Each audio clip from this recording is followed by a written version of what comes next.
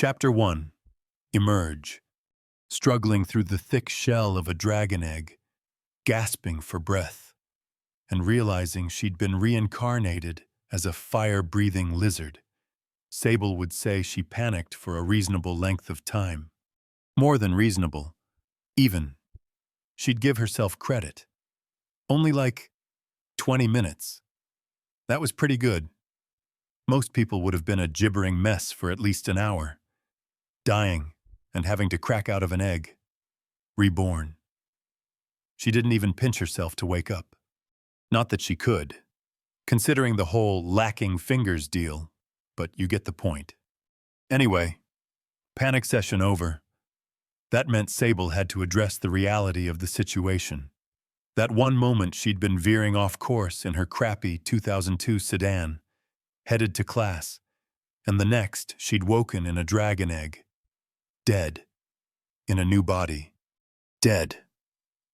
Though, that quickly. Her existence ended just like that, but what about everything? Fortunately, she had plenty to keep her mind off the whole. I'll never see my family again.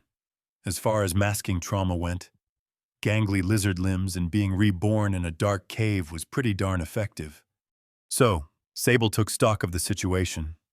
First, her body. That had taken a second to get used to.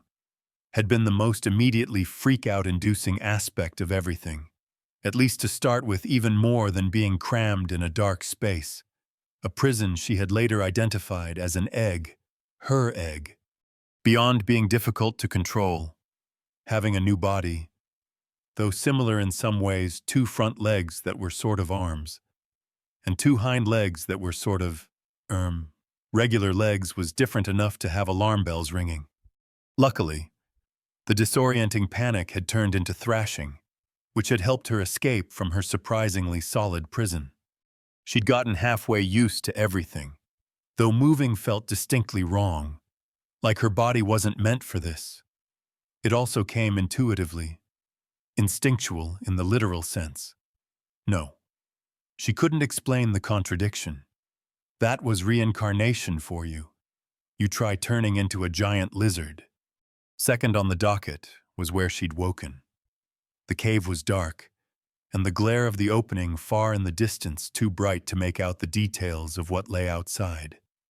At least there was an exit. She wasn't trapped a million miles underground. Small blessings. Third, finally, was the weirdest part. One of her first questions upon waking had been, "What's happening? I'm trapped. What is this?" The third thought in specific was what she was talking about. Because, bizarrely, she'd gotten an answer. Dragon egg. It had dropped straight into her head. No monotone voice. Not her own internal dialogue. Just there. Like a pop-up in her brain. Distinct. Not visual. Not audible. But clear anyways. Again. Not something she could describe. It was fuckery to levels she'd never experienced. Shortly after cracking through her brittle yet powerful confinements, another horrified question had popped into her head, staring down at her scaly white limbs. What am I? The answer she had received had been more thorough than the brief, though helpful. Dragon egg. The system identified her as Sable, a juvenile white dragon, level 1 and unclassed. Her status showed her hoard as barren and her notoriety as unknown. Her base stats were Might 20-200, Grace 20-200, Resilience 20-200, Intellect 20-200, and Wisdom 20-200. So, yeah, that had taken a second to sink in. Still hadn't. Really. She had pushed it out of mind and panicked about the more important stuff that she'd died and been reborn as an honest-to-God dragon. It was only now, having steadied herself, that she had the opportunity to digest the strangest part of her reincarnation. The RPG-like, lacking more elegant terminology, system that had been thrust onto her. She had about 1 million questions, so she picked one and got to it. What does hoard mean? She wasn't sure why it had stuck out over the other bizarre items in her character sheet, but it had. She also didn't know if she needed to phrase it as a question to get the answer dropped into her head, but better to stick to what she knew. The system displayed hoard. Your hoard is barren. You lack a single gold coin. You miserable, worthless wretch. What is life without riches, without proof of conquest, without a glorious mass of sparkling wealth to gaze upon and know your worth? Pathetic. Ignominious. You must rectify this immediately. A dragon is nothing without a hoard. This results in a 90% reduction to all stats. Bizarrely, the words washed through her, inflicting not just knowledge, but emotion. She felt the truth of the claims, the reality of her worthless existence, not even a single gold coin. She was a dragon, a flying fortress, a conqueror of everything she purveyed, and she lacked a single gold coin. Was there any existence more shameful? A worm had more pride. At least they made no claims to greatness. Unlike her pathetic, useless, miserable, Sable shook the thoughts away. The emotion lingered, but it was replaced by a different one: uneasiness. Obviously, she didn't think any of that. She hardly knew what it meant, contextually speaking, but inspecting the stat had influenced her mind. Creepy. Terrifying. Even. She'd keep those interactions to a minimum. At least the inserted emotions hadn't been overwhelming. Enough to hammer in the point, because really, she was such a pathetic, gross lizard for not having a single gold coin, but not enough to influence her in a meaningful way. The unsettling experience made Sable hesitant to inspect the next item of interest. Notoriety. But she was at an information deficit, here, and it needed to be done. The system displayed notoriety. You are unknown. You are a ghost, an unseen entity. What is life without horrified adulation, without striking terror into the hearts of men, might and dominance? You must make your name synonymous with these ideals. Until then, you are less than nothing. This results in a 90% reduction to experience gain. She knew what would happen. This time, she grimaced as the truth of the words washed through her, almost a full half-hour old, and she hadn't subjugated an unwilling populace. Yet, what were these teeth and claws for? Her intimidating form and impervious scales. God, so pathetic. Subjugated an unwilling populace. She would definitely be keeping these inspects to a minimum. Look, like any reasonable girl, she wanted pathetic mortals to run screaming when they heard her name. But she shouldn't go about subjugating people. There were compromises she could make. Having a bad reputation was important, but that didn't mean she had to be a bad person.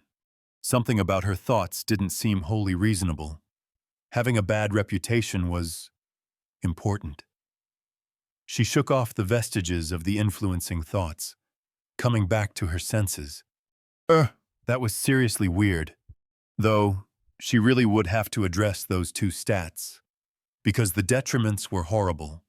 90% reduction to stats and experience gain. She didn't have a great idea of what that meant, specifically, but she was a 21st century girl, and nerdier than some. She knew video games in more than a peripheral manner. She wouldn't stand a chance with debuffs like those. How she would go about fixing them, well, that would take significantly more knowledge than she had. Right now, she was at an information deficit. Couldn't make plans when she hadn't a clue what was going on. Which meant more exploration with her fascinatingly convenient inspect ability. What was the next target? Stats were a good choice, but not as much as the level 1 and unclassed indicators. She could put 2 and 2 together. This world had classes. Did she pick one? Or would she simply receive it on leveling up? And how did leveling up work? Anyway, killing stuff. She focused on the matter at hand. What does unclassed mean? She asked the helpful void, answering her questions. That didn't work, so she generalized. What are my available classes? The system listed the available classes under the path of the White Dragon Mountain Warlord, Frostfire Sorceress, and Crystalline Knife. Sable digested that, but only for a second. Almost as soon as the information appeared in her head, a horrifying sense of dread doused her like a bucket of ice water. She spun, claws scraping against the stone floor, to identify what her instincts had supernaturally alerted her to. It was a monster. A hulking, bipedal creature had emerged from the depths of the cave, and it glared at Sable with two curious, bloodthirsty eyes. She had felt its murderous intent the moment its gaze had turned her way. Mountain troll, love.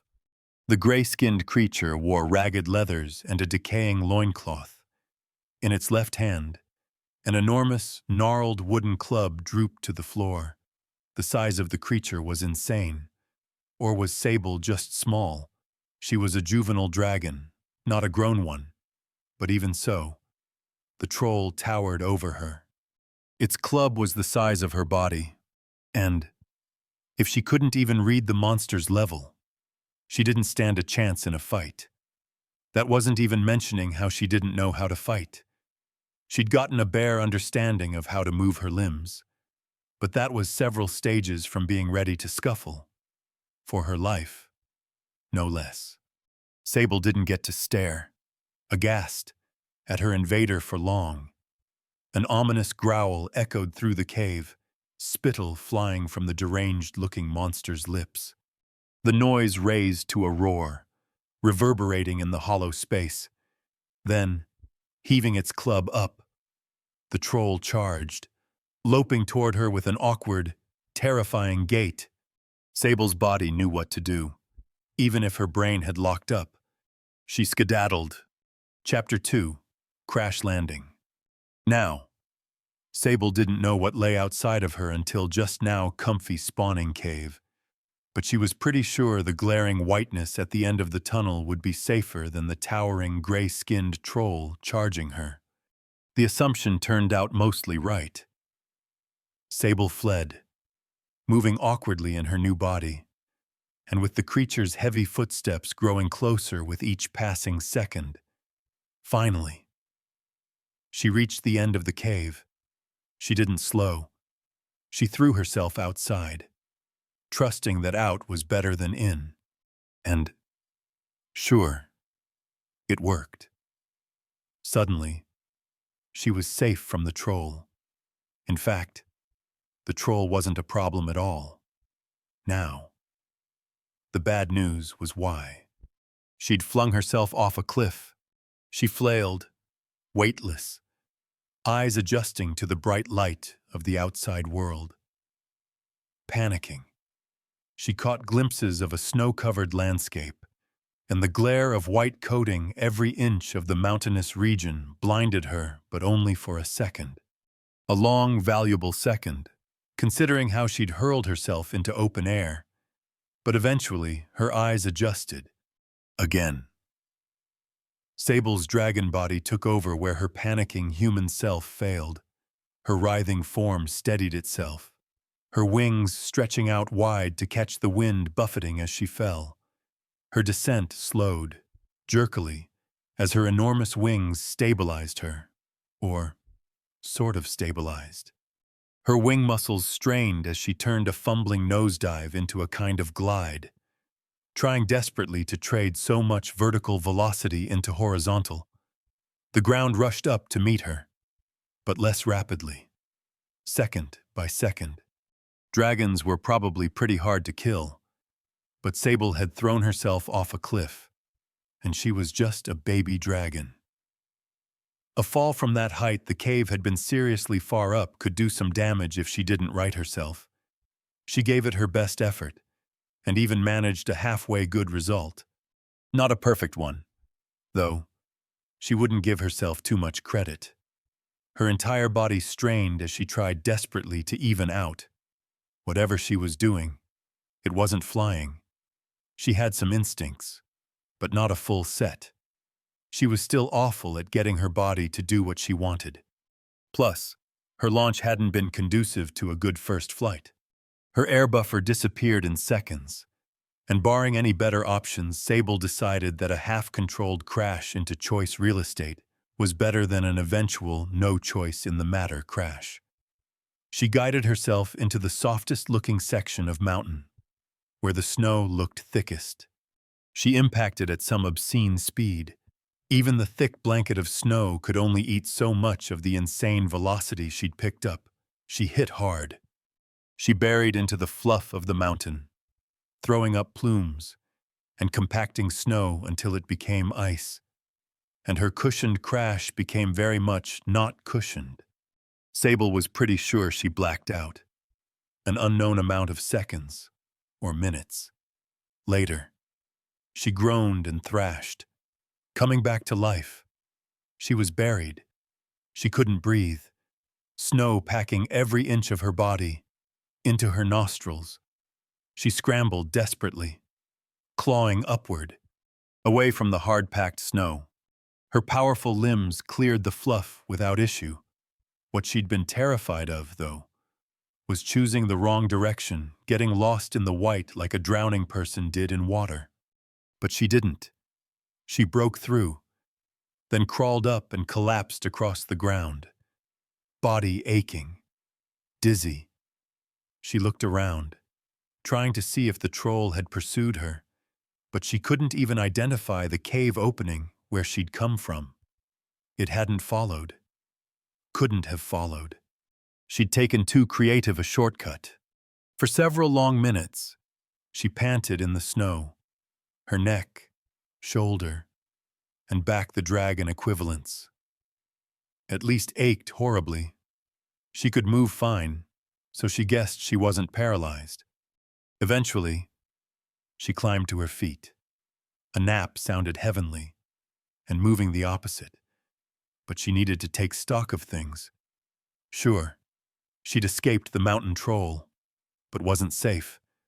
Crash-landed into a random mountainside. Who knew what was out here clearly? Any number of fantasy monsters were possible, considering she was a dragon and had been attacked by a troll. Maybe there were yetis roaming the mountainside. Why not? She looked around, taking in her surroundings. For a second, the aches and pains faded, the majesty of the jagged, snow-capped mountains taking her breath away. She was high, as in Mount Everest high. Not that Sable had ever been there, so what she imagined it was like. The tiny trees sprawled far beneath her were an ocean of green. She hadn't found herself in a tundra. The mountain peaks she perched on were simply high enough that frost was their natural, everlasting state. About 2/3 down the sloping face, the snow turned to pine trees, losing its monochrome, wintry grip. Sable also realized, for the first time, how warm she was. Or, not warm, but not cold. For being in the frost-bitten mountain peaks, the piercing temperature wasn't affecting her. Benefit to being a dragon. She guessed now that she was paying attention. She realized there was a radiating heat deep in her breast, keeping her warm. Dragons could breathe fire, couldn't they? Was that what that overpowering sensation in her core was? Could she summon it? If she tried. Sable was interested, but she held off on experimentation. It was high on her list, but immediate safety mattered more. What was her plan? She'd been reborn as a dragon. Sure, that much had digested. She was also in a dangerous world, with monsters more than willing to turn her into dragon fillet. Safety was goal one. After that, food and water. Shelter first. Somewhere to cozy up. Safe. A place to think. Most importantly, there was a lot of stuff she had to puzzle over, not least being the 3 class choices she'd been so rudely interrupted from. After that, She needed a plan before she set out. So what shelter was there? A new cave, seeing how the last one had been inhabited by a mountain troll. Maybe not. But where else? The mountaintops were covered with jagged stones sticking up here and there, piercing the banks of white. Some were sandwiched in just a way that she could take cover.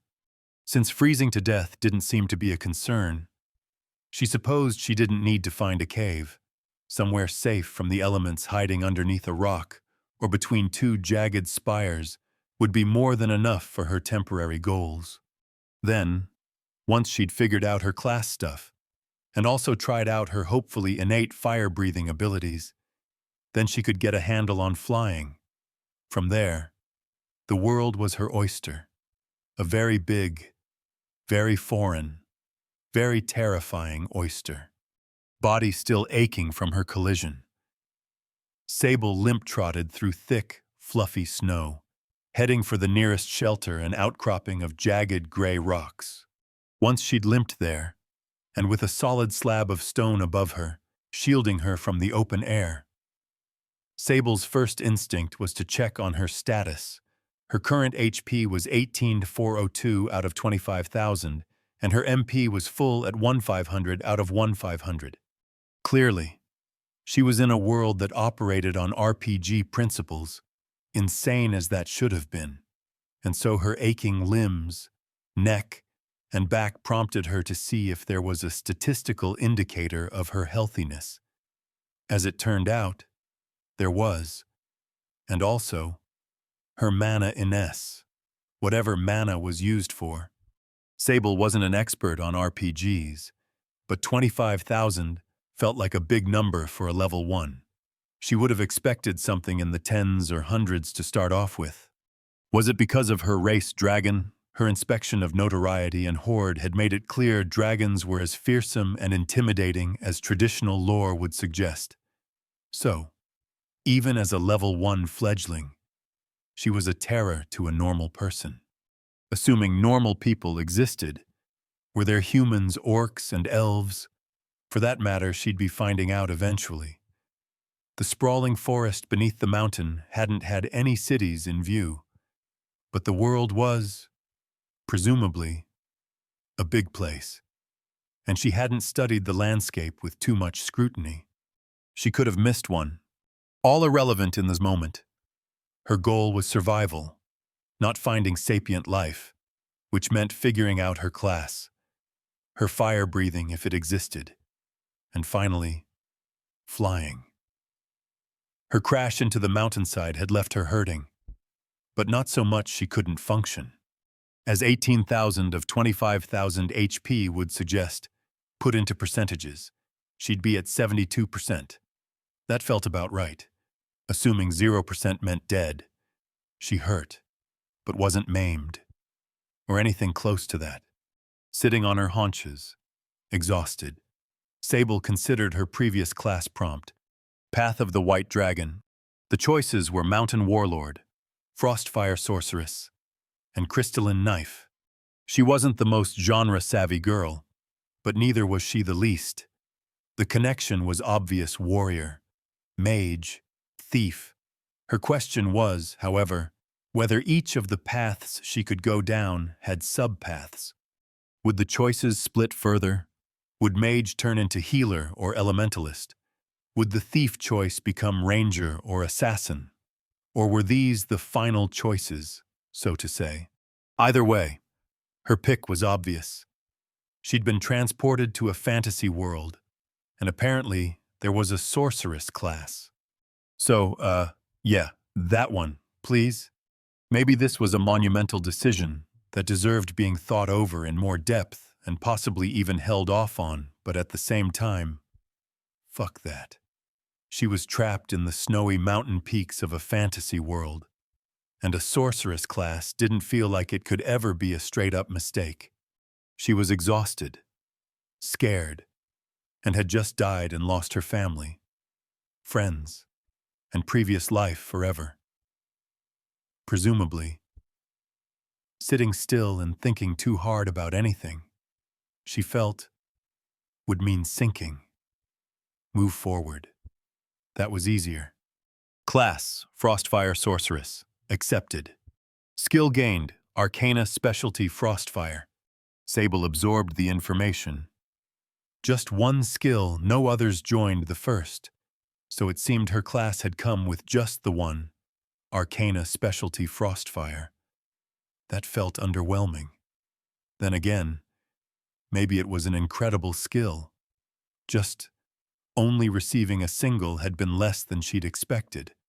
She'd get more as she leveled up, right? What did the skill do? How did she use it, for that matter? What other skills did she have? Her current skills include Inspect, which identifies characteristics of a target; Dominate, which allows her to ominate a lesser creature's will and add them to her thrall; Breathe Fire, which expends mana to conjure Burning Flame; and Arcana Specialty Frostfire, which grants 100% potency on spells with a key rune of Frostfire. Sable leaned back and considered. Chapter 3. Experiments. Inspect and Breathe Fire didn't come as a surprise. The confirmation of the second was nice.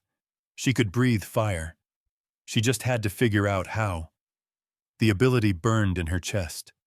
Still, a pulsing heat deep in her core, but she hadn't experimented with it. She suspected it wouldn't be difficult to figure out. Dominate. Though, that was unexpected. Dominate a lesser creature's will. Unsettling. She was getting more and more of a feeling that dragons weren't pleasant creatures. She guessed even back on Earth. Most dragons had been portrayed as vain, greedy, violent predators. Some cultures had them as wiser, friendlier beings. But that wasn't the standard for the world Sable had arrived to, from what she'd seen so far. What did thrall mean? It was emphasized inside her head, as if she could inspect it, and sure enough, the attempt worked. The skill, thrall, is the active collection of minds that the skill user has dominated. Dominated minds have telepathic links to the skill user to sufficiently convey information. Thralls must obey the enthraller's commands when coerced to do so. Domination can be broken, but this will alert the skill user. Currently, 0 of 5 thralls have been dominated. Yikes. What did lesser creature mean? If she could dominate people and force them to obey, did that include humans and other sapient races? Even snarling monsters, like that mountain troll, would feel weird enthralling. Maybe she could use the skill responsibly. It said she could make a telepathic link between her and a dominated mind, which implied meaningful communication could take place. That might be the easiest way for Sable to learn about the world she'd appeared in, so she would have to use it. It might even be her highest priority. After she oriented herself, she was learning more about how the world worked, but having a resource in the form of a local, even a monster, would do wonders for getting her feet under her. Next up was Arcana Specialty Frostfire. She would have appreciated a more thorough description, because as it stood, she hadn't a clue how to use it. Her Inspect skill wasn't infinite. It provided no information as to what key rune meant, or how Sable was supposed to go about casting spells, much less with a key rune of Frostfire. She could make some assumptions. By the sounds of it, a key rune could be an identifying symbol for spells, a symbol of power the rest of the spell was built around. Did spells require drawing arcane diagrams? She had no clue. Experimentation would be the path forward. There, she'd have to try and see what happened, following her instincts. If that didn't work, then she'd have to find a way to learn more, maybe from dominating a monster that could cast spells and asking them. For now, fire breathing. She was a dragon. That ought to come naturally. For the next several minutes, Sable cough-wheezed into the air, trying her hardest to manifest the burning glow in her chest into a gout of fire. If someone had been present to spectate her, it would have been quite the show. Seeing someone cough-wheeze for several minutes would have been amusing in any right. much less a majestic creature like a dragon. Fortunately, she practiced with privacy. Embarrassment washed over her at the initial failures, and she felt ridiculous. But nobody watched the debacle happen, at least. Eventually, the wheezing showed promise. A spark built in her throat, a precursor to what she was trying to accomplish. Minutes later, the spark grew, and a warmth suffused her entire body, rather than pulsing deep in her chest. Finally, the first small gout of white-blue fire burst from her mouth. The sensation was weird. To be fair, everything so far was weird. Her new body, the bizarre RPG principles the world worked on, and reincarnation in general. Why had she been given a second chance at life, albeit not on Earth? Why had she kept her memories? Was that normal? Here. Would everyone in this afterlife be a reincarnated individual? Or was Sable a fluke? If so, why? Sable continued to experiment. Eventually, she could summon gouts of flame, a white-blue fire that burned hot enough it scalded the gray rock black and turned snow into steam. A useful weapon. She wouldn't be wholly defenseless the next time a troll charged her. Though maybe fleeing was the safer option until she understood how difficult a elf monster was to kill. Breathing fire expended mana, but not at a horrible rate. Or maybe she had an enormous mana pool. As with her health, 1,500 didn't seem like a normal starting amount. She was down to 1,422. Now, the problem was, it didn't seem to be regenerating. Would it do so when she slept some other way? There was still so much to discover. Next up, she tried spellcasting. Unfortunately, that wasn't half as intuitive as breathing fire. She made no strides at all. No amount of pleading with Inspect led to further information. She'd have to find a tutor, then, which meant it was time to venture out. She had claws, teeth, a powerful body, and the ability to breathe fire. Being able to cast spells would have been nice, but maybe not necessary. Time to, subjugate lesser minds. Just for a short while she was a monster. Now, in the literal sense. But that didn't mean she had to be a monster. But she did need information, and couldn't talk without a telepathic link. So, domination time. Learning to fly was a bit of an ordeal, and she was sore from her crash-landing escape from the mountain troll. That said, she figured things out. Before long, not only had she gotten a grasp on gliding, but she could take off and land, control her speed, and maneuver in the air. It wasn't pretty. Sure. And she wouldn't awe anyone with her deftness of movement, but she could get from point A to point B without making an embarrassment of herself. That figured out. She started her slow, steady descent down the stretching mountain slope. The lush green forest in the distance looked much more hospitable than her icy spawning point, and more importantly, would hopefully have a low-level target for enthrallment, or more mundane sorts of hunting targets. Strangely, a deer sounded mighty appetizing right about now. The idea of feasting on raw meat should have been disgusting, but instead, Sable's stomach growled at the idea. Her instincts didn't carry over only to her ability to control her body, apparently, but in more animalistic ways, too.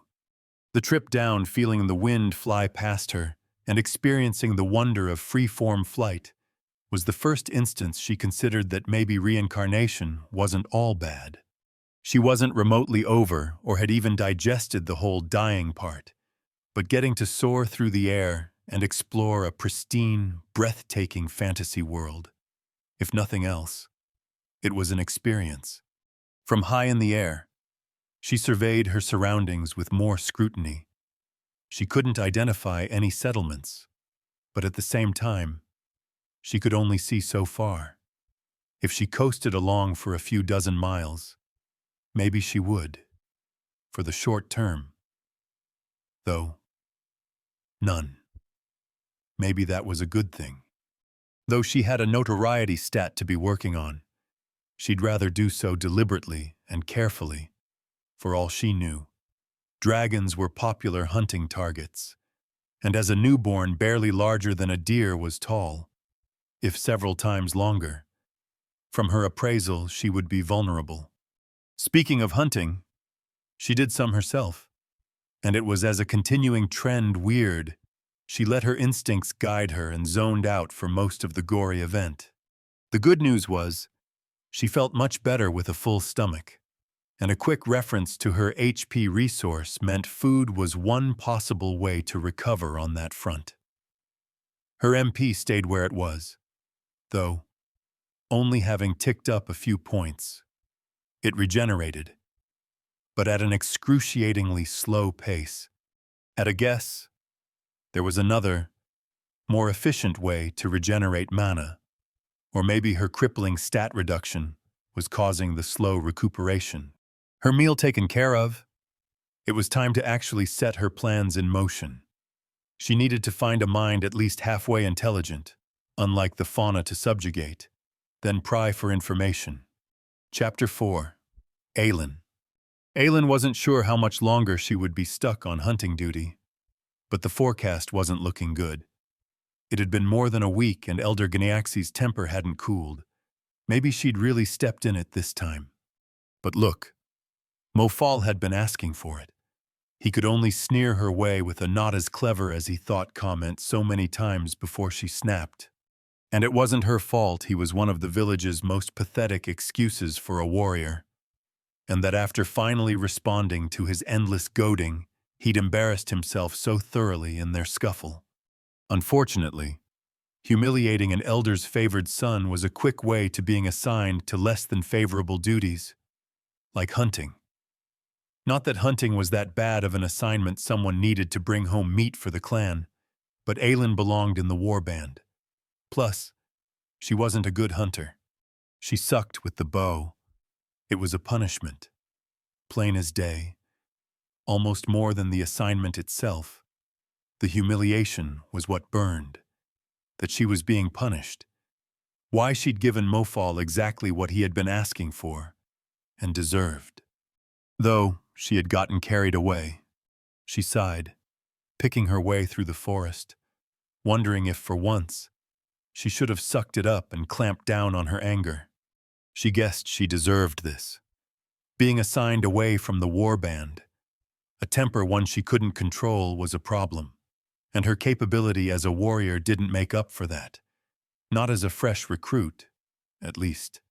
Some of the older goblins, who'd been in the warband for ages, could get away with scrapping with others.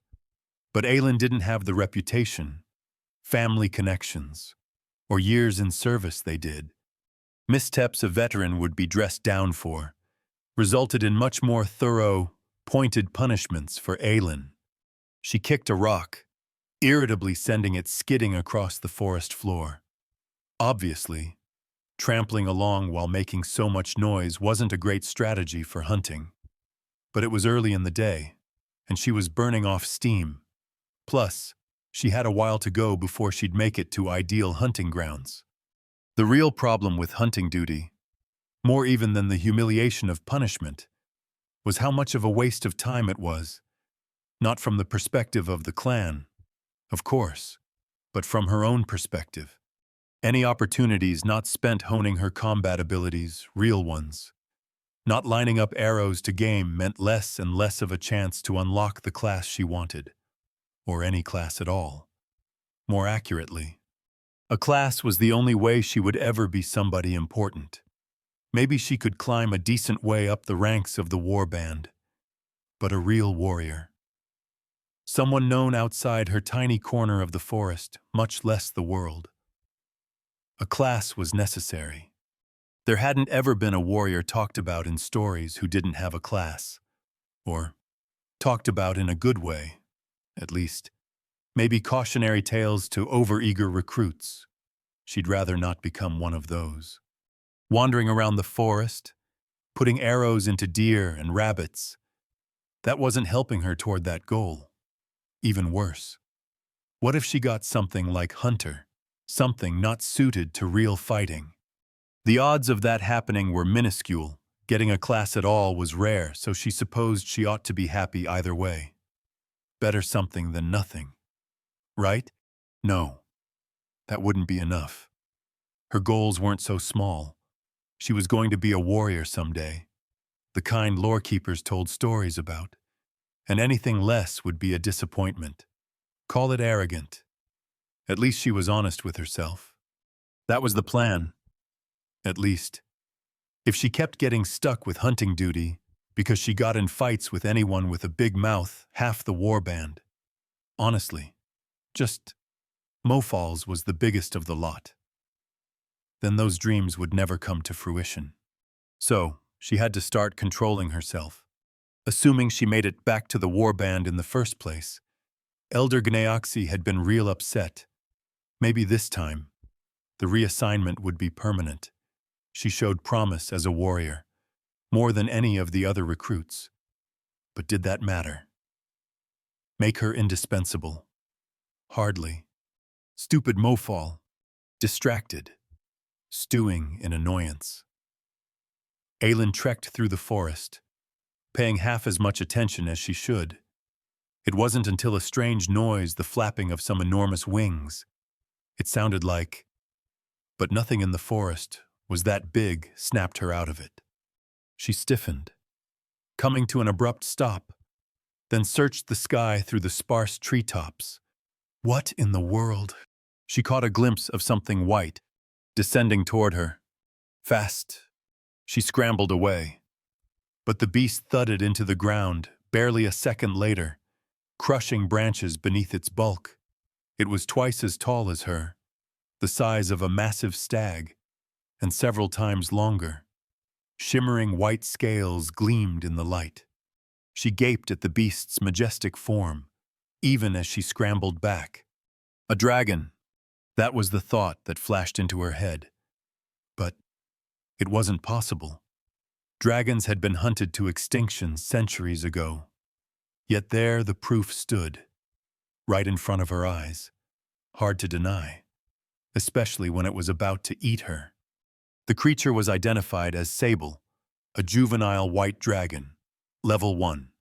She tripped over a log in her haste to get away, sprawling onto her backside. She'd been unable to tear her eyes away even as she fled.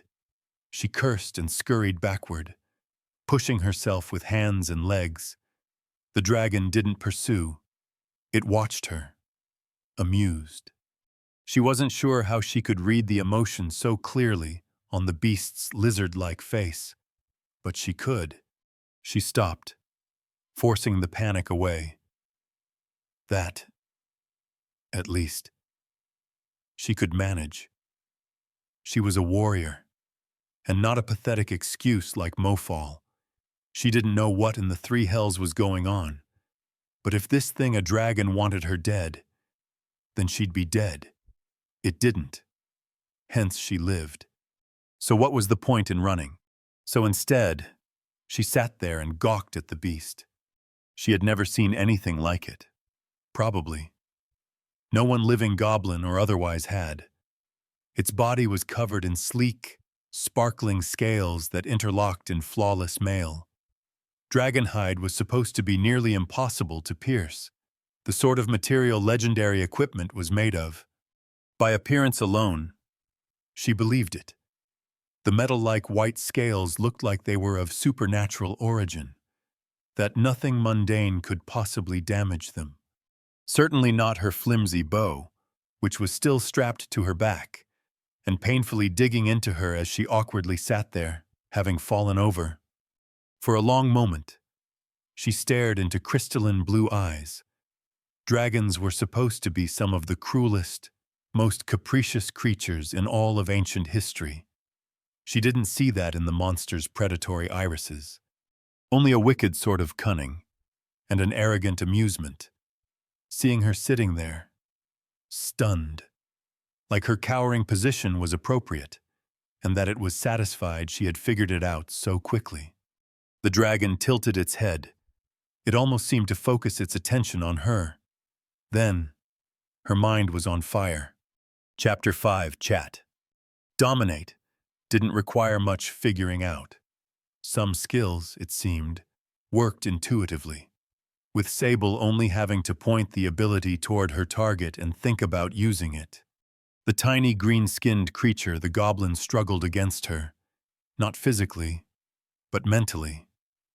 It was a battle of wills, but overwhelmingly one-sided. Her opponent's mind submitted, crumpling in less than a second, and Dominate ran its course. A notification appeared. Entity Aelin was added to Thrall. Thrall capacity increased from 0 out of 5 to 1 out of 5. The entity is of sufficient sapience, meaning Dominate provides no bonus intelligence. The last notification pleased and horrified Sable. The first because it meant there was a way to tell which creatures were naturally intelligent, and thus shouldn't be taken advantage of. But horrible, because she'd just squashed a person's mind and forced them into her thrall. Oops, it was only temporary. She needed information. It wouldn't do any permanent damage. Right. Hello, Sable asked. She knew the telepathy attempt as promised worked, because as soon as the word left Sable's mind, the goblin flinched. Then, it gawked at her, even more than before. That wasn't right. She was pretty sure the small green creature was a woman. Her long hair and general figure suggested it. When it came to alien biology, Sable couldn't state anything with certainty, but calling what was clearly a person "it" was out of line. So, she. After a few long moments of the goblin continuing to gape at her, Sable tilted her head. It spurred the woman Aelin to scramble to her feet. Oddly, she bowed, as low as she could manage, with 2 fists clasped to each of her thighs. "You can understand me, right?" Sable asked. Aelin looked up at her and blinked. Sable realized the casual tone she'd taken must be incongruous with what the goblin girl had expected. Yes, mistress, I can—" Mistress? Sable had mixed feelings on that. On one hand, weird. On the other, she kind of liked it when people groveled at her feet, when they recognized her natural superiority. She deserved to be called mistress. Maybe something even more flattering. Queen Sovereign, terror of the skies. Sable shook the thoughts away. Maybe her reincarnation was influencing her more than she thought. That hadn't been the potent, overwhelming effect from using the inspect skill on hoard and notoriety. That had been natural, or her new natural, her dragon self's natural. She liked being respected. Becoming a different creature entirely had come with side effects. Her biology influenced her passively, and arrogance, it looked like, was at the forefront of that. She'd have to be careful. Keep it in check. Even if it did make her all warm and fuzzy seeing how respectfully bowed, partly in terror, partly in awe. Her recently collected servant was, though, maybe she should play into it. If her notoriety stat was influenced by how people perceived her, acting herself, her human self, might be a bad idea. She needed to have a reputation, didn't she? An imperious attitude might do her good. Sable said, putting on a character that maybe wasn't that much of a character. "I'm in need of a guide. I suppose you will do." She gave Aelin a disdainful appraisal, then sniffed, for now. She let the black-haired goblin girl squirm under her attention, until finally she spoke. "What can I do for you, Mistress Sable?" That made Sable pause. Aelin knew her name, but of course she did. In the same way Sable could inspect other people. They could her. Wouldn't that make, espionage impossible in this world? Or were there ways to work around it? Could you change your name, deny, and inspect? The questions flicked into her head, but she didn't let herself get sidetracked. Also, she supposed she ought to address something. However much Sable was putting on act, She wouldn't go letting this woman believe she'd been subjugated forever. How to say so without compromising her image? Though, your service will be temporary, Sable said, though in the same haughty tone as before. I need information. I've awakened recently and find myself without an obvious path forward. I will not compel you, since I find such forcefulness distasteful. She sniffed disdainfully, as if a true monarch would need to rely on the coercion of a skill and not dominance of self. Was she laying it on too thickly? The imperious attitude was coming with unfortunate ease. Aelin stared at her. Sable couldn't quite make out her expression. There was a lot reasonably swirling around on her face. Lingering shock from Sable's arrival, fear for her well-being, and something else. Almost anticipatory, excited. Speak. Aelin startled, then shook her head and bowed. I'm happy to serve. Great one. Great one. Oh, she did like that. Though, Aelin hadn't answered. The reasoning for her anticipation why she, indeed, almost didn't seem upset by Sable's arrival and appropriation into her thrall, even temporary, as she had assured her. For a second, Sable considered pushing the question. The influence afforded by her skill, dominate, wasn't a passive thing. She would have to leverage it to force Aelin into doing something she didn't want to do, to answer a question she had intentionally avoided. She might have been enthralled, making her mind vulnerable to coercion and commands, but only if Sable pushed for it to be so. Without that, Aelin simply had a telepathic link to Sable, and whatever else being in her thrall meant. Were there benefits not spelled out explicitly? Sable fought down her instincts, her newer set, that suggested she force Aelin to explain herself. As I said, I recently awakened, Sable said, so there's much I need to know. You'll help me with this. Aelin nodded eagerly, then hesitated. Sable tilted her head to prompt the goblin woman, and she said, Awakened? What's that mean? Exactly. Birthed not more than a few hours ago. Birthed and you're... She cut herself off. Speak. You're... lucid. Aelin coughed, seeming embarrassed. Just surprising. A few hours old. That's how dragons work. Sable didn't want to set a precedent for being questioned, so she didn't answer. She rumbled, a noise deep in her throat, almost like humming that came naturally. Aelin paled, recognizing the sound of displeasure. Not that it's my place to question you. Great one. Indeed, though, Aelin's curious tone meant she didn't know much about dragons. Whether that was because they were rare or Aelin uneducated, she couldn't know. Either way, it worked to Sable's advantage. Her odd circumstances, clarity after being born less than a few hours ago, had been accepted easily by Aelin. She wouldn't have to worry about giving herself away. Whatever giving herself away meant. Because obviously Aelin wouldn't guess her circumstances. Reincarnated from another world, not the first place people's minds went. Assuming her experiences from Earth carried over to this new world. Aelin seemed fairly normal for a bizarre sense of the phrase, so Sable thought so. People were still people. At the same time, she'd have to be careful. Assumptions were dangerous. The first thing I would like to know, Sable said haughtily, is where we are. Aelin paused in surprise, but recovered. Well, she looked around. This is the rustling woodlands, and those are the endless peaks.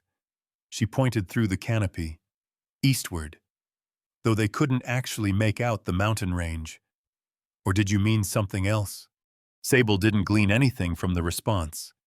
Though she guessed it had been obvious, she wouldn't. What use were names of nearby places? It had just felt like a good question to ask. A segue before she got into the otter stuff. No point in doing that.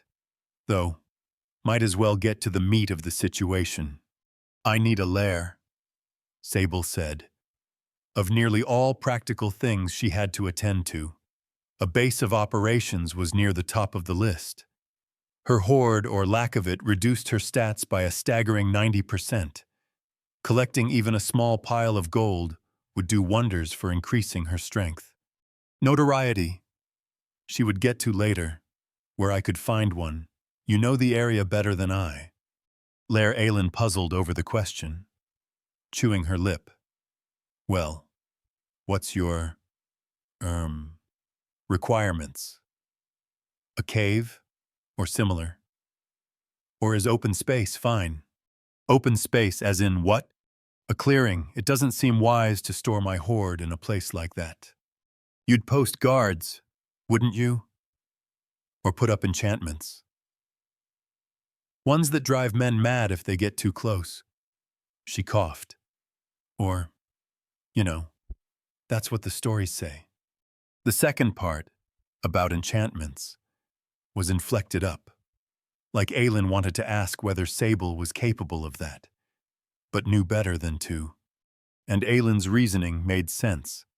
A cave had been what Sable had in mind, but any space where she could collect a hoard would work.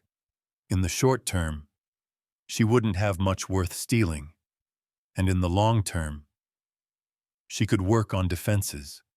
Still, just out in a meadow, somewhere, didn't seem ideal, but she didn't think that was what Aylin had in mind. Your suggestion, Sable prompted. Lake plate glass, Aylin said instantly. On the island out there. Big body of water with a small island in the middle. Seems like a defensible place. Dunno of any caves. Especially none as roomy as an island. I'm assuming you'll want the space to grow. Get comfortable in. An island. Out in the middle of a lake, maybe not as perfect as that starting cave she'd spawned in. But then again, that sort of real estate seemed to be in high demand. Hence the troll's occupancy. And she could always move later. She was seeking out a starting base, an interim one, likely. It will do. Lead me. Lead you, she blinked several times. Oh, sure, but it's a hike and a half. Then point me the right way. Point you. Before she finished the question, Sable scooped the goblin up in a claw, then took off. Chapter 6. Plate Glass. Aylin didn't take well to flying. The screaming died down quick enough, fortunately, though only because Aylin seemed to be someone with good control over her nerves. Sable sympathized, but she wanted to be on with things, and hiking the entire way to Lake Plate Glass wasn't on the table. Flying was too convenient. Plus, it wasn't like Sable would drop her. She might not have an amazing handle on her new body, but keeping her claw tight and staying in the air wasn't a tall order, though the weight imbalance took some adjusting. Aylin guided her across the sprawling green forest. The flight didn't take long, but wasn't quick, either. Sable traveled fast, but there was a lot of ground to cover. Soon enough, they'd arrived above a lake with a surface as flawless as a mirror. Lake Plate Glass, Aylin had called it, and Sable saw why. There was an almost ethereal serenity to the lake, and, as promised, at the center protruded a small island. The lake itself was a large, sprawling body of water. It seemed smaller from high up, but as Sable descended and gently set Aylin to the ground, who clutched to the grass gratefully, she realized it was much bigger than her impression suggested, certainly large enough to host a hoard of impressive size, and, more importantly, wouldn't have many invaders, being locked away by inconvenient terrain, though not perfectly safe, either. Other flyers, to name one vector who wouldn't have much problem crossing the lake. Defenses, Sable said. You said it's normal for a dragon to have a defending army. Aylin took a second longer to recover, then shakily climbed to her feet. Despite her disorientation at having been carried such a great distance, and from such a great height, she only seemed vaguely nauseous. Not distressed, For that matter, she was taking Sable's abduction in general surprisingly in stride. Yeah, maybe not an army. More like guardians. At least, that's what the stories say. The stories. Because that's all we have. Right. It is. There was something revealing in the statement, though Sable couldn't place exactly what. Aelin seemed suddenly awkward, because dragons have been extinct for centuries. The human kingdoms hunted them, she continued, becoming even more awkward, presumably because of Sable's surprise.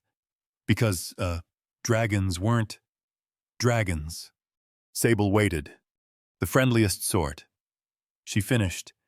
They brought carnage and death, ravaged landscapes and enslaved populations. All they cared about was growing their hoard and through that, their power.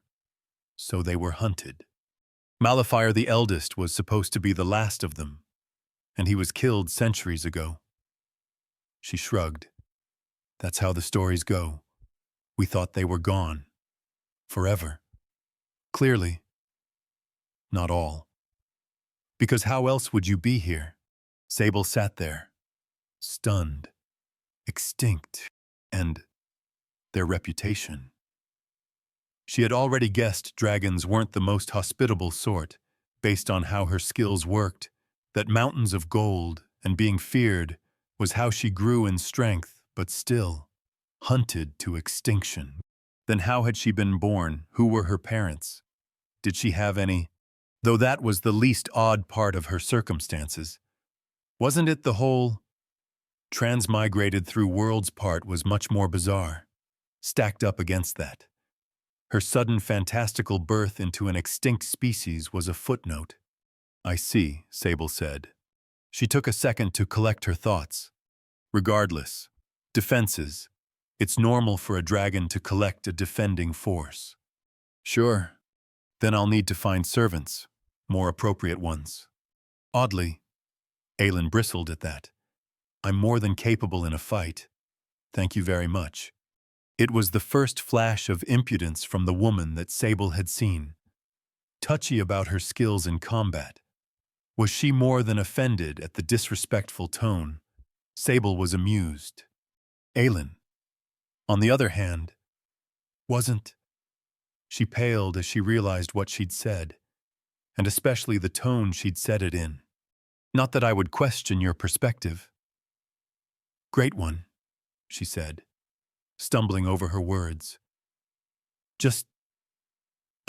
I've trained since I was a kid to fight. I might be small, but I'm good in a fight. Despite her attempted contrition, she said the last part firmly, just as stubbornly as she had before. She tried to keep the amusement out of her voice. Regardless, I don't intend to keep you in my thrall for long. Aelin grimaced. You don't? Huh. Grimaced. That hadn't been the reaction Sable expected.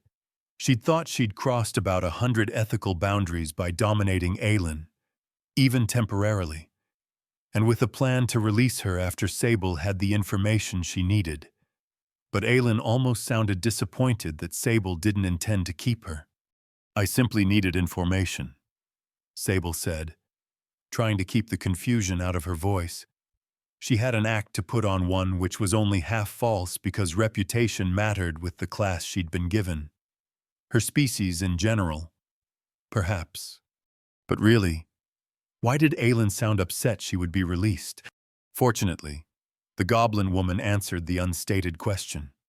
This is my path to earning a class. The words were spoken enthusiastically, as if trying to convince Sable. A random member of a goblin warband. Maybe it's possible. We have a few. But a member of a dragon's thrall, the first dragon in centuries.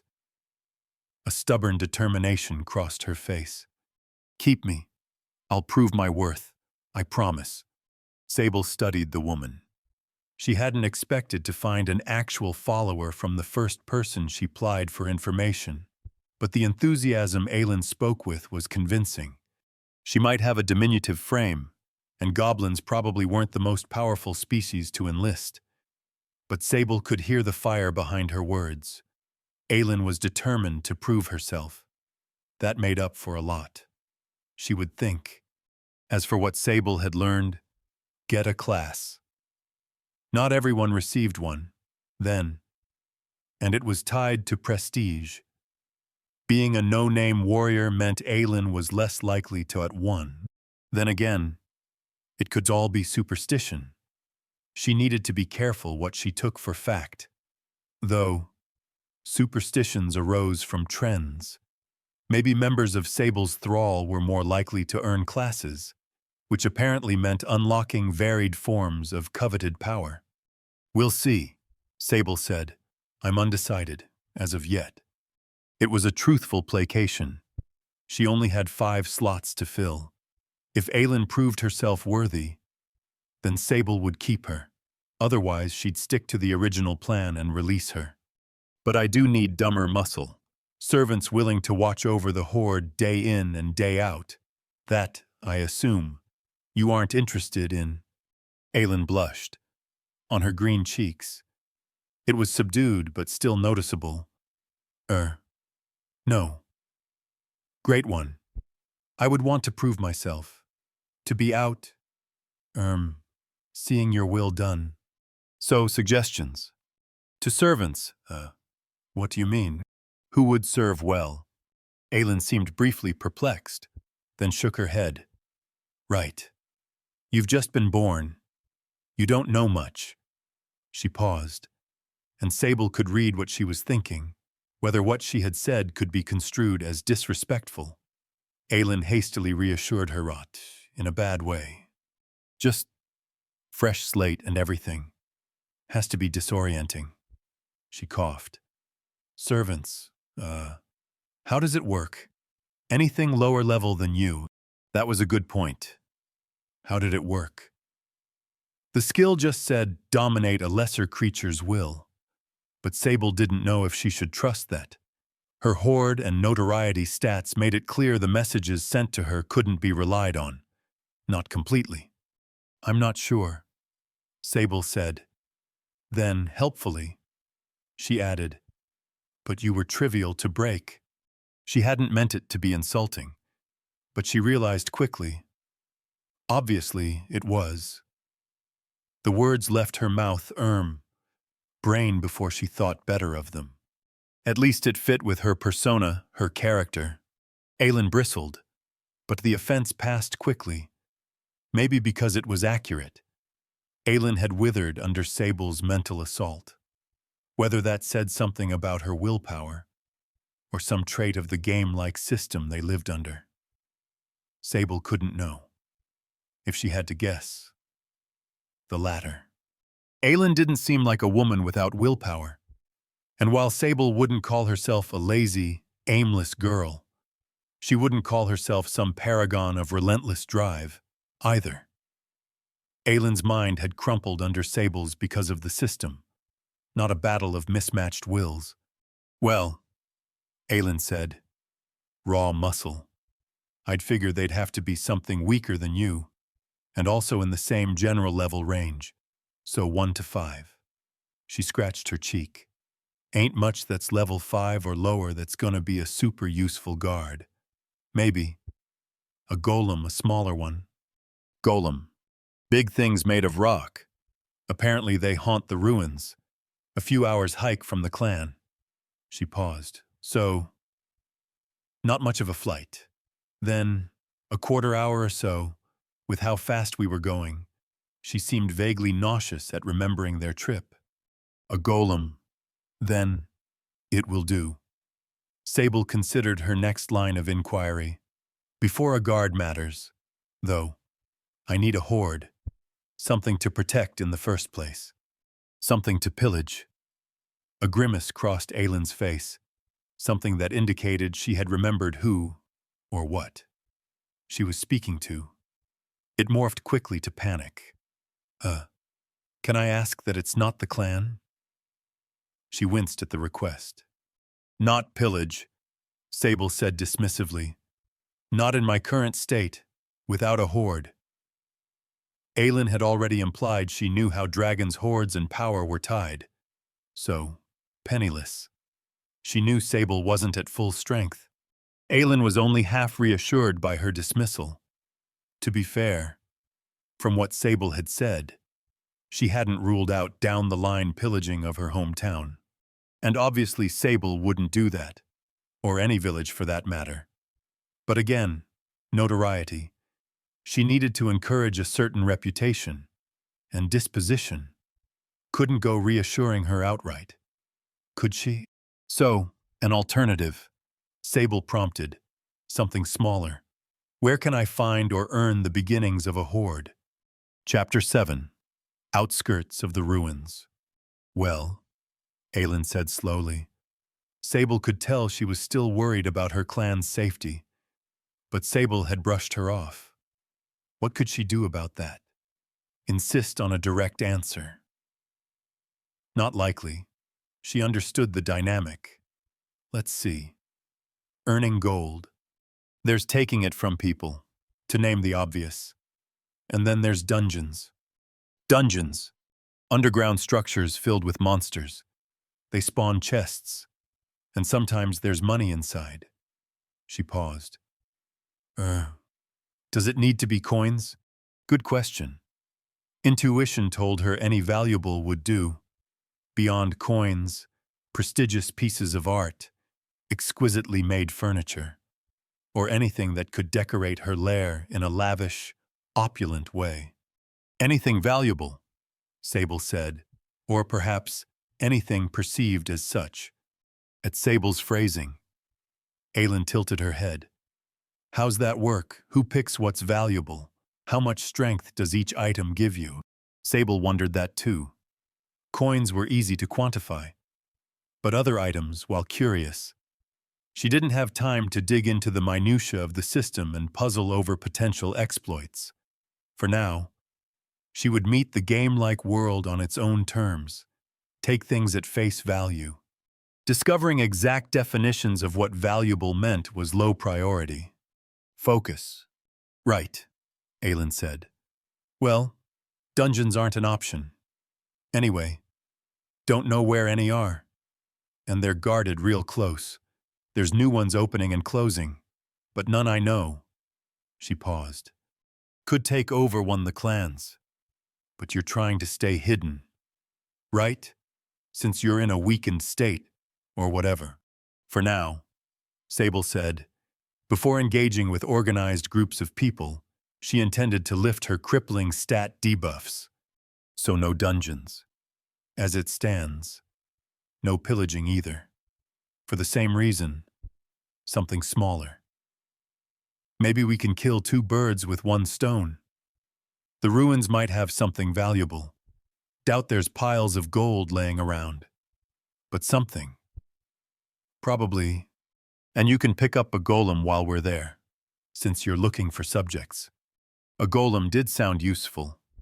A powerful humanoid who was, presumably, not as intelligent and therefore high maintenance as Aelin. Someone who could stand around and guard her hoard. It's as good a plan as any. Aelin perked up. She seemed eager to please Sable, which was good. Sable looked around the island, then nodded. They had a plan. The starts to a hoard, and a second minion. Let's head off, then. No point in wasting time. Aelin nodded, then grimaced as she looked into the sky. Right. More flying. The trip to the ruins of Nefar was longer than the one to Lake Plateglass. Sable soared through the air. Aelin clutched in her clawed grip, and she basked in the warm sun. It was a beautiful day out. The blue sky stretched to the horizon, not a cloud in sight. In the distance, the endless peaks sprawled and sprawled, as seemingly infinite as the sky. It had been aptly named. With the goblin girl secured in her grip, it was difficult for Aelin to guide her. Beyond the buffeting wind making speaking difficult, she wasn't used to seeing the terrain from so high up, and thusly found herself disoriented. Still, she managed. She knew the local landmarks, and was highly motivated to complete the trip as fast as possible. Every passing minute it seemed the goblin girl grew an even more nauseous shade of green. Sable supposed she could have left Aelin back on the island, since she was far from necessary on this expedition. But she was a useful resource in less direct ways. As a local to this world, she could answer whole slews of questions that might crop up that Sable would, as an outsider, never be able to answer herself. Notably, Sable needed to get a handle on her spellcasting situation, but her quick departure to the ruins had been caused by an itching to get some work done rather than spending all day chatting and planning. The magic talk would come later. And who knew, maybe she'd had so little luck casting because her stats were reduced by 90%. Maybe her magic stats, intellect, and wisdom influenced how easily she could conjure magic. And so if she eased the detriments by starting a hoard, the problem might sort itself out. She doubted that, but it was a possibility, more likely. Sable would need to procure a tutor. Of what sort? A mage from Aelin's clan.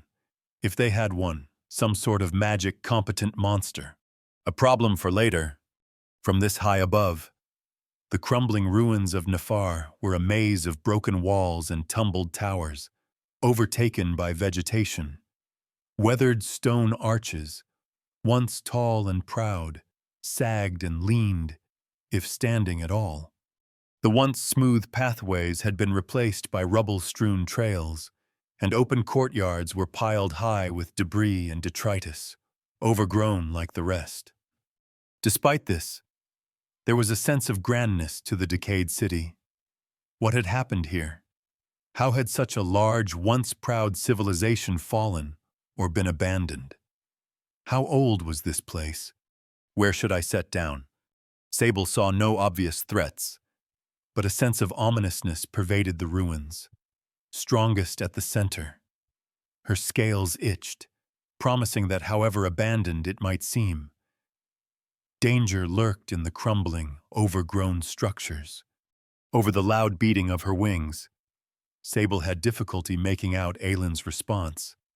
No, outskirts, not the center. She carried them to the side of the ruins, a decent way away, then set Aelin down, like before. The woman knelt on the grass a few seconds, clutching the ground as she fought away nausea. Not a natural flyer in the slightest. Then again, Sable wasn't the most hospitable stewardess. Catching her breath, Aelin shakily stood. So, strategy. Strategy. What first, golem or loot? Golem. Perhaps it could help with the second. If anyone would know where to look for valuables, it would be a resident. No. Aelin tilted her head. Huh. Yeah, that's true. Not sure how much help a pile of rocks will be. But maybe. She rubbed her chin, then grimaced. More help than me. I'm good in a fight, but not that sort of fight. The ruins are dangerous. Aelin didn't seem pleased at having to admit that. Indeed, the follow-up came shortly. For now, at least, until I get a class. Sable hummed. The noise, as a dragon, came out a little more aggressively than it might have as a human. A deep, dangerous-sounding rumble. Fortunately, Aelin gleaned the intent behind the idle noise. She didn't mistake it for Sable's earlier hum, which had been intended as displeasure. That's fine, Sable said. The fight and exploration. I will handle. You can stay here. With luck, the golem will simply submit. As Aelin had, Sable hadn't even needed to weaken her in a fight. She had a suspicion that a more powerful being would need some roughing up before her dominate skill would take hold. You said you don't think a golem will be intelligent. I won't pretend I know, but they're monsters, so probably not. Monsters. Sable would have classified both Aelin and herself as such, but she had a feeling the term meant something specific in this world. Aggressive creatures without intelligence. But then what differentiated monsters from simply wild animals? Maybe that they were linked to the system Sable's inspect ability hadn't presented any message when used on her hunting targets earlier. Perhaps normal animals didn't mesh with the system in the same way sapient creatures and monsters did. And what do they look like? Sable hadn't spotted any golems while flying above. The ruins had been eerily still. They keep themselves hidden. Piles of crumbling stone. I've heard, but animate when you get close. She hesitated. Again. Though, that's just what I've heard. Even the veterans stay away from the ruins. At least Aylin recognized that stories weren't reliable. It demonstrated her as a reasonably careful thinker. She might be uneducated, that Sable didn't know if she was, but she suspected it as a member of a goblin clan, but she wasn't stupid. The same situation Sable was in. Really, not stupid, but pretty clueless to how things worked. Though Sable much more so when it came to this new world, and strategy for fighting one. Well, you're a dragon, so a crippled one, she pointed out. Crippled, it's that bad. A 90% reduction to my stats. 90. Aylin reeled at the announcement, then paused. Finally, she shrugged. I mean, still, you're a dragon.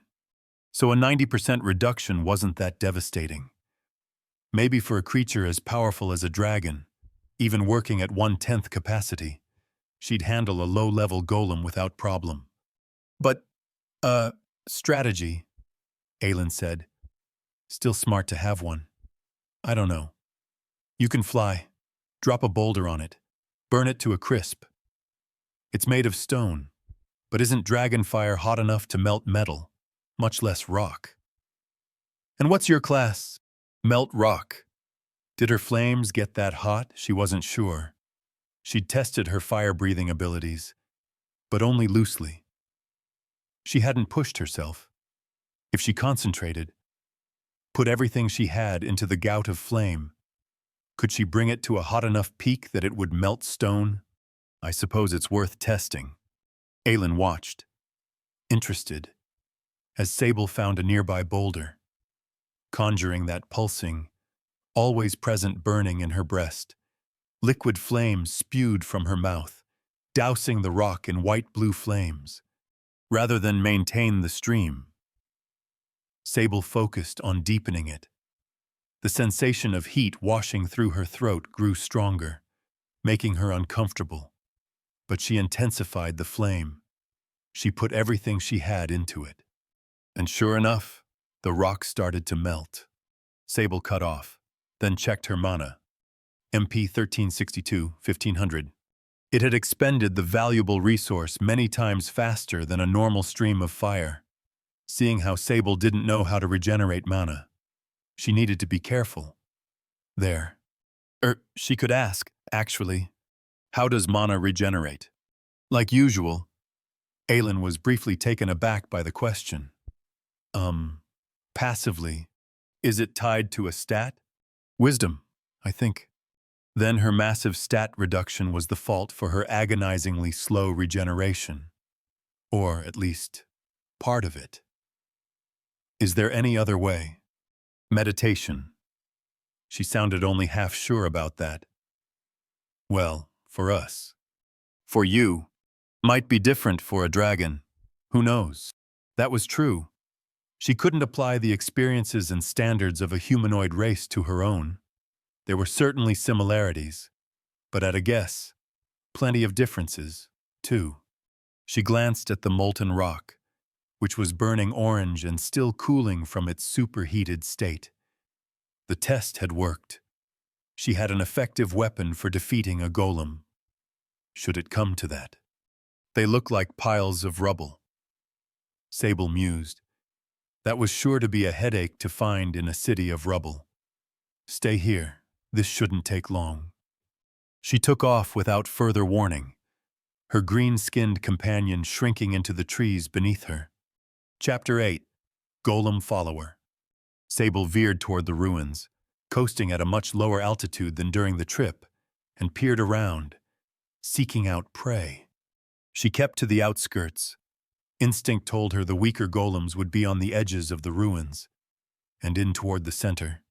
She'd find much more dangerous creatures. She didn't want to push her limits. Not this early. Staying alive was priority one, especially when she had a crippling debuff in the form of a 90% reduction to all stats. Finding a pile of rubble in a crumbling, overgrown city was easy. There were tons. But how did she tell which hosted a malevolent mind inside that would animate when she descended near it?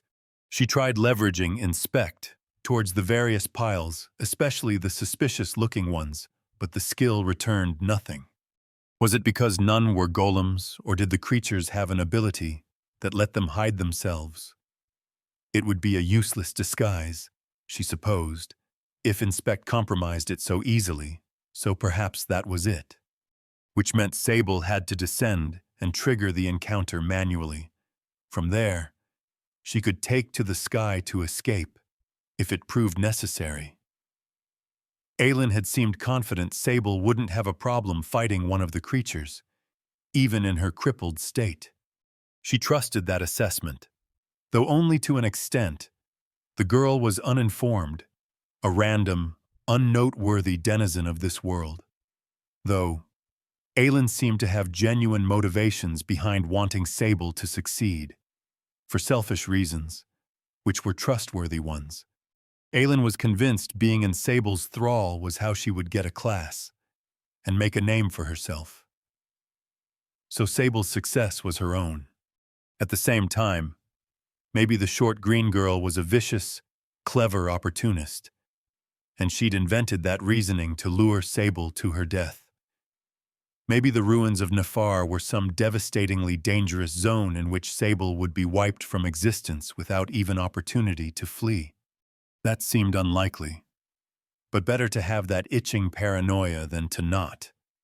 Right.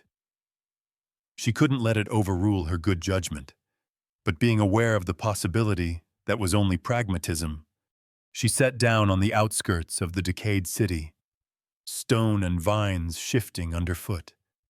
How long had this civilization been lost to the wild centuries? More than a few decades. Certainly. An abandoned, ancient air draped across the city. It made her scales crawl, just looking around. The sensation had been worse gazing toward the middle from up in the air. Find a golem, Sable told herself. Enthrall it. Then ask where his people store their easily obtainable piles of gold. Simple. Taking a deep breath, she plodded forward on 4 legs, tail dragging along behind her, scraping stone and tugging vines free. She kept a sharp eye out, looking for aggressive piles of rocks. It was a hard quality to suss out. She walked perpendicular to the center, avoiding going deeper. The outskirts were safe, for a sense of the word, but further in, she could sense that wouldn't be true. Danger lurked that way, even for a powerful creature like her. Maybe the paranoia was just that. But for now, she trusted her instincts. Whether system-inflicted, dragon paranoia, or the regular sort, she intended to heed it. Plodding along and throwing cautious inspects toward suspicious rubble, Sable was met with so little resistance she started to let her guard down. It took several minutes before she was finally rewarded. A nearby pile of rubble shivered, then piled upward in a symphony of chaotic clacking, broken rocks assembling into a cracked statue of vaguely humanoid shape. The golem looked as she imagined it would, an elemental made from fractured blocks, approximating a human form with wide shoulders and a thick, square head.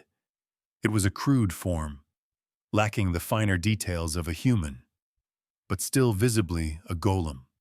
It happened fast, faster than she'd expected. Sable barely had time to launch herself off the ground. Maybe it was her amazement that had slowed her down. Since arriving to this world, she'd been faced with several fascinating sights. But the golem's assembly had been particularly entrancing. It had cost her a valuable second. She didn't clear out in time.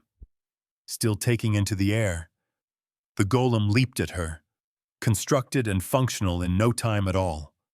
It grabbed her tail with both hands, then heaved with vicious force, swinging Sable's entire body and smacking her down with a thud that rattled her brain. Her breath taken from her, she laid there, stunned. As a legendary beast, the blow shouldn't have done much to her. But again, a 90% reduction to her stats. And being a fresh level 1 juvenile meant Sable was a shadow of what a real dragon should be. She recovered, though only barely, in time to twist away from the follow-up, dodging a two-fisted slam where her head had been. Earth, stones, and plant life flew into air with the impact. The golem looked powerful, but even then, its form belied its strength. The attack had been a miniature meteor impact. Maybe Aelin had set Sable up. This thing was vicious. She recovered her wits, then did the obvious. An action that had slipped her mind. Considering more pressing matters, she inspected the creature. The creature is a stone golem, level 4. Well, not a level like the mountain troll had been. So this thing was weaker, presumably by a significant amount. Aelin hadn't set her up. She ought to be able to handle it. Hopefully. Next, she leveraged her dominate skill toward the creature. What were the odds she could crush its mind in the same way she had Aelin's, without much of a fight? The golem recoiled, and so did Sable. This mental battle was nothing like the previous. Rather than crumpling as Aelin had, the golem fought back viciously. Several agonizing moments passed, the pressure in her head building, and building, until her head felt like it would explode. She was forced to relent. The golem grunted, sagging and stumbling back a step, the mental duel as taxing on it as it had been on her. They'd been closely matched. She had to soften it up first. Clearly, she had fire breathing and had confirmed it was a potent weapon against rock. She ought to be able to bring the monster's body to a high enough temperature to melt. The problem was, she intended the creature to be her ally. She didn't want to permanently damage it. If she melted it into stone sludge, it wouldn't make a useful servant. Would it? Then again, a bit of scalding ought to do her well. She assumed it could heal, slowly, in the same way all creatures could. It wouldn't have survived untold centuries in these ruins if not. Letting that pulsing in her chest build to a becoming familiar scalding high, Sable released a jet of molten white-blue flame. It poured across the creature, through joints and across its broad surface, splashing sideways in a huge fan. The monster pushed forward, advancing despite the assault. She likewise backpedaled, keeping the stream going. The golem lunged, crashing into her. Sable grunted as powerful arms wrapped around her, and her stream of fire cut off. She thrashed and clawed. A scuffle ensued. It was not as deadly as she expected. Having secured a grip on her, why had its initial attacks, the tail yank, then the two-handed meteor strike, been so much more potent? A skill, she realized. The golem had used skills to create such devastating initial blows. The earlier attacks weren't indicative of its default power, but what it could do when greatly amplified by its supernatural abilities. She broke free, as Aelin had suggested, even with a massive reduction in stats. Sable's genetics afforded her an advantage. Even a level 4 golem couldn't match up to a dragon's might, not in a direct contest of strength. Out of its grip, Sable took to the air, then continued scorching the golem as it fumbled about. Confused, the golem looked around, before settling on a plan of attack, picking up chunks of rubble and heaving them toward Sable. It had surprisingly good aim. A few of the rocks slapped into her, and even needing to be thrown high into the air. Losing speed, the impacts hurt. But her stream of fire was much more potent. The golem blackened, gray stone turning shades darker. No permanent damage, though. She didn't make the flames hot enough to melt. The golem flagged, hurting. Seeing that, Sable swooped in with a second dominate attempt. That same agonizing clash occurred. Sable should have set onto the ground before unleashing it. Staying focused on the brutal mental combat while staying airbound was more difficult than she'd expected. Eventually, she came out the victor. The pressure released, and her thrall expanded to 2. The system-announced entity Granite Maul added to thrall. Thrall capacity increased from 1 out of 5 to 2 out of 5. Because the entity is of inferior sapience, it was granted a moderate boon to intelligence when interfacing with the skill user. Chapter 9. Granite Maul. Exhausted both physically and mentally, Sable sat down in front of her newly earned team member. Was that too innocent a way to put it? Team member? She had just dominated another living being's mind, adding them to her thrall. And while she didn't intend to use that ability to override their free will, it still was a capability of hers. Tiptoeing around the fact felt grosser than admitting the reality. What she'd done wasn't the most ethical thing, from an objective viewpoint, regardless of whether her targets were monsters. Maybe a real dragon wouldn't care about that. But Sable wasn't trying to use her new life to devolve into some heartless monster. She had a scale hide and teeth as big as her hand, now. But she didn't want to discard her morals in the pursuit of power. To become a metaphorical monster rather than the literal one she'd found herself as. Dragons had been hunted to extinction for that exact reason. Granite Maul's capture was necessary, and while it didn't absolve her entirely, the golem not being an intelligent being did matter. While slightly unsettling, dominating an animated piece of rock wasn't nearly as bad as doing so to a sapient. Like she had Aelin. But, like with Granite Maul, that had also been necessary. A way to link her telepathically. How else would she communicate? When it came to Granite Maul, she needed the moderate boon to intelligence when interfacing with skill user the skill had promised. With that, she ought to be able to give it commands and receive responses of halfway intelligence. The hulking golem of rock wouldn't be much use to her otherwise. "Hello," Sable prompted. The golem scorched black in places, and while not in horrible condition, not in great, either twitched at being addressed, at having words inserted into his mind. His. Was that right? He had a masculine build, but gender might not apply to an animated chunk of rock. Then again, she doubted he'd complain. "Hello?" the creature replied. The words tumbled out of his mouth, gravelly and low-pitched, many times more than even the deepest-voiced human. He had an odd cadence, too, slow and grinding. Sable could have told this creature wasn't human just by listening to him, unlike Aelin, who had a higher-pitched voice than normal, and an unfamiliar way of speaking, but not to any alien degree. "Granite Maul," she said, repeating the name she'd learned from her earlier inspect. "You're part of my thrall, now." "Yes." His response came slowly, wonderingly, as if tasting the words, acquainting himself to his newfound intelligence. There was a vacancy in how he spoke, though. He might be smarter from his ambling self before, but had he become smart? No. Clear as day, not human in the slightest.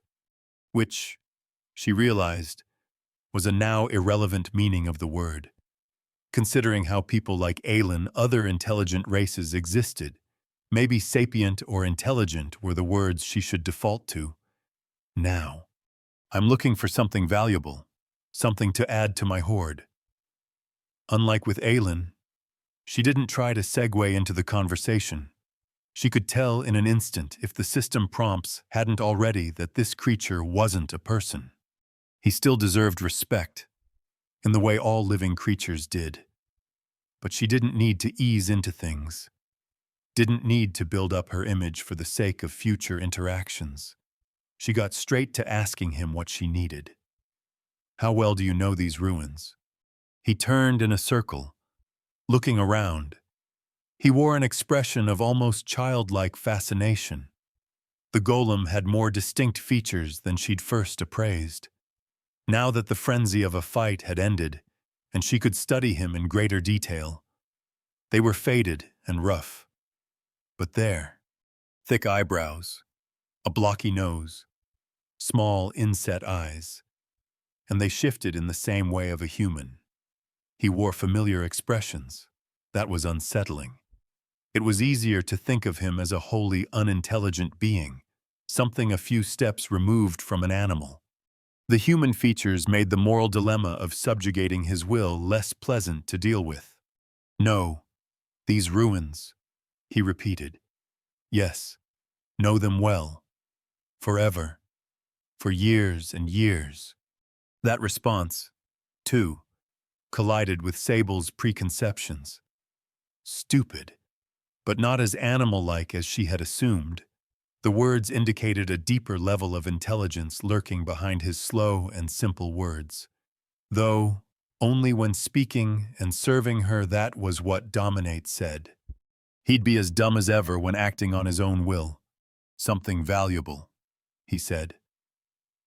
Finally answering Sable's question. He'd been chewing over the request. He grumbled, a noise she recognized, oddly, as contemplative, inward. "Yes.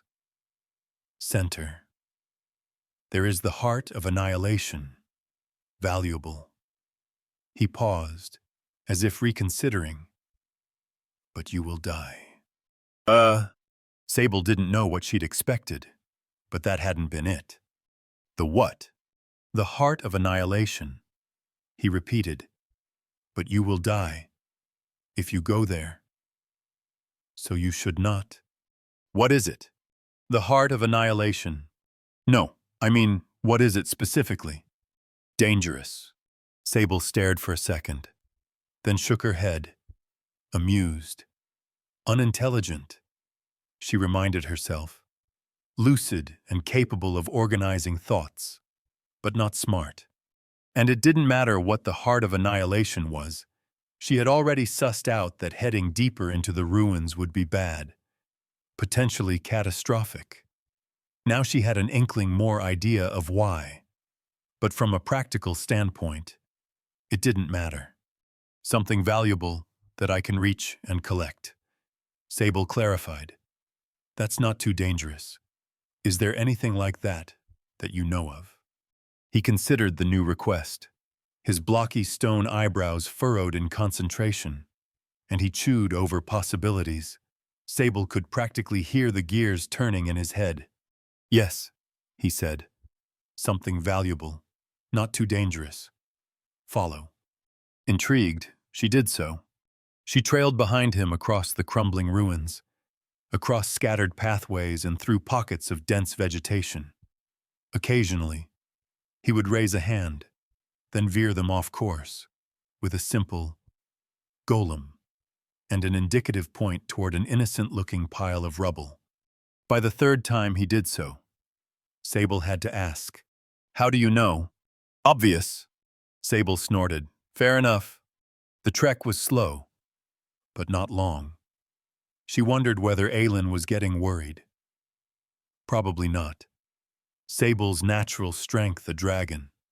Even a juvenile one couldn't be discounted. Even more than their reputation back home. Dragons seemed to be legendary creatures. Here, death to a random stone golem, not likely. Which wasn't to say she was perfectly safe. She shouldn't go gallivanting around, assuming herself unkillable. But at a severe advantage, definitely that. Then again, the threats she faced in the future were likely to be proportionally difficult. Dragons had been hunted to extinction. Real ones, not juveniles like her. These ruins might not kill her, but plenty could. She needed to play her hand carefully. Eventually, Granite Mall, maybe Granite for short, led her into an open space. It was less cramped than the rest of the crumbled city. She peered around, curious. The area reminded her of something, a normal counterpart. What had this place been? Hundreds of years ago, a cemetery, she said suddenly. The crypt of the ancestors. Granite rumbled. Inside, valuables. He nodded to the building in the center of the open space. It had survived the test of time better than the tombstones, which laid in crumbled, squat piles, pointed out. She could see the resemblance. A crypt, but decayed. Standing, but only barely. It made sense valuables would be inside. It was common practice, across cultures, to store prized possessions with the dead. Grave robbing was a profession for a reason, and while slightly icky from a moral standpoint, she didn't have any major hang-ups about the idea. She had a feeling she'd do worse before the month was over. Grave robbing didn't appall her to the point of being an uncrossable line. Far from it, Sartun. More relevant to the here and now, nobody had ever pillaged this space, the crypt of the ancestors. Then again, how could they have guarded by these powerful stone automatons? Granite had been somewhat annoying to deal with. So regular goblins. Even ones with combat classes, not likely. And the location's remoteness. This world she'd found herself in, the portion she'd spawned at. More specifically, didn't seem to be especially modern and thriving. Lost, unexplored cities could be the norm. Is there anything I should be worried about in there? Granite considered this. No, he eventually said. It is not guarded by the old ones. Old ones. Yes. What are those? They are the old ones. And the old ones are. Old? Exasperated. Sable emphasized. But what are they? Be specific. They are dangerous. Okay. Whatever. It made sense this boost to intelligence could only do so much. Maybe with further digging she could get real answers. But as with the heart of annihilation, it really didn't matter. Penniless. Level 1 Sable couldn't deal with them. And so what did she care? It had the sounds of a mid- or late-game quest. Something to deal with later. Granite shouldered through the enormous double doors, sending centuries-old dust flying. Inside, a gaping stairway led into darkness. Not dangerous, Granite had said. Sable hoped he was right about that. Chapter 10. The Crypt. Ominous as their entrance had been, Sable and Granite's descent into the bowels of the ancient city's catacombs was surprisingly unimpeded. Sable's size in her newly found dragon form was inconvenient, but not impossible to deal with. She could shuffle down the cramped, dirt-packed catacombs without getting stuck. An average corridor wasn't so skinny she found herself unable to progress. Though neither were some of the more constrictive hallways a comfortable fit. In the skinniest portions, her sides brushed against stone. Would that change? Eventually, her size. She assumed so. Her juvenile form was undoubtedly temporary. As she advanced, she'd grow larger and larger. How much so? And how fast? For that matter, what caused her to? Was it age, like most creatures? Was she stuck to waiting for a mundane sort of physical progression? Or would her level affect it? For some reason, she thought the second. Levels and stats tied into her size. She couldn't say why she felt comfortable in that belief, but she did. And it made sense even ignoring her intuition. Dragons grew with their power. The more she leveled, collected a hoard, and rose in notoriety, the larger and more mature her body would become. Aelin would know, possibly, and Sable could ask for confirmation. Or possibly she would know. through whatever ancient stories of dragons her people had passed down. Plenty of flaws could be present in those. But it was better than Sable's random guessing, however strong her intuition on the subject felt. Granite Mole wouldn't know much on the subject. Undoubtedly, he was as dumb and simplistic as they came, even if occasional comments suggested a surprising complexity to his thought process. "How much further?" Sable asked. "General Auric, it should not be long," insisting on exact details from the stone golem. Sable had found was an exercise in futility. Granite's responses were, at best, simple and unelaborated, and at worst, confusing or nonsensical.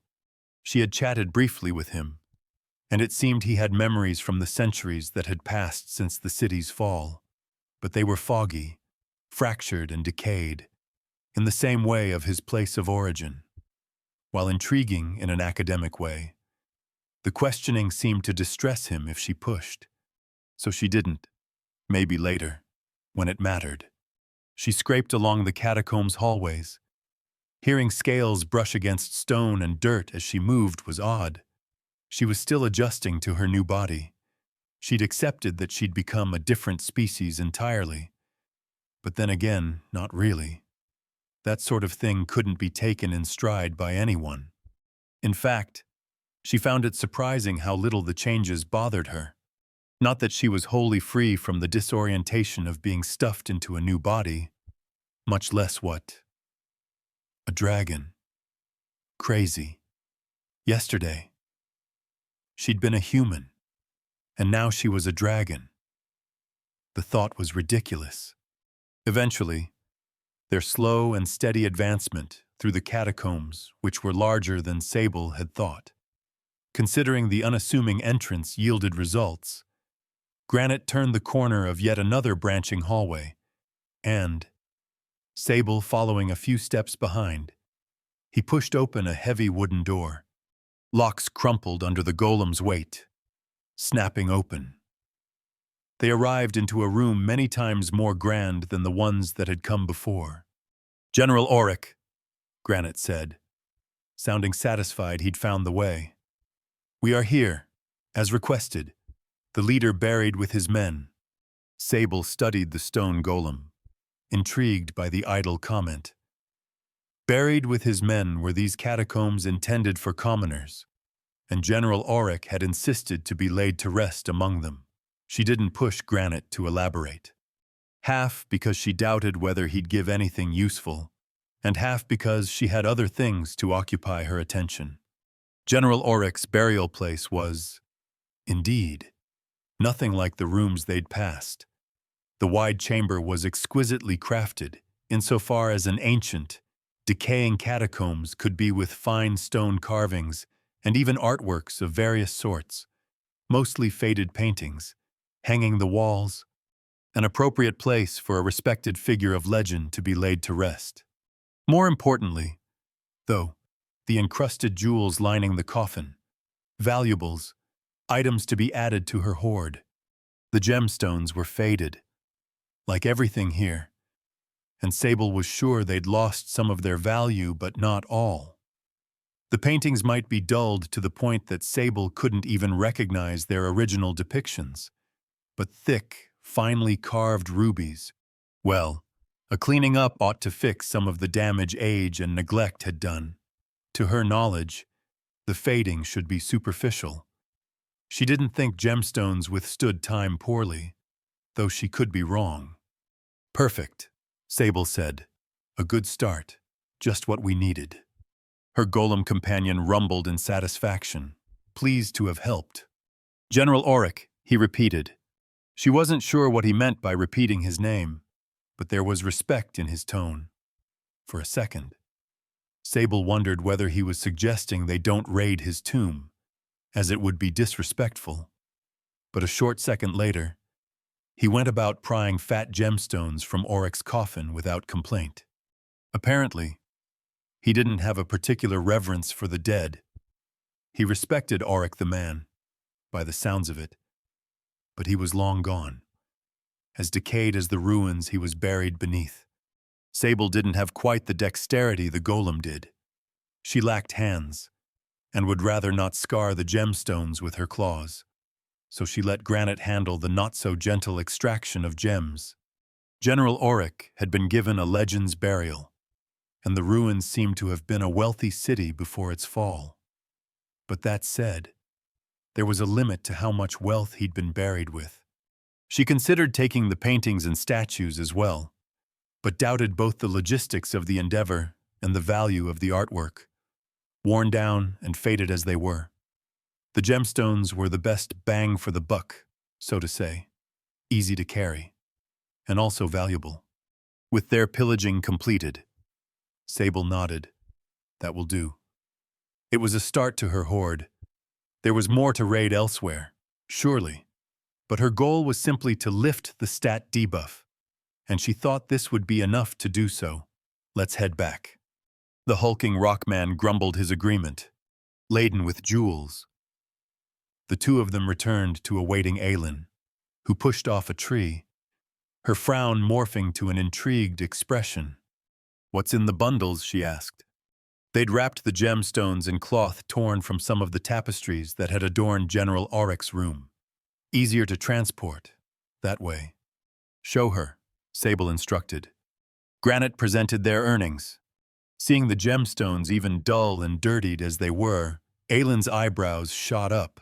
She whistled. "You two made out like bandits." "Literally," Sable thought amusedly, considering they'd grave-robbed them. "So we did." Sable agreed, taking on the imperious tone she intended to cultivate around Aelin. She had reverted to more of her natural speech patterns around Granite, who Sable knew wouldn't be as discerning. But with the goblin girl, Sable had a role to play. A fearsome, arrogant dragon. A meager beginnings to a hoard, but a beginning nonetheless. Perhaps it will lift my... She struggled for the appropriate word. Unfortunate restrictions. She would have said feebleness, but that seemed a poor way to frame herself. "I'd figure it would," Aelin said, admiring the gemstones Granite still held out in presentation. She'd taken the golem's presence in stride. Sable had set out to enlist him. "How are we getting back? By the way, can you carry him?" Sable paused. That was a good point. Aelin was small by human standards, being a goblin, so she probably weighed 60 pounds or less. Granite, though a hulking mass of 7 or 8 feet of solid stone, hundreds of pounds, many times Aelin. Could she carry him in flight across a large distance, with her significant stat restrictions still in place? Maybe if he was the only passenger, even then, it'd work up a sweat, be slow going. "We'll make 2 trips, Sable said calmly, as if she'd already considered the topic. "Granite and the gems. First, with luck, it will lift my weakness. Then I'll return to fetch you." Aelin nodded, taking comfort in Sable's confident tone. It was entirely feigned. Sable was figuring out things as she went. Sable had never been a leader, not of any type. She'd been some random girl from Earth, and not a particularly ambitious one. Not a lazy lay-around, but not some outgoing, exceptional woman either. She had good grades and considered herself an above-average student, but that was about the extent of her accomplishments. And now she would shortly be a near-mythical figure, the first dragon in centuries, in charge of a thrall, a collection of creatures literally made subservient to her. Likely, she would be a figure of no small importance in the coming months. Sheesh, what a mess. She'd rather not think too hard about her future. Not now. At least, she'd have to eventually, assuming she didn't want to establish the second extinction of dragons. "Wrap the gems up," Sable commanded Granite. Then, to Aelin, she said, "I'll return shortly. Stay here." Aelin inclined her head in agreement. When Sable had first met her, she'd been overly respectful, bowing and giving honorifics like Great one. That careful behavior had loosened, returning to a more casual state, still respectful, but less stiff about it. She viewed Sable as her superior. But the excessive flattery faded by the hour, which Sable was oddly annoyed by. She had liked those over-the-top displays and honorifics. It was her dragon half intruding into her thoughts. Sable knew, but the emotion still flickered before being pushed away. She sized Granite up, heaving up that hulking mass of stone and flying him across a significant distance. Not going to be the most fun task she'd undergone, she suspected. The stone golem returned a passive look. All right, big guy, Sable thought. Up we go. She scooped the creature up by his armpits, then, with a grunt, heaved the two of them into the air. Chapter 11. Meager Beginnings. Lugging Granite through the sky was a chore and a half, but Sable got it done. She took care to memorize landmarks. Without Aelin there to guide her, she had to manage the trip herself. It would be awfully awkward if she lost her first companion because she couldn't remember her way back. Unlike Aelin, Granite took to flight naturally, though with only a rough sort of intelligence. It made sense he wasn't as bothered. He allowed himself to be carried from thousands of feet into the air with tranquil placidity. No reaction at all, like a big sack of rocks. The golem was growing on her, but Sable had no delusions over his intelligence. She set him down onto the plush grass of Lake Plateglass's miniature island unruffled, his collected load of gemstones cradled in a cloth bundle. Over here, she instructed him, indicating the center of the island, on a flattened patch of grass. Set them down. She hoped this worked. Granite ambled over, then placed the bundle on the ground. Sable waited with bated breath. How long would it take? Would it happen instantly? It had already been a second, so not instantly. But did that mean it wouldn't at all? Or did it just take time? The hoard progressed from barren to scant. She felt the change wash over her.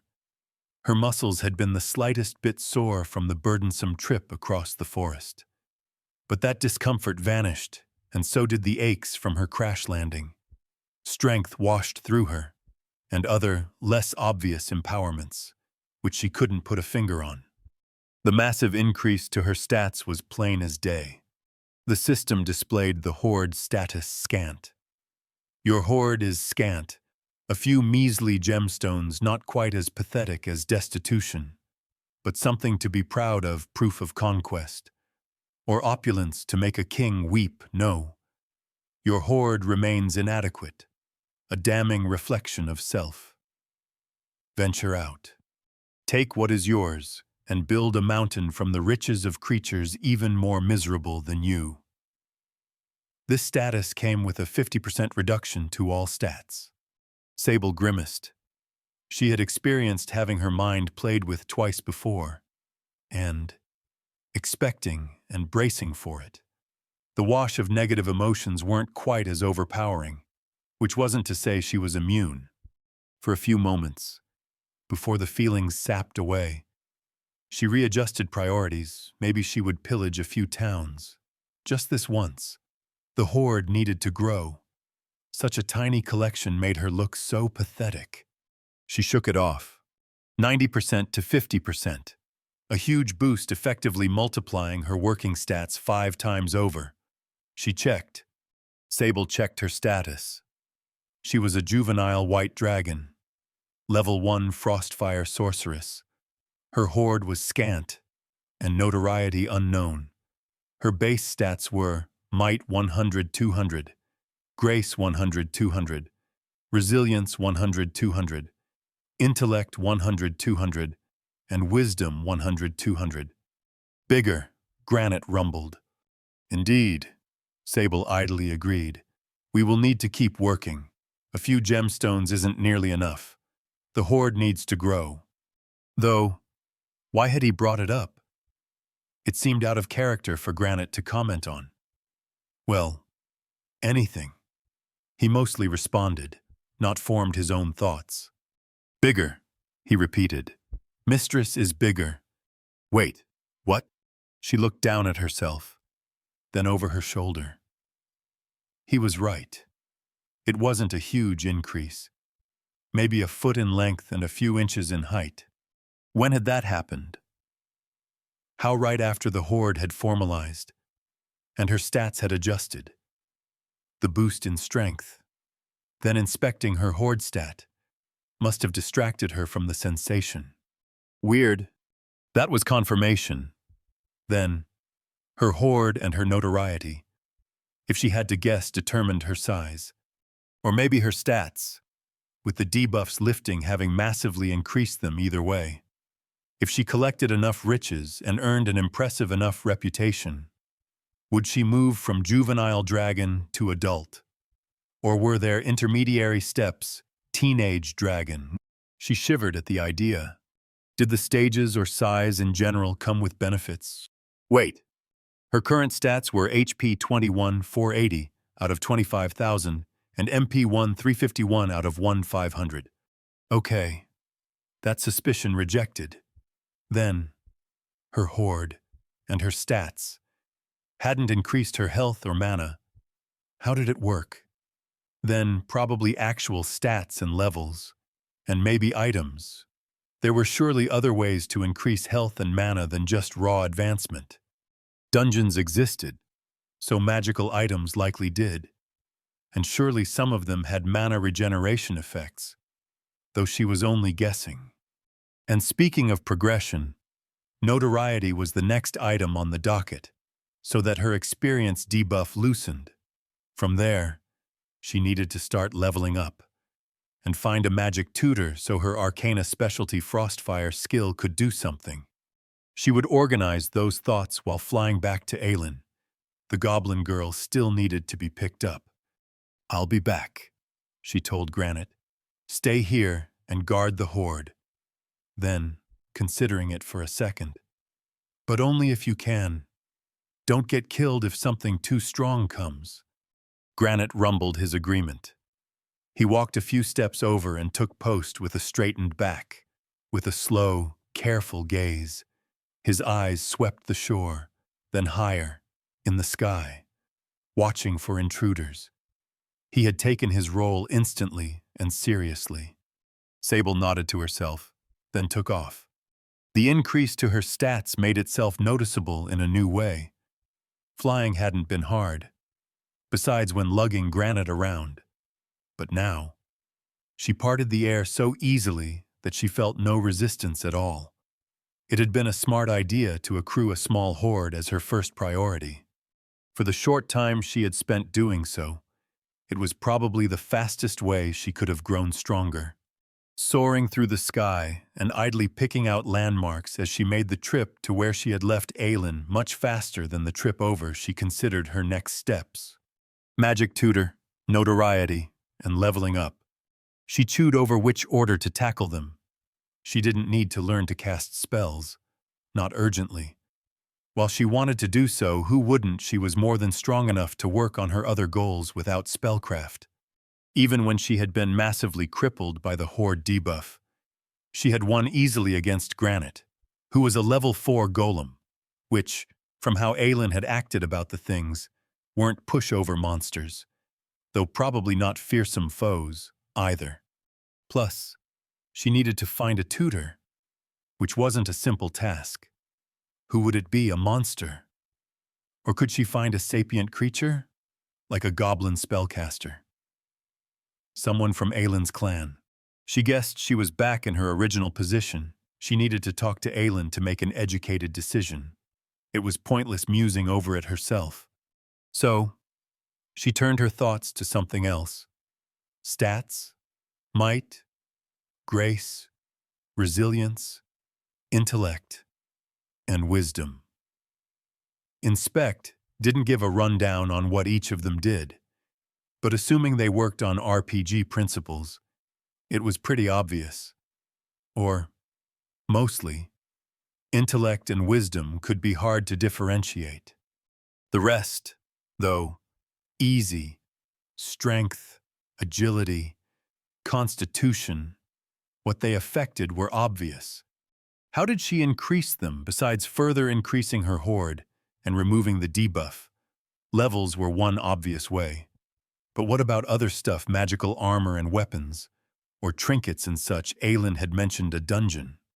Did it drop stuff like that system-linked loot that she could put on to increase her strength? Did she want to tackle a dungeon?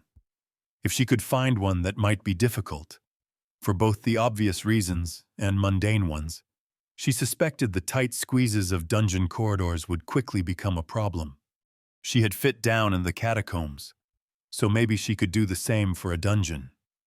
But in the future, when she became larger, possibly several times the size she was now, some dungeons simply wouldn't fit her, right? And a silly thought entered her head. What if she leveled while venturing a cramped dungeon hall, and it notably increased her size?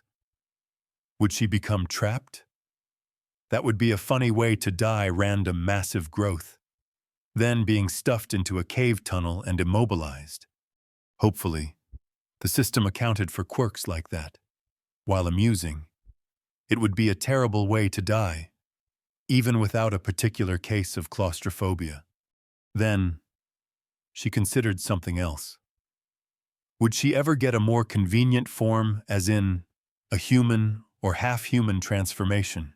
She was adapting to her giant, scaly body with surprising speed, but there were a whole slew of reasons she would want a more manageable form. To name the one that had triggered the thought in the first place for dungeon exploration. And, to be truthful, she would rather not be permanently stuck as a lizard, simply for the matter of her mental health, to accommodate her human half. Things like making friends and romance were comically low on her list of priorities, but they hadn't disappeared. She was still fundamentally human, and would prefer to have a form that reflected that. For now, she was concerning herself with survival, but survival wasn't living. She didn't dwell on those thoughts too closely, mostly because she had no guarantees. Why worry over something that might not be possible, and they brushed against her past life, everything she had lost, which was obviously dangerous waters. Ignoring trauma? Definitely the best way to handle it. Psychologist certified. Thinking about stats, loot, levels, and magical dungeons and her future plans for world domination. Much easier. Chapter 12. Maps. Well, Aylin said, considering the question Sable had just asked. People with classes are rare, so everything I know is hearsay. But the earlier levels are supposed to come fast, relatively speaking. How fast? Aylin chewed her lip. As long as you realize I'm pulling numbers out of my ass. She started, then cut off, blushing. Sorry. I mean, just know what I'm saying could be wrong. Might even probably be wrong. You don't need to give that disclaimer each time. Though Sable did appreciate her studiousness to providing accurate information and, if not certain, making it clear. Okay. Then, for the first few levels, I'd figure a few weeks. A few weeks. That was fast to her, Sable reconsidered. When a person had an entire lifetime to hone their class, a few weeks was nothing. Though, for you, probably faster, Aylin said. Way faster. A normal person can't torch her way through dozens of powerful monsters in a few minutes.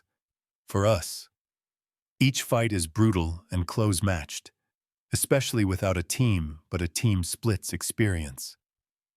A dragon. She snorted. In Sable's case, she could rain white-blue hellfire from above, melting droves of weaker monsters where they stood.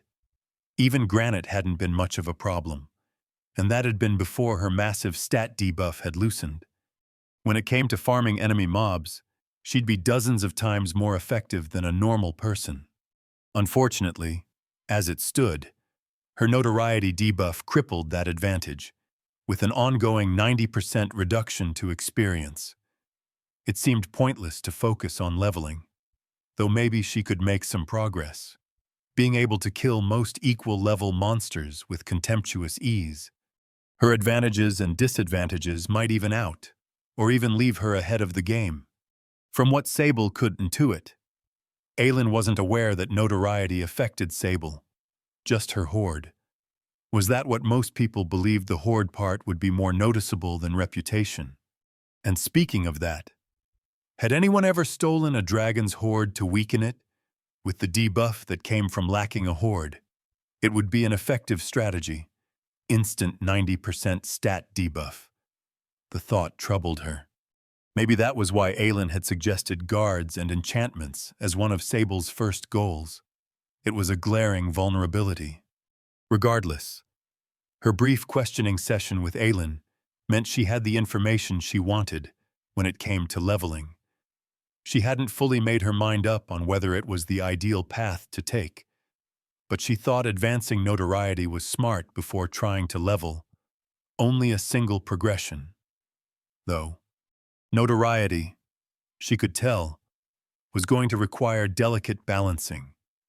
The greater her reputation, the more people would want to hunt her, and the more powerful those pursuers would be. If she didn't manage her reputation carefully, dragons would go extinct for a second time. But each progression of notoriety also meant faster leveling, a valuable benefit, that, possibly worth progressing despite the detriments. As Sable had said, a balancing act, one she'd have to think over carefully. For now, she had to reveal herself in a small way, to lift the debilitating 90% debuff, a meager beginning, as with her hoard. How exactly should she tackle it? Are there human settlements? Sable asked. Or anything else nearby? Besides your clan? Aylin relaxed at the question, which Sable thought odd. It took her a second to place why. Because if Sable was inquiring after other settlements, then Aylin assumed, perhaps, that Sable wasn't looking to pillage her clan, that she'd decided to concede to that earlier request of hers. It wasn't why Sable had asked. Of course, she was merely collecting options for handling her notoriety. Though Aylin's clan was safe, of course, Sable hardly intended to go ravage innocent settlements. But Sable couldn't outright say that to display her bleeding heart in such a manner. It'd make her look soft, and that was counterproductive to her goals. She was a big, mean lizard, and everyone had to know it. Not nearby, Aylin said.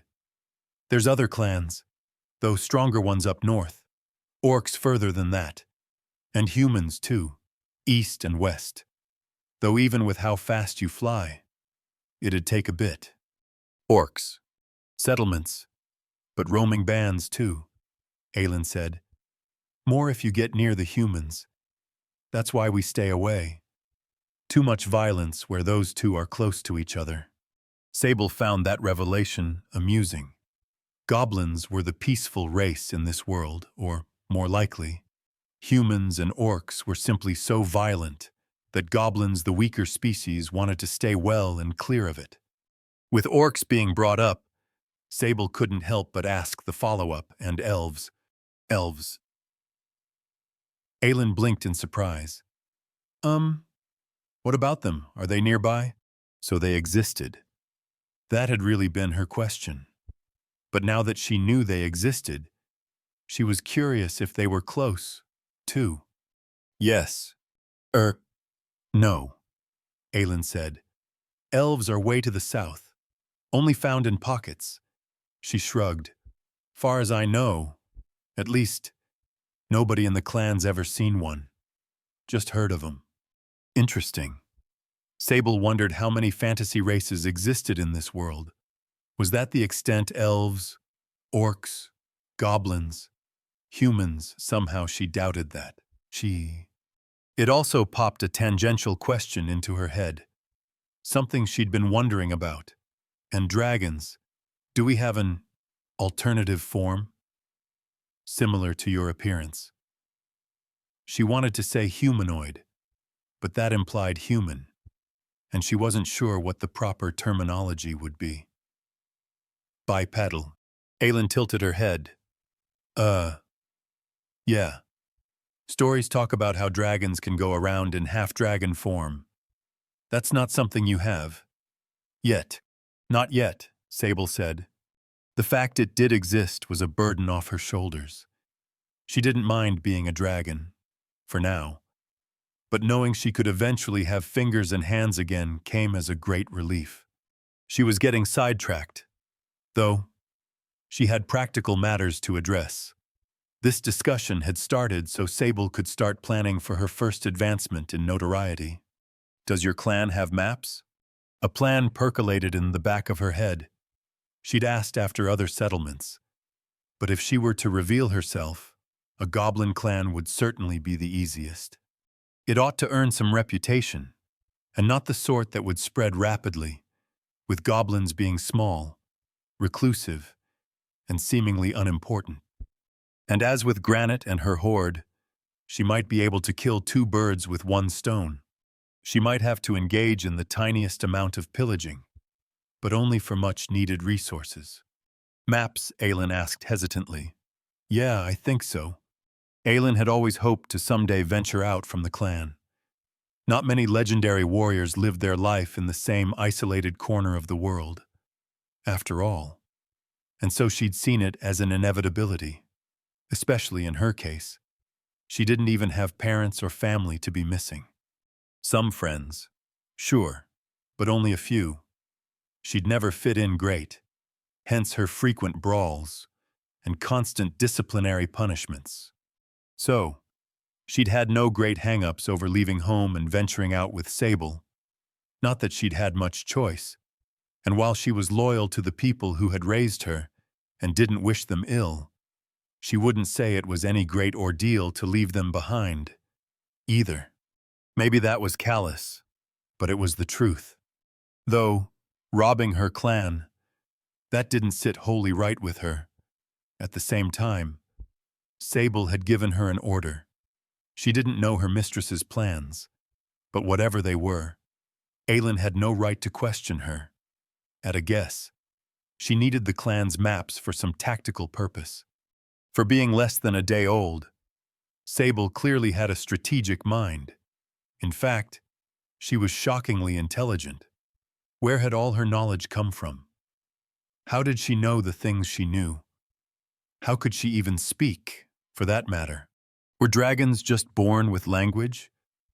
Though she communicated with a telepathic link, maybe that had something to do with it. Could she understand Aelin's native tongue if she didn't have that link? Returning to the clan, early from her hunt and empty-handed, was going to draw some questions, ones Aelin wouldn't be able to fully answer. Fortunately, she only needed to get past the guards, who, while they would recognize Aelin, wouldn't care enough to stop her and force answers out. They'd let the elders handle it. Aelin had a reputation for being unwieldy, so that helped. The clan's stockades came into sight, peeking through the forest, tall and sturdy. Each of the posts comprising the wall was well maintained and thoroughly fortified. While the rustling woodlands weren't especially dangerous as far as the world at large went, defenses against monsters were always a necessity. As Aelin had predicted, she received some flack from Scratch, one of the younger warriors posted on gate guard duty. In the end, Aelin deflecting. He shrugged and sent her on her way. He obviously had no reasons to be suspicious. How could he know she'd been enlisted by a dragon? At the reminder, she tried not to fidget, but it was hard to keep her nerves completely in check. She sent a fervent glance up into the sky, seeking out Sable, who she knew was there, somewhere. She saw nothing. An empty expanse of blue. Sable was so far up that Aelin couldn't see her, even trying to. Taking a deep breath in, she headed for the elders' houses. Robbing them shouldn't be hard. Sable was about to provide a very chaotic distraction, and in the resulting mess, snatching some scrolls shouldn't pose much difficulty. The call to action was pretty easy to make out. A bestial roar ripped through the air, shocking even Aelin, who had expected it. Aylin was by no means a timid girl, but that noise, it pierced her like a spear, freezing her solid. The primal reaction of prey, and everything was prey to whatever had made that ear-shattering, monstrous noise. The clan erupted into chaos. Even the elders burst from their homes. Elder Gneakshi hobbled out, looked up at the sky at a dragon circling the clan, then paled, gaping upward for several long moments, his brain failing to understand what it was seeing. Then he cursed and set off, shouting commands as he went, commands which, reasonably, went ignored. Aylin slipped into his home, no one paying her any mind. She didn't know where the maps were, but she had more than enough time to rifle through the various elders' houses. Dragons made great distractions, and worst-case scenario, even if she got caught, she had Sable for backup. That was some pretty hefty reassurance. Chapter 13. Obscure. Goblins panicked beneath her, small dots bursting into a flurry like a kicked ant pile. Sable's arrival had brought, as expected, total chaos. Terror permeated the air so thickly she could swear she tasted it. Sable could get used to the experience. She wasn't submitting to her more savage set of instincts, but that didn't mean she couldn't enjoy some questionable things on occasion. Namely, the delectable horror of a frantic group of panicking mortals. She wasn't hurting them. Her enjoyment was just a bit of indulgence. Everyone deserved some of that. And maybe she'd throw in a tiny bit of fire just to spice things up, really get everyone's blood pumping. Maybe even a bite-sized snack or two. That was a joke. The first two had been actual instincts of hers, but appealing as the ideas sounded. Sable circled the tiny stockaded village, roaring and keeping them occupied, but otherwise refraining from indulging her new set of instincts. She kept a particular eye on the house Aylin had slipped into.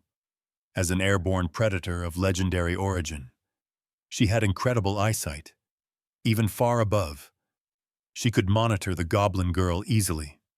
Notoriety progressed from unknown to obscure. Oh, that easy, huh?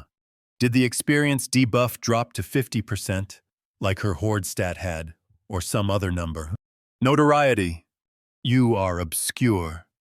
Your name spreads, whispers of power and the return of bloodthirsty beasts once thought hunted to legend. But it is your ancestors' legacy that runs blood cold, not your own. This must be corrected. It must be your name that becomes synonymous to dread. Too few fear the shadows that pass overhead, and it will be you that rectifies this. 50% reduction to experience gain. Sable should have thought it through. She knew that inspecting hoard and notoriety brought a mind-influencing effect, a surge of violent emotions even more powerful than her typical instincts. And she was flying over a goblin village so frail and defenseless while terrorizing them. Nauseous, she fought away the urge to swoop down and manifest the notification's suggestions to reality. The desire to do so was physical and almost overwhelming. Alone in the wilderness, the system's influence had been simple to shrug away, a disorienting effect that had passed in moments.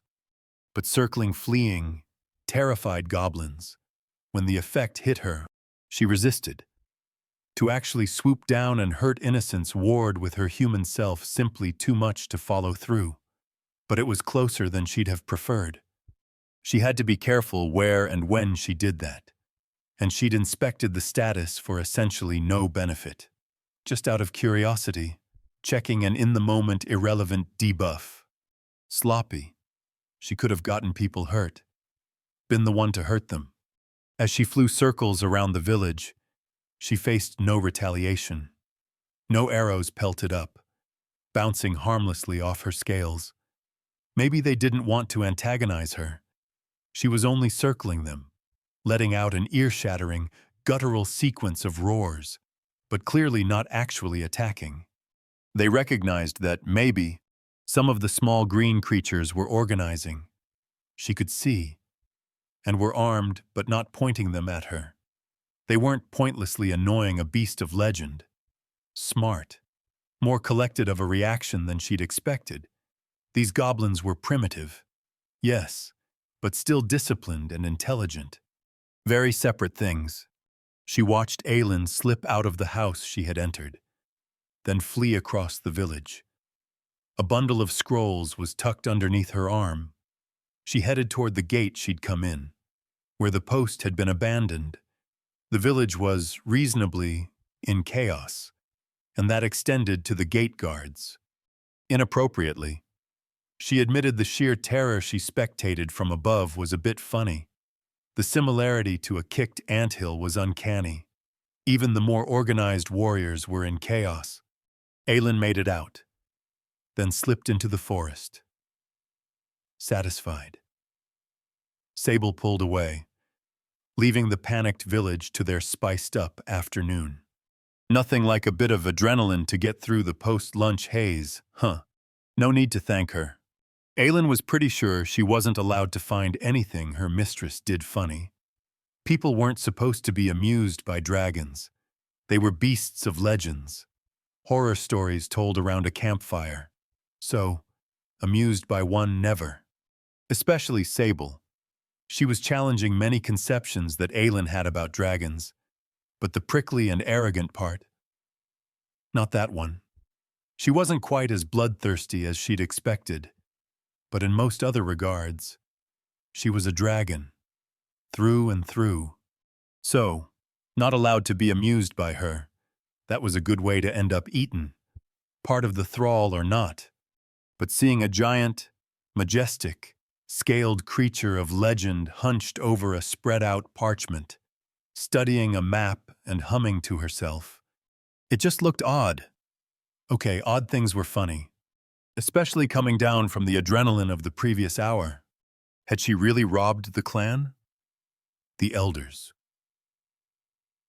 Logically, she knew her life had changed irreversibly, and that sort of transgression meant nothing now. But still, if she'd still been in the clan, that sort of crime would end up with banishment.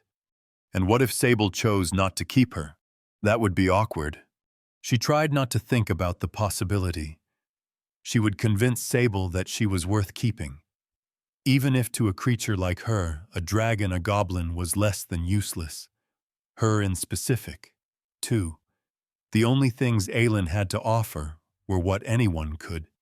General, everyday knowledge, which Sable lacked, being freshly born and all. Though, Sable also had a weird wealth of knowledge in certain areas, not wholly lacking common knowledge, which made Aelin even less valuable. That would change if and when she got a class. But who knew when that would be? But back to the point. The most dangerous creature of lore, hunched over maps and humming to herself. What did Sable need the maps for? Anyway, was she studying their surroundings, strategizing something? Probably. But what? Her mistress did seem to be a thinker. Maybe one without enough information to be making perfect decisions. But she wasn't barreling into things either, thinking them over, which wasn't a trait she would have figured a dragon would possess, considering their reputation, and more than that, their overwhelming strength and near imperviousness to death, even weakened by only having a tiny, nearly non-existent hoard. Sable had to be one of the strongest creatures in the rustling woodlands. Go north, or up to the peaks, or well, any direction, and that would change, but always strong, even when not the strongest. What was she puzzling over? Though, Sable didn't like being questioned on her exact plans. Aelin had discovered, which was unfortunate, because Aelin had so many questions. Everything about her mistress's existence was befuddling. How, despite being freshly born, she seemed to have a whole set of memories. How, despite being a dragon, she seemed mostly level-headed and, most of all, why she hadn't attacked the clan, which would have been an easy way to collect a hoard, no doubt. now that she'd pushed past her initial debuff and would be safe from retaliation. The clan had a few warriors, some of them classed but of dragon-slaying quality. Even a juvenile one, obviously not. Was that what the maps were for? Then, picking a different target, a clan that wasn't Aylin's. That would be both relieving and unsettling. Relieving because it wouldn't be her clan, and unsettling for the obvious reason. War and conquest were the ways of the world. Of course, Aylin knew that, but there was a difference between two clans brawling it out and a dragon swooping down and razing a village, then scooping up anything of worth. It was an impossible hope, but maybe that wasn't Sable's plan. She was a dragon. Aylin shouldn't try to fool herself. That she'd spared Aylin's clan had already stretched her wildest hopes. But maybe, how did she get information without being too obvious? So, Aylin said casually, pick a target yet. She winced, both from the lack of subtlety and, in retrospect, that maybe it wasn't the best approach. Maybe she shouldn't put the idea into Sable's head, on the off chance razing villages hadn't been her intention. A deep rumbling noise shook the air, summoned from within the great beast's chest. Sable had a few of those hums. This one was her passive one, a noise of idle consideration. The menacing one when she was displeased made the hair on the back of her neck rise. Obviously. A displeased dragon, what use were instincts, if they didn't set off alarm bells at that? Target, Sable repeated. Perhaps. The clans to the north are sparse. Why? It had worked. She'd opened a dialogue. But the northern clans, it's tougher to live up there, Aylin said. There's fewer of them, but they're larger and stronger. The second part grated on her a bit, but it was true. More classed warriors, higher leveled. Some of them are strong. I'd be careful. A serpentine head turned, leveling a menacing gaze her way. Aylin swallowed. Sable wasn't pleased at the implication she could be harmed. Just as a fair warning. Aylin said, since I'm an advisor, of sorts, it was a reasonable reaction from a dragon, being prideful creatures. But she'd thrown her lot in with the creature. So her success was Aylin's.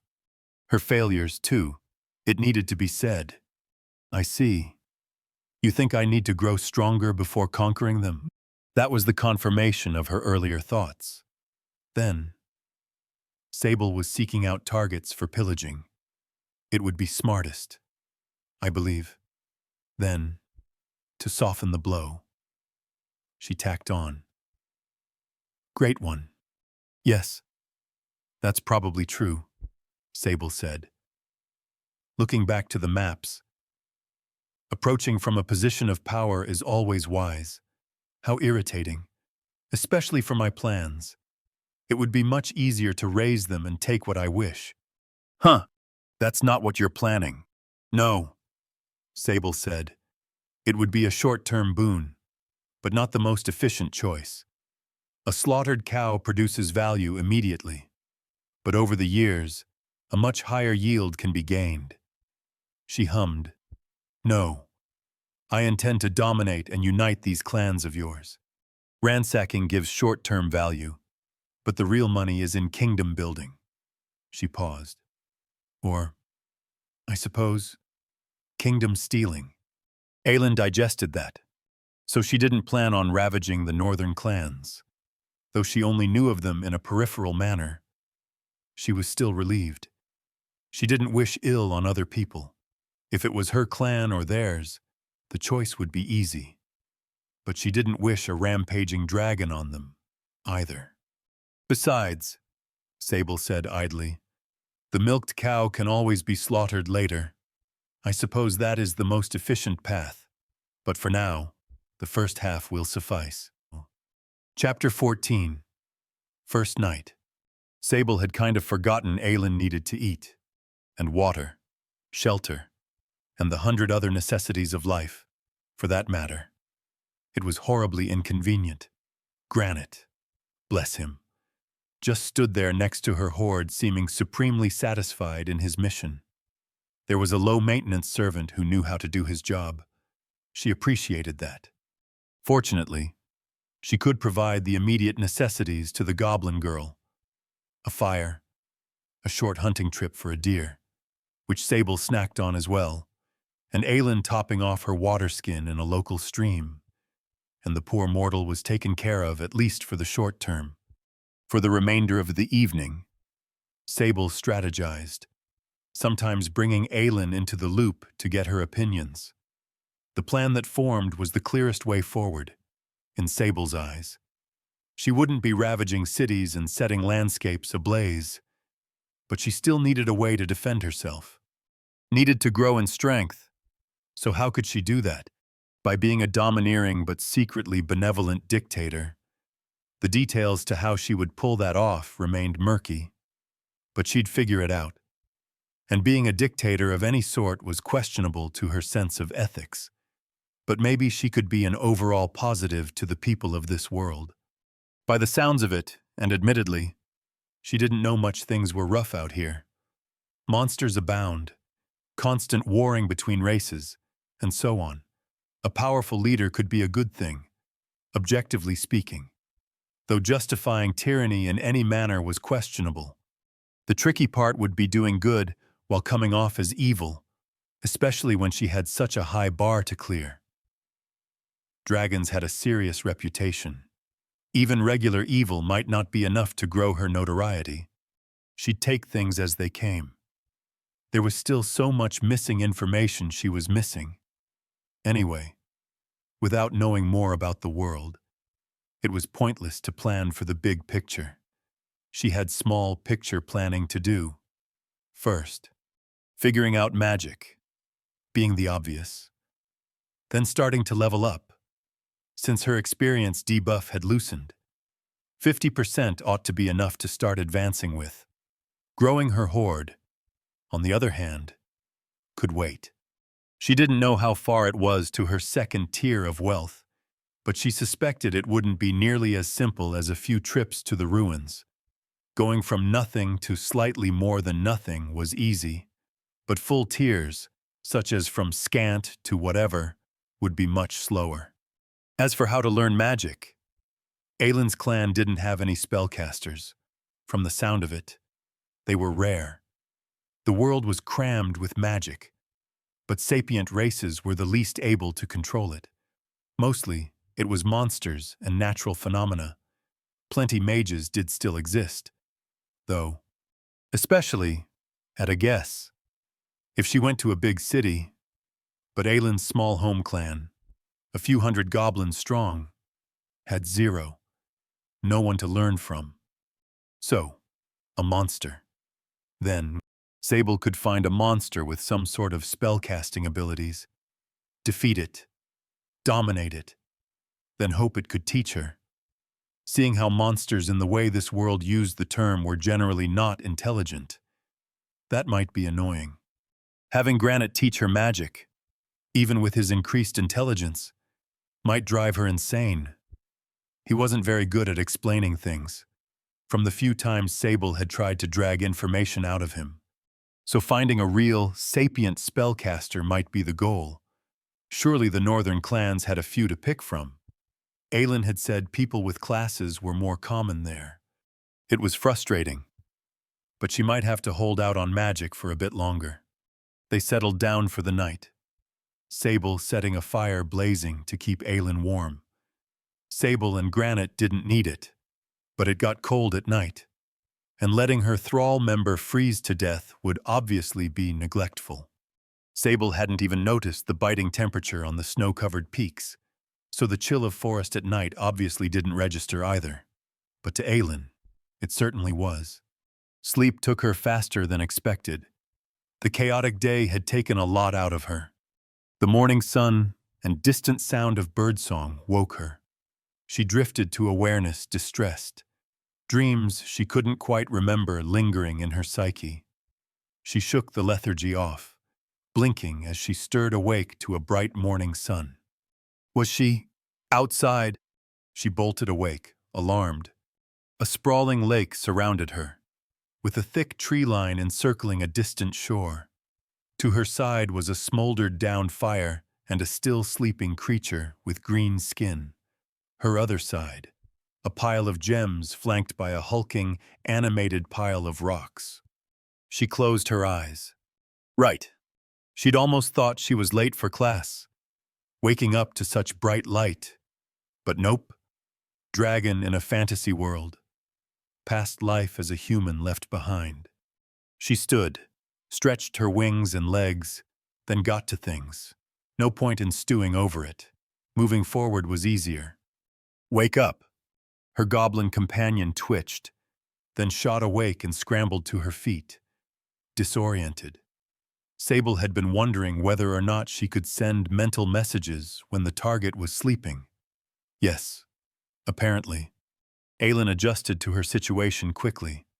She blinked around, confused, her hair a bit of a mess, before turning to Sable. Then, she stiffened, not at seeing Sable, at remembering her circumstances, but something else. Her mouth fell open, and she full-on gaped at Sable. What? I got a class, she said, sounding baffled. Why I didn't do anything. Huh. So Aylin's suspicions were justified. Being in Sable's thrall did increase the likelihood for that happening.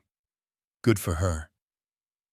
Sable guessed it was obviously something she'd wanted. Plus, it made her more valuable to Sable. Would the same be happening to Granite? Or did he already have a class? Being a golem monster. Strangely, the woman girl seemed more mad than excited. I would have figured I'd need to at least prove myself. She fumed. I just get one like that. It's so unfair.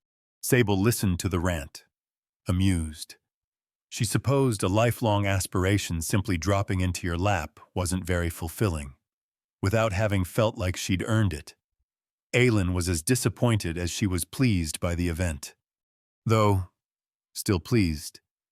That showed on her face, just warring with other emotions. It was clear she couldn't decide how to feel about it. What is it, the class? Dragon's Worn Champion, Aylin replied. It says, my first skill empowers me when I'm carrying out your orders.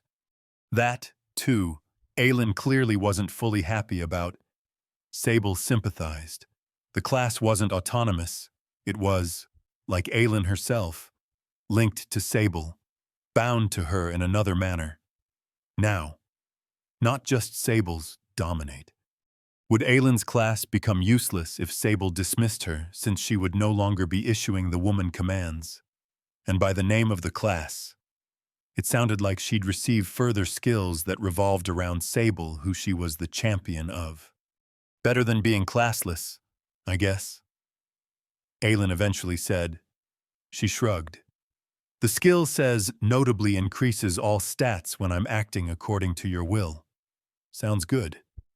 Odds were that I'd never get a class, much less one that seems like it'll be strong. If I instruct you to do as you please, Sable said curiously, would the skill always apply? Aylin thought about that, then shrugged. We'd have to test it. I'd figure I'd have to be working on something that helps you or your goals in some way.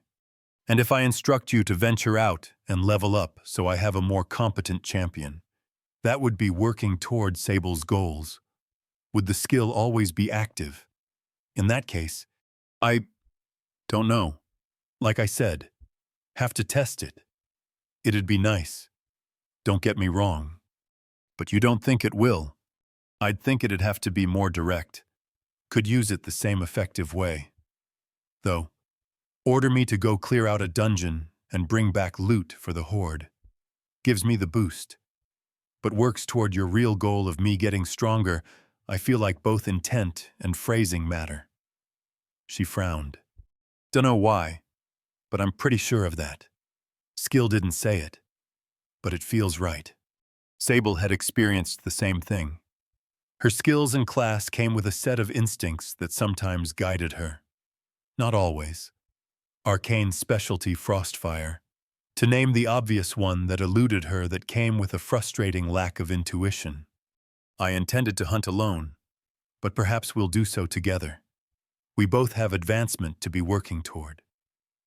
She glanced Granite's way. And him, does he have a class? Aelin frowned at that. Monsters are monsters. His species is his class. I guess. It's the same thing. She didn't sound wholly certain. But for now, Sable took it for the truth. Well, Sable said, regardless, let's get going. Those maps you stole included a dungeon entrance. I'll admit to some curiosity. And if I want to get stronger before tackling the northern tribes, where better to begin? Especially because it seemed like she might physically outgrow cramped corridors rather quickly.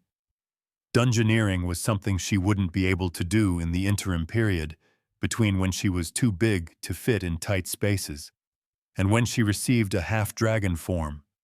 Dungeons, what would they be like? More than that, what skills would she get for level 2? She found herself surprisingly excited to find out. Chapter 15, Dungeon Run. The Dark Cellar, Tier 0 Dungeon Entrance. Sable considered the large, imposing wooden door inlaid into the cliff's face. It was horribly out of place, in the middle of nowhere, and, though blackened from age, surprisingly intricate. Was that how dungeons worked? They simply showed up in random places and in a variety of forms. She'd expected a cave, perhaps, or if not that, some ominous descent into a stony labyrinth. As Aelin had said, dungeons were valuable resources, and thus were watched over carefully. There had been guards posted, sitting around a makeshift table, playing a game of dice. Sable had chased them away without much effort. She was growing increasingly appreciative of how convenient her species' reputation was. She had merely needed to show up, and suddenly she had a dungeon all to herself. That wouldn't last forever. There were people or groups of them out there who could crush her like a bug. But this comfortable starting forest was mostly safe, relatively speaking. The Dark Cellar, she said. The dungeon is a cellar. Not the most suitable environment for a dungeon, in her opinion. Aelin was starting to take her odd questions in stride. She'd never had much difficulty with that. But the more Sable asked, the less she tripped over them. Guess so. Dungeons come in all shapes and sizes. She frowned at the decayed wooden door. Not that I would know, personally speaking. The clan only lets veterans in. Veterans, as in regular warriors, not just the classed. Classed was the most common way Aelin referred to the subset of people afforded supernatural powers, if not just people with a class, or the more formal class bearer. If Sable had to guess, there were many ways to refer to that prestigious echelon of society across a variety of cultures. There's not nearly enough class to make dungeons exclusive to them. Plus, this is a Tier 0 dungeon. A group of competent warriors can handle themselves, long as they come prepared. Well, if a group of veteran, but unclassed, goblins could handle a dungeon, then Sable would steamroll it. Wouldn't she? The first floor, at least, Aelin corrected. Getting all the way to the boss, definitely not. So maybe the smallest bit of a challenge. Truthfully, the hardest part would probably be squeezing through the cramped hallways, having raised her notoriety by a stage, and thus advanced. She'd grown even larger. Even juvenile dragons were cumbersomely large when it came to fitting in corridors meant for normal people. She could manage, hopefully, but again only with a tight fit. That earlier thought, what if she grew in size while inside the dungeon, flickered into her head. Worst-case scenario, she guessed. She could carve her way out. Stone was tough, but with her boost in stats, not so tough she couldn't slowly excavate her way out. Assuming the dungeon interior wasn't invulnerable, or something. How difficult will it be? Best to get her explicit opinion. to make it all the way through. Aylin gave her an amused look. For me, zero chance. But you, well, maybe the boss doesn't disintegrate instantly. That was both good news and bad news, because she'd hoped for a bit of a challenge. She guessed she'd find out. Hopefully, clearing an entire dungeon would be enough for a level up. According to Aylin, it would take normal people days or weeks. But melting her way through room after room of monsters, maybe a single expedition would do the trick. Let's begin, then. The enormous wooden door creaked as Aylin tugged it open. A dark stairwell led into the abyss. Taking the lead, Sable walked forward, descending. Her wings, even tucked, brushed against the walls. If the stairwell tapered, this adventure would be over before it began. She'd be annoyed if so. In the near future, she might lock herself out of most dungeons by growing in size, but she at least wanted a taste before that happened. At the bottom of the stairwell, the first room opened up. Unsurprisingly, it was cold and musty. Shelves lining the walls, filled with cobwebs and cracked open crates, split barrels, likewise empty of anything valuable, scattered the room. A thick iron gate was on the far wall, blocking their way forward, and, in the corner of the room, was that a horrifying screech pierced the air, and an enormous rat scrambled toward them. Starving Dyrarat, Love 1. Sable swatted the creature, more out of incredulity than anything. While gigantic by Earth standards, she was a dragon, and dwarfed it by several magnitudes. The blow flung the monster like a rag doll, and it crunched into the far wall of the room. It went limp without a noise, screech cut off in an instant. What had she expected, both the ease of the fight, but also the brutality behind it? Obviously, killing monsters would be gruesome. Still, the crack of bones had been unpleasant, though truthfully, it didn't bother her that much. Old Sable's stomach probably would have turned, but new Sable only paused. Her dragon instincts helped smooth over her human half's unease. Well, Mom, she said, that was interesting.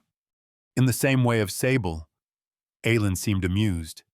Yeah, maybe we should beeline for the lower floors. Does it restock itself, the dungeon's monsters? I mean, for each party that enters it, within some time frame. And how is party determined? Whoever comes in together. And what time frame, exactly? Aylin shrugged. Sable supposed she wasn't the ideal person to ask. Still, the specifics behind how all this worked piqued her interest. How strictly defined were the mechanics of this game world? How rigid or consistent? Could they be abused? Should she try to? Or was the system living, sapient in a way, and would punish people who tried to exploit it? Or maybe it was so well designed there weren't exploits. Surely whatever powerful being, assuming it was a being, and not natural phenomena had created the system, being godlike in capacity, would be capable of such a thing. All rather besides the point. She had dungeoneering to be taken care of. To the lower floors, Sable agreed. She spared a glance for the rat corpse. Actually, before that, you should try. Aylin perked up, clearly having hoped Sable would suggest something of the sorts. We'll have to find our way to the descent. Anyway, won't waste our time too much.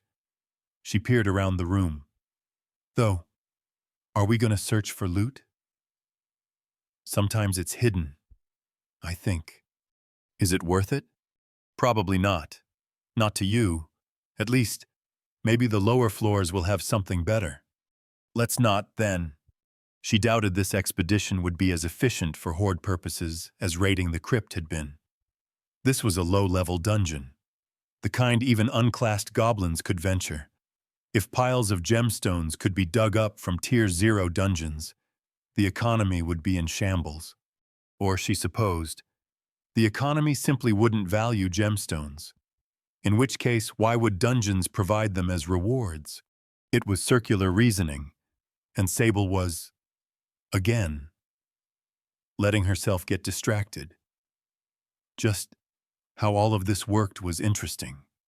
"Lead," she instructed, nodding toward the exit. Aelin headed that way, gripping her short sword, goblin-sized. The blade was even smaller than what Sable would expect of such a weapon. She found herself dubious how useful such a diminutive creature could be in a fight. Then again, in a world based on levels, size and mundane strength might very well be irrelevant. Probably a topic that would be rude to ask Aelin about directly. Following behind the goblin girl, Sable squeezed between the tight walls of the dungeon corridor, headed for the next room.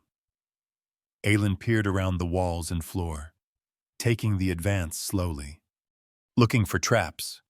This low of a level, they shouldn't be that common, and probably wouldn't be lethal, Aelin said, scrutinizing the floor with a careful eye. But better get in the habit. That's what everyone says. At least, even a debilitating poison dart, while not deadly, would be a headache and a half. Ah. She pointed towards something. Sable peered in the direction, a tripwire. Dryly, she said, "It's not like I can avoid it." Her bulk took up the majority of the hallway. Maybe she could try to avoid brushing against it. But odds weren't high it would succeed. Aelin paused. "Right. I guess it doesn't matter. What's it gonna do to you? Just let me get out of the way." She progressed through the rest of the hall, not finding any other traps. Arriving at the doorway, she huddled against the wall in safety, then waited. Amused, Sable walked forward, unheeding of the tripwire. Maybe she shouldn't be so assured, but she doubted she'd be able to get past it even if she wanted to. Her foot snagged, then snapped the flimsy wire. Some mechanism shifted inside the walls. Quick as a whip, something plinked against her shoulder. She heard the noise more than felt it. She glanced at her feet. A thick bludgeoning weapon had snapped out from the wall, slamming into her. Not a dart, as Aelin had suggested, but something bigger, a hammer, maybe against a mythical beast that wasn't as large as a truck. It would have hurt. Certainly. Aelin wouldn't have eaten the blow with contemptuous ease. A hammer flung at high speed would have hurt her, even considering her new class. But Sable. Again, dragon, Aelin snorted, and Sable found it amusing, too. She didn't think she'd always be so overwhelmingly invulnerable to her competition, but for now she was playing on easy mode. "Go ahead then," Sable said, nodding at the next door. "See what you can do." Chapter 16. First floor. It turned out Aelin could handle herself in a fight. The claims hadn't been all hot air. Inside the second room, which was similar to the first, though with a different arrangement of decayed cellar items, was another oversized, snarling rat. Ready for the brawl, Aelin took its lunge in stride, sidestepping the leap, and even bashing it on the way, sending it crashing into a flimsy wooden rack. Unlike Sable's dismissive dispatching, though, the attack only winded the monster, and it had recovered, and was scrambling toward Aelin in no time at all. A brutal, efficient melee took place. Sable watched silently, impressed. Sure, Sable was many times stronger than Aelin, even with Aelin's recently acquired class. But was Sable the more skilled between them? No, obviously not. Sable's new form had come with an ego problem, but the part of her that was still human, the majority. She hoped recognized that the short green woman who brutally eliminated the snarling rat had mountains more technical ability. As in, Sable had no skill in combat. She was some girl from Earth. Even a regular rat would have been an ordeal. Swordplay, footwork, keeping a level head in a life-or-death fight.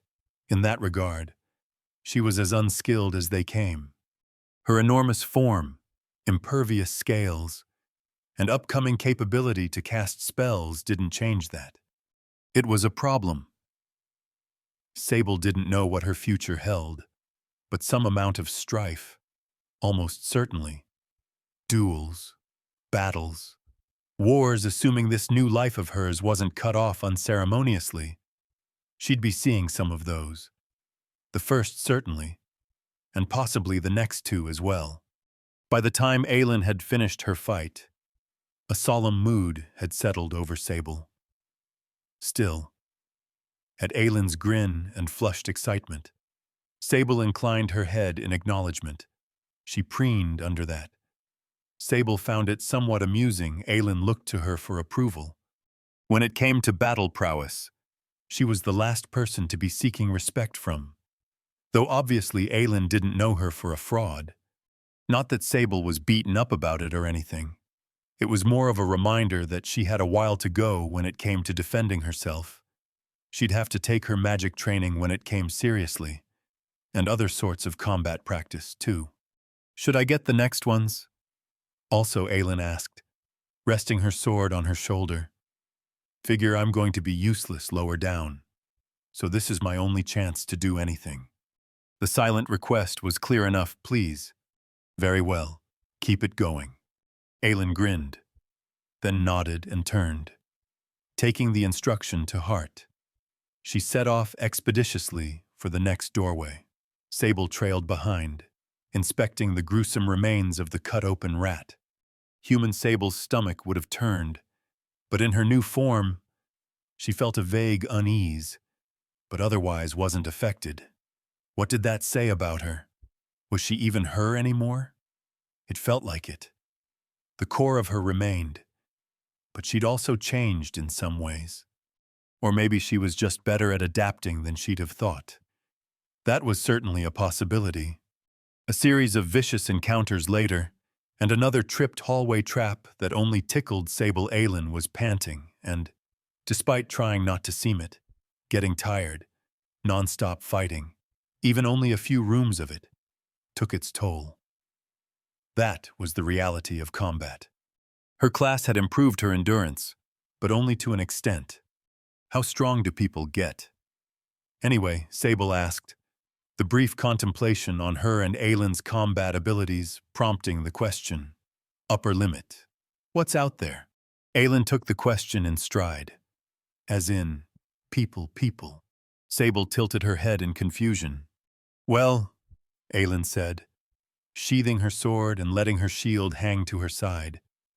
What I mean is, some of the worst started out as people, but whether they could be called that still, maybe not so much. Aelin seemed grateful she'd been given a moment to catch her breath. Sable pretended not to notice. It hadn't been her intent, starting a dialogue, but she was happy to provide it. She had to come off as uncaring and a taskmaster for the sake of her reputation. But she didn't actually want to be a poor commander. She just had to be sneaky about how she was considerate. Entities.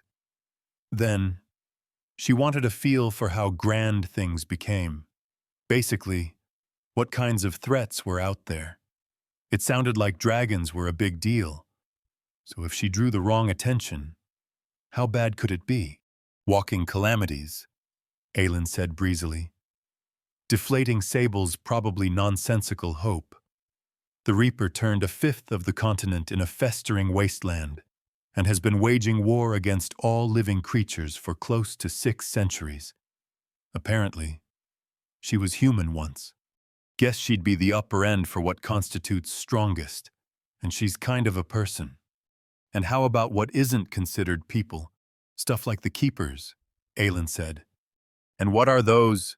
Aelin seemed briefly puzzled for how to put it. The Keepers. They stop people from breaking things. Breaking things. Reality. Aelin shrugged. With how many powerful mages are out there, the world would be a giant, unstable, cosmic stew if the Keepers weren't around. That was a colorful way to put it. And, The revelation that people could mess with reality was fascinating, though such magic was prevented by a keeper. But what are they? Well, I don't know. They're the keepers. Physically, what they look like gods, I don't know. I think you'd die just trying to looking at them, if they even have physical forms. So, yeah, deities of a sort. Those existed. For that matter, was this just folklore? Was the previously mentioned Reaper, too relying on a goblin from a random, isolated tribe for valid information on the world at large seemed like a dubious strategy at best. Though, still interesting. And at a minimum, it confirmed that she had to watch herself. She couldn't slink around in secret because of her notoriety requirement. But at the same time, she needed to avoid drawing too much attention. There were, as she'd already figured, things out there that could evaporate her with a thought. I see, Sable said. Then, she gestured down the hall. Please, continue. She was interested in learning more about the world, and not only because it would be important for her continued survival, but they also had short-term plans. Those goblins guarding the dungeon they'd sent scurrying away might eventually come back with reinforcements. And while Sable doubted Aylin's clan had any warriors that could pose a real threat to her, something Aylin seemed confident in too, she'd rather not be put into a confrontation. Because what would she do? If that happened, would she kill them? Obviously not. But hurt them, fight back at all. How was she going to handle conflict? It would be coming. Eventually. She couldn't hide from it forever. At a minimum. Her plans included carving out a domain. How would she defend her subjects from opposing forces, or even forces that intended to kill her? Surely she wouldn't have moral qualms fighting for her life. Troubling thoughts. She pushed them away. She could afford to do that for a while longer. For now, dungeons, loot, and establishing a foothold in the world. Killing mutated monsters, at least, came with no moral agonies. Though, secretly, the answer to would she fight for her or her people's lives came with uncomfortable ease. She shied from it. But the answer was glaringly yes. Doing as instructed, Aylin set off through a doorway. Gonna find the descent any time now, she said idly. From there, I figure you'll take over. I'm handling myself. But difficulty's supposed to get rougher and rougher, each level down. And even this is tough. That was fine. Though by the standards of the first level, she was doubting whether it'd ever pose a real challenge. At a guess, probably not. This was more of a leveling and sightseeing expedition than anything. Chapter 17. Deeper. As Aylin had suspected, they found the descent to the second level of the Dark Cellar dungeon in 2 more rooms, only a single combat one, with the second being the stairway itself. The egress point twisted down in the dark, and, like much of the dungeon, was tight enough of a squeeze Sable worried whether she'd fit. Then again, the structure also crumbled as she shoved through, opening up a space for her, so maybe it wasn't that big of a deal. She could dig her way out. Worst-case scenario. The walls of the dungeon weren't an impregnable fortress. Not soft as clay, certainly, but to Sable's empowered form, not far from it, either. Down on the second floor, according to Aylin, there could be anywhere from a single to 10 layers, and varied by run. With the dungeon reforming itself, the monsters were of a different caliber. Aylin tried her hand at a solo room, but after the newest encounter left her only scraping by with a win. Sable thought better of letting her continue.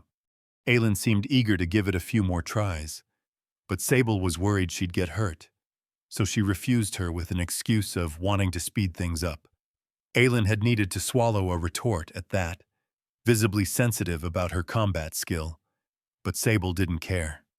Taking charge because Aylin was struggling Both kept the girl safe and maintained Sable's haughty attitude. And Sable did want to get a move on. Letting her recently classed champion experiment with her skills and newfound strength was important.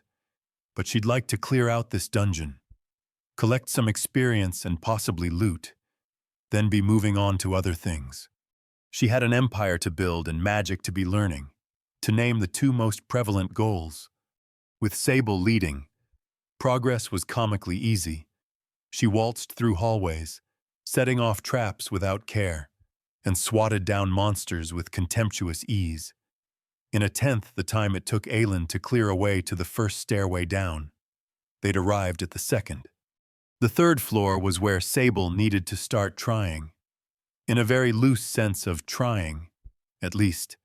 Instead of swiping a paw at a charging enemy and crushing their bones into jelly in a single blow, she needed to fight. As in, more than a single attack. 2 was the average.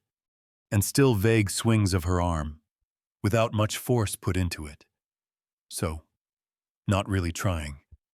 She didn't have to rely on her fire breath. Certainly. Which was the strongest ability in her kit. On the 4th floor, something interesting happened. After a brief one-sided scuffle with an animated cellar guardian, Sable battering the ghastly skeleton zombie creature into its second afterlife, she received a notification. Her path, Frostfire Sorceress, advanced from level 1 to level 2 and she gained the skill, Horrifying Aura. Surprised both at the speed of leveling and the skill name, she inspected the ability. The skill, Horrifying Aura, drains mana to inflict terror into all nearby creatures, reducing their defenses. It sounded useful, and not just for combat purposes, but that goblin village she'd flown over had already been terrified, seeing her. So what kind of frenzy would they have been in if Sable had had a skill backing her up? I thought leveling took weeks, Sable commented, glancing at Aelin, who stood a safe distance behind, leaning against the room's entry point doorframe. And I know we're going faster than usual, but that fast. Aelin tilted her head at Sable's question, picking up the implication that Sable had leveled, but not seeming surprised. Rather, a dry sort of amusement crossed her face. Going insanely fast, she corrected. And these aren't level-appropriate enemies. That one was level 4. Good experience, hunting that far above your own, she shrugged. Plus, you're a dragon. Maybe you level faster. I don't think comparing what's normal between us makes any sense. All were good points. Still, Sable hummed in mild reprimand. Aelin had taken an overly casual tone, and while Sable herself didn't care, she had a reputation to be maintaining. Aelin cleared her throat and inclined her head in apology. She had mixed feelings on how easily Aelin had fallen into companionship with her. For all Aelin's awe and reverence and occasional fear, she also treated Sable, well, fairly normal. That was a good thing and a bad thing. A cowering subject would have been difficult to work with. At the same time, she did need Aelin to show her respect. It mattered for her notoriety stat. Then again, the overall view of her reputation might be what mattered. If Aelin alone had a different perception of Sable, that likely wouldn't disrupt her notoriety at large. The masses needed to fear her, not every single person. Still, as an up-and-coming sovereign, she ought to set a good standard for how her subjects behaved around her. Maybe they didn't need to think of her as an abject monster. But respect her, at least that. 1 skill per level, Sable said. That's normal. I guess so. She didn't sound sure. And you haven't leveled? Not yet. Shouldn't we be sharing experience? That was how parties normally worked, Aelin had said. Maybe there were restrictions when Sable was the only one doing the fighting. Aelin shrugged. Dunno. It was annoying how much remained unknown, even with a local of this world as a reference, especially topics related to her species, seeing how she came from a race that was extinct. Now. Even if she had an experienced adventurer to question, Sable wouldn't know if what they told her applied to her. Specifically, "Tell me what this feels like," Sable said. She activated Horrifying Aura. The effect was instantaneous. Aelin, thus far hanging out near the entrance, mostly relaxed, went stiff. Her face drained of blood, going pale green, and her eyes widened as she scrambled backwards along the wall, nearly tripping over herself as she tried to pull her weapon from its sheath. Sable dropped the aura. It had ticked away a few points of mana. Not the most expensive ability, slower to drain than her fire breathing, but also not something she could keep on forever. Managing her mana remained a problem. Last night's rest hadn't topped her off, not regenerating much at all, and she still didn't know how the resource worked. Effective, then, Sable said, the terror-inducing effect no longer gripping Aelin. She stopped her desperate scramble across the stone floor. Shakily, she regained her composure, eyeing Sable warily. "What was that?" "Horrifying Aura," Sable replied. "Lowers your defense. Beyond that, it had functional effects in the same way an overwhelming terror normally did. An opponent tripping over themselves would obviously be less of a threat." That was..." She shivered, then trailed off. "That's a good skill. Does it work on monsters?" "I'd figure it would," Sable said. "We'll find out soon. But I don't think there's a way to focus the ability. It's an aura, so be prepared." Aelin grimaced at the announcement, but nodded. "If I'm expecting it, it won't be so bad." They set off deeper into the dungeon. As Aelin predicted, she did handle the skill better once warned, though the effects were clear each time Sable activated it. It unnerved the goblin girl visibly. Like usual, that pleased her. Her dragon half enjoyed seeing pale faces and wide eyes. Terror. Such a simple, appropriate acknowledgement of her natural dominion. It was the expression any creature should have, gazing on her. Continuing the trend, the human side of Sable was vaguely uneasy at her other half's reaction. At least her more compassionate side was the one firmly in control. The other parts simply lurked in the recesses of her mind, adding commentary, presenting their urges, but not enforcing them. Horrifying Aura worked on monsters, but not remotely to the same extent as Aelin and presumably other sapient creatures. On activation, her opponents stumbled and had to reorient themselves, viewing Sable in a new light. Whether or not their defenses were lowered, well, no clue. They still died in a few swipes, until she had opponents of a caliber that could threaten her. Something as simple as a debuff would be hard to test. They continued through the dungeon's depths, slaughtering monsters and maintaining an efficient pace. On the 5th floor, they found the boss room. Chapter 18, Dungeon Loot. The upside to being a mythical creature was, obviously, being extremely overpowered. The downside was that Sable's first boss fight, her first should-be climactic battle, was a bit not. The enormous bipedal half-boar, half-humanoid creature squealed as molten flames spewed from Sable's mouth in a torrent. Combined with her newest ability, which reduced the poor thing's defenses, the monster didn't stand a chance. The smell of burned flesh filled the air, and in a few short seconds, it slumped over. Dead. Sable kept the flames going for a few seconds, just to be sure, then cut it off. There was a brief silence. Then Aelin said, Maybe the loot will be more interesting," Sable said. Disappointment tinging her words. She'd never been a girl that had hankered for a life-or-death fight, but that her first boss fight that had been pathetic. Sable's path, Frostfire Sorceress, advanced from level 2 to level 3. She also gained the skill, Soar, Sable perked up. That made the encounter not a total letdown. Levels were much appreciated. Maybe the boss had been way too easy to enjoy. But gaining new abilities would always be fun. Plus, the stat additions that came with leveling. She wouldn't sneeze at those either. The skill soar massively increases movement speed during out-of-combat flight.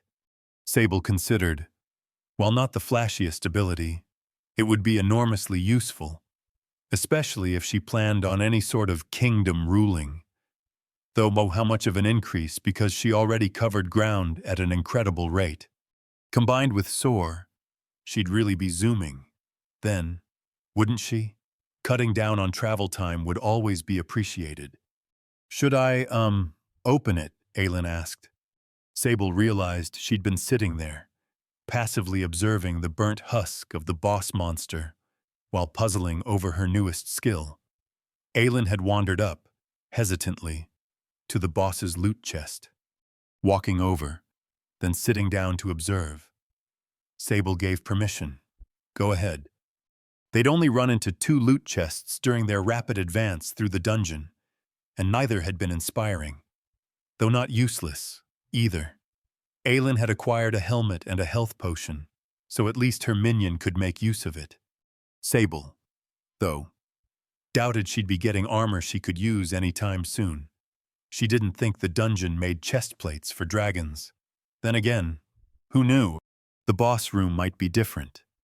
Not just meant for normal people gear, but probably not armor.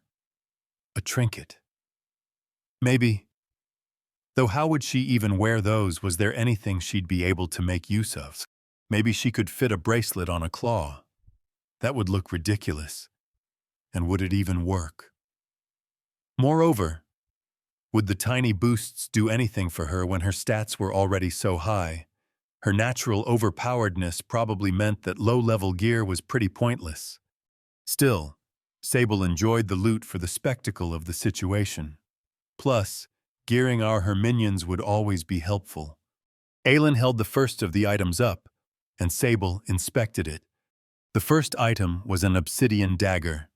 It is an uncommon weapon requiring level 5 with 25/25 durability. Its stats provide +6 attack and +1 agility.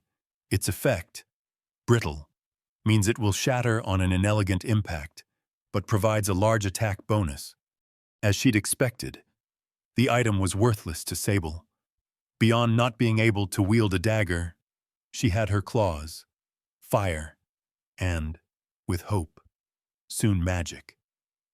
Still, she was interested in an academic sense, an obsidian dagger, with a large attack boost, so long as it was used delicately. The rarity and durability parts interested her, too. Uncommon didn't sound like it was the best possible drop chance, but not the worst, either. And items degraded over time, could they be repaired? How did that work, the normal way, or through a blacksmith class? Did magical, dungeon-linked items have to be handled by likewise classed individuals? Or could any old crafter restore a damaged sword? The stats weren't the same, either. Sable had 5 might, grace, resilience, intellect, and wisdom, no agility or attack. Did they line up differently? Did attack match to might, and agility to grace, or would the item be worthless on her in the literal sense, not compatible? If so, was that because she was a monster, or specifically a dragon? Way too many unknowns, and these weren't questions Aylin could answer. Anyway, she barely knew how classes worked for regular people, much less Sable. It's a shame it's a dagger, Aylin said, and has a level 5 requirement. That's the downside. I guess. I doubt I'll be able to use any of this. Aylin hadn't leveled a single time through their delve. Likely. That had to do with how little she'd done. Why would she receive experience for just following behind Sable? Though this shield'll be nice to have, Aylin commented, setting aside the dagger and pulling out the next item. The next item was a dented buckler. This mundane shield requires level 4 with 25/25 durability. Its stats provide +4 defense and a +10% block chance. The item didn't provide any boosts more interesting than the dagger. Though, Sable did wonder what 10% increased block chance meant. 10% based on what? And how did it manage that? Did it bend reality to make it happen? Did it influence the wielder to be more skilled at blocking? Or better at identifying enemy attack patterns? The details behind how all this worked was seriously fascinating. Unfortunately, Sable didn't think she'd be getting answers anytime soon. Even experienced adventurers might not know. She wouldn't be surprised if it just worked to these people, since it was how the world operated on a fundamental level. At a guess, she would have to seek out scholars for a nuanced view on the peculiarities of the system. "You can equip it?" Sable asked. Aelin had said the shield would be nice to have, but it was level 4, and she was level 1. "It won't provide the full effect," Aelin said. "But yeah, better than a normal shield. Looks beaten up, but dungeon loot is much stronger than what can be made normally." She hefted the object up, appreciating it. "Found me a new offhand." She paused, then looked at Sable. Assuming I can have it." Sable didn't think it would make a particular good addition to her hoard. It would be better used on Aelin. She inclined her head in agreement. "Anything else?" She peered around the chest. Not having hands was pretty annoying. She couldn't rummage the items out herself. Aelin plucked out the last shiny object inside. The final item was a glimmerstone ring. This uncommon accessory requires level 4 with 20/20 durability. Its stats provide +3 health regeneration and +2 luck. Another uncommon. Unlike the mundane rarity of the shield, it seemed like a good drop, at least by low-level standards. Not much from a dungeon Sable could steamroll through would be truly useful to her. She'd expected that. She was invested out of curiosity, not hopes for a weapon or tool that would change her life. Also, luck. What did that do? Luck. "You know," Aelin said, "I'm not sure. I think it increases drop chances and other stuff, but not everyone agrees. It's one of the weirder stats out there." It annoyed Sable she couldn't have concrete answers. Maybe they existed, somewhere out there in whatever highly advanced societies were in this world. But Sable didn't think she'd be interacting with those anytime soon. Hopefully not too long, either. But if she ever did, then stealthily. Minimizing how many powerful societies knew about her was a definite goal. Her name spreading too far too fast would mean the second extinction of dragons, which would obviously be not ideal. With the Glimmerstone ring presented, the chest had been emptied out. The boss hadn't provided anything exceptional, and definitely nothing Sable herself could make use of. She had expected that, so she wasn't disappointed. Plus, when it had taken less than a few hours to scorch her way through this dungeon, it hadn't been a great investment of time, either. Maybe to someone in normal circumstances. 2. The items would be great. Sable wondered how strong the artifacts could become. The highest tier of dungeons. Whatever it was, did it provide magical items that could flatten cities? People apparently became that strong. So why not the tools they used?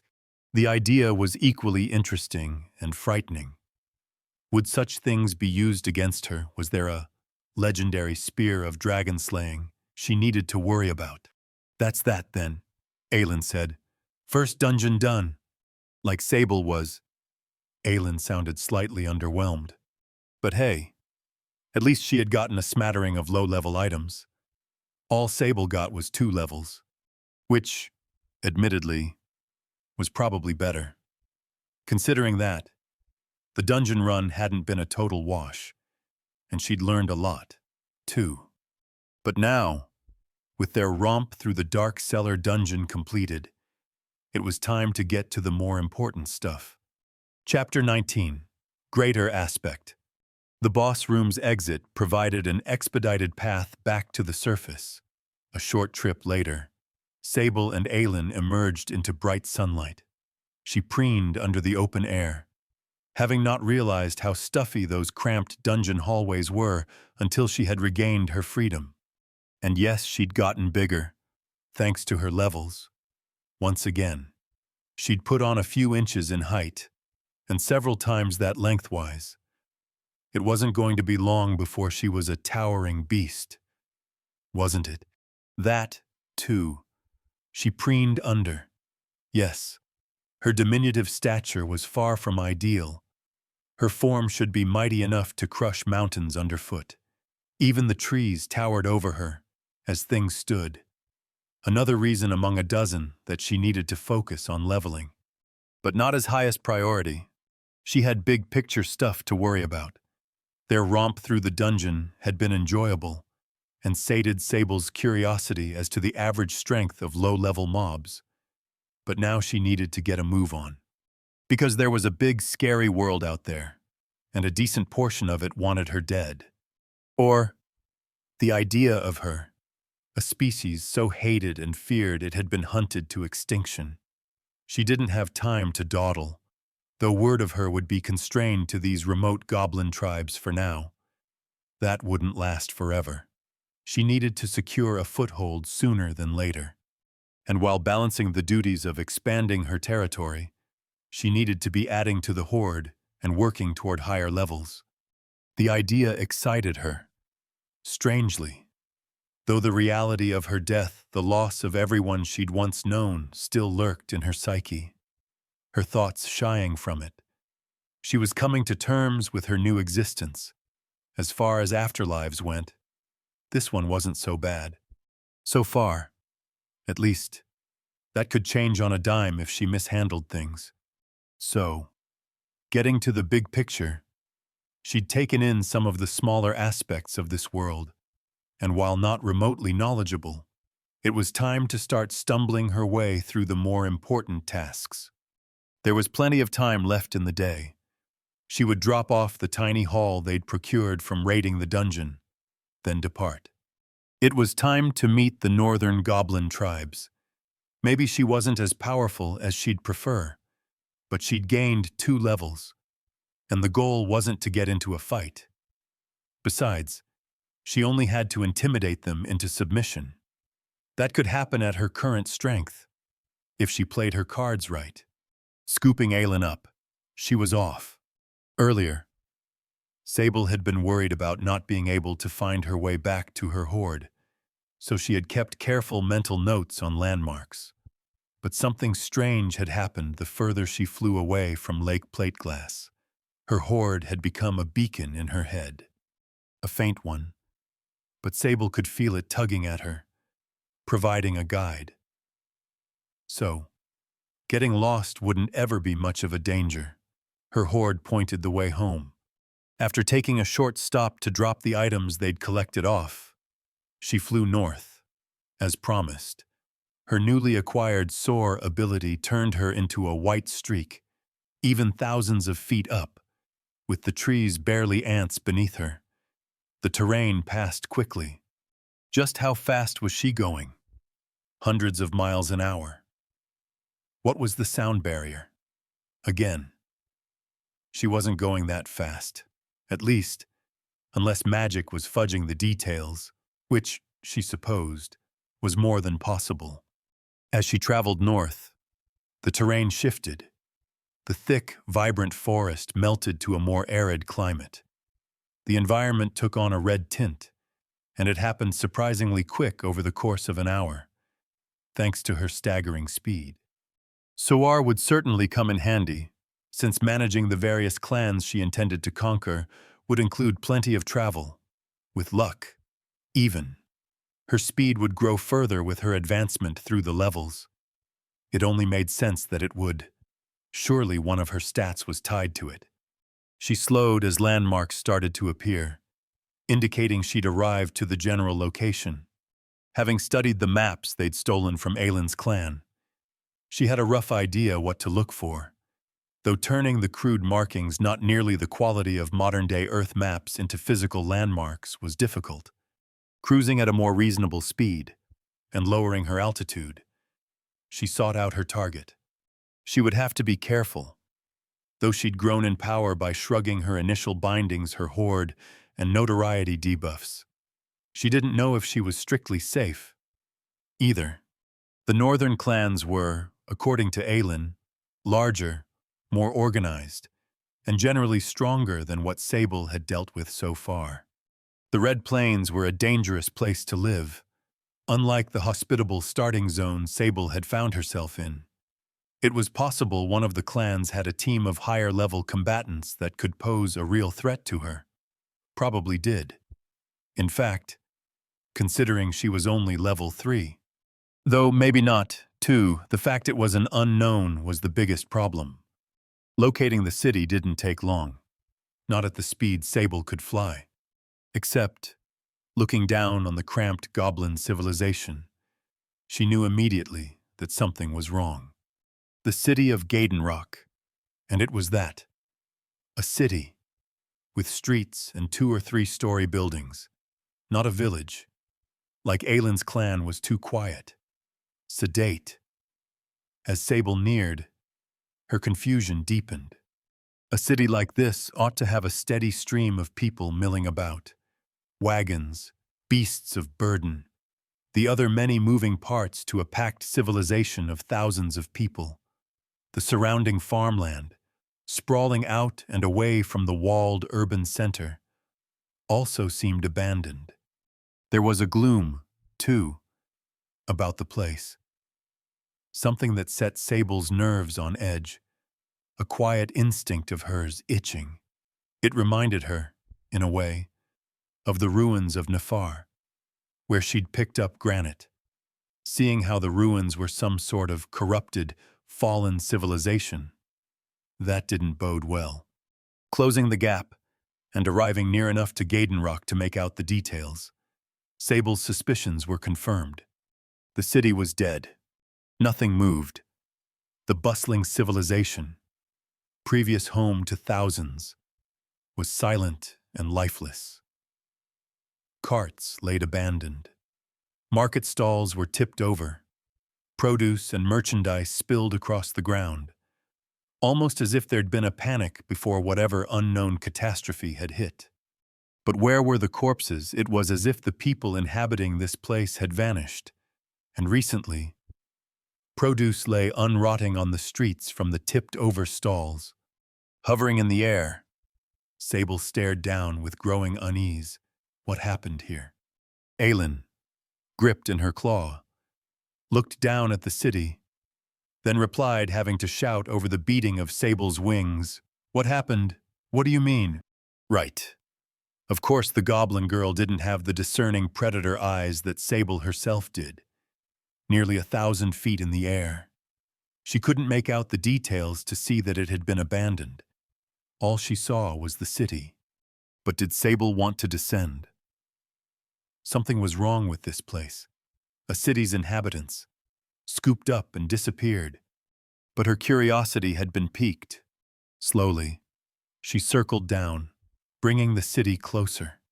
When she was only a few hundred feet up, Sable's unease crystallized into dread, like ice water had been dumped across her. At the same instant, black beads welled from the streets, from the walls of buildings, any nearby surface. They coalesced like condensation on a cold glass, growing rapidly, bubbles of tar joining and growing, taking shape by the second. Sable reversed directions, horrified. A nightmarish creature took shape beneath her. The black liquid formed into an enormous arm, many times the size of Sable's body, then buried into the street and heaved itself up, the motion tearing a torso and head from the ground. Inky black eyes met Sable's, and the abomination shrieked, mouth misshapen and bridged with thick strands of tar. The sound reverberated in her skull, obscene in a way hard to describe, not just unnatural, but wrong, panicking.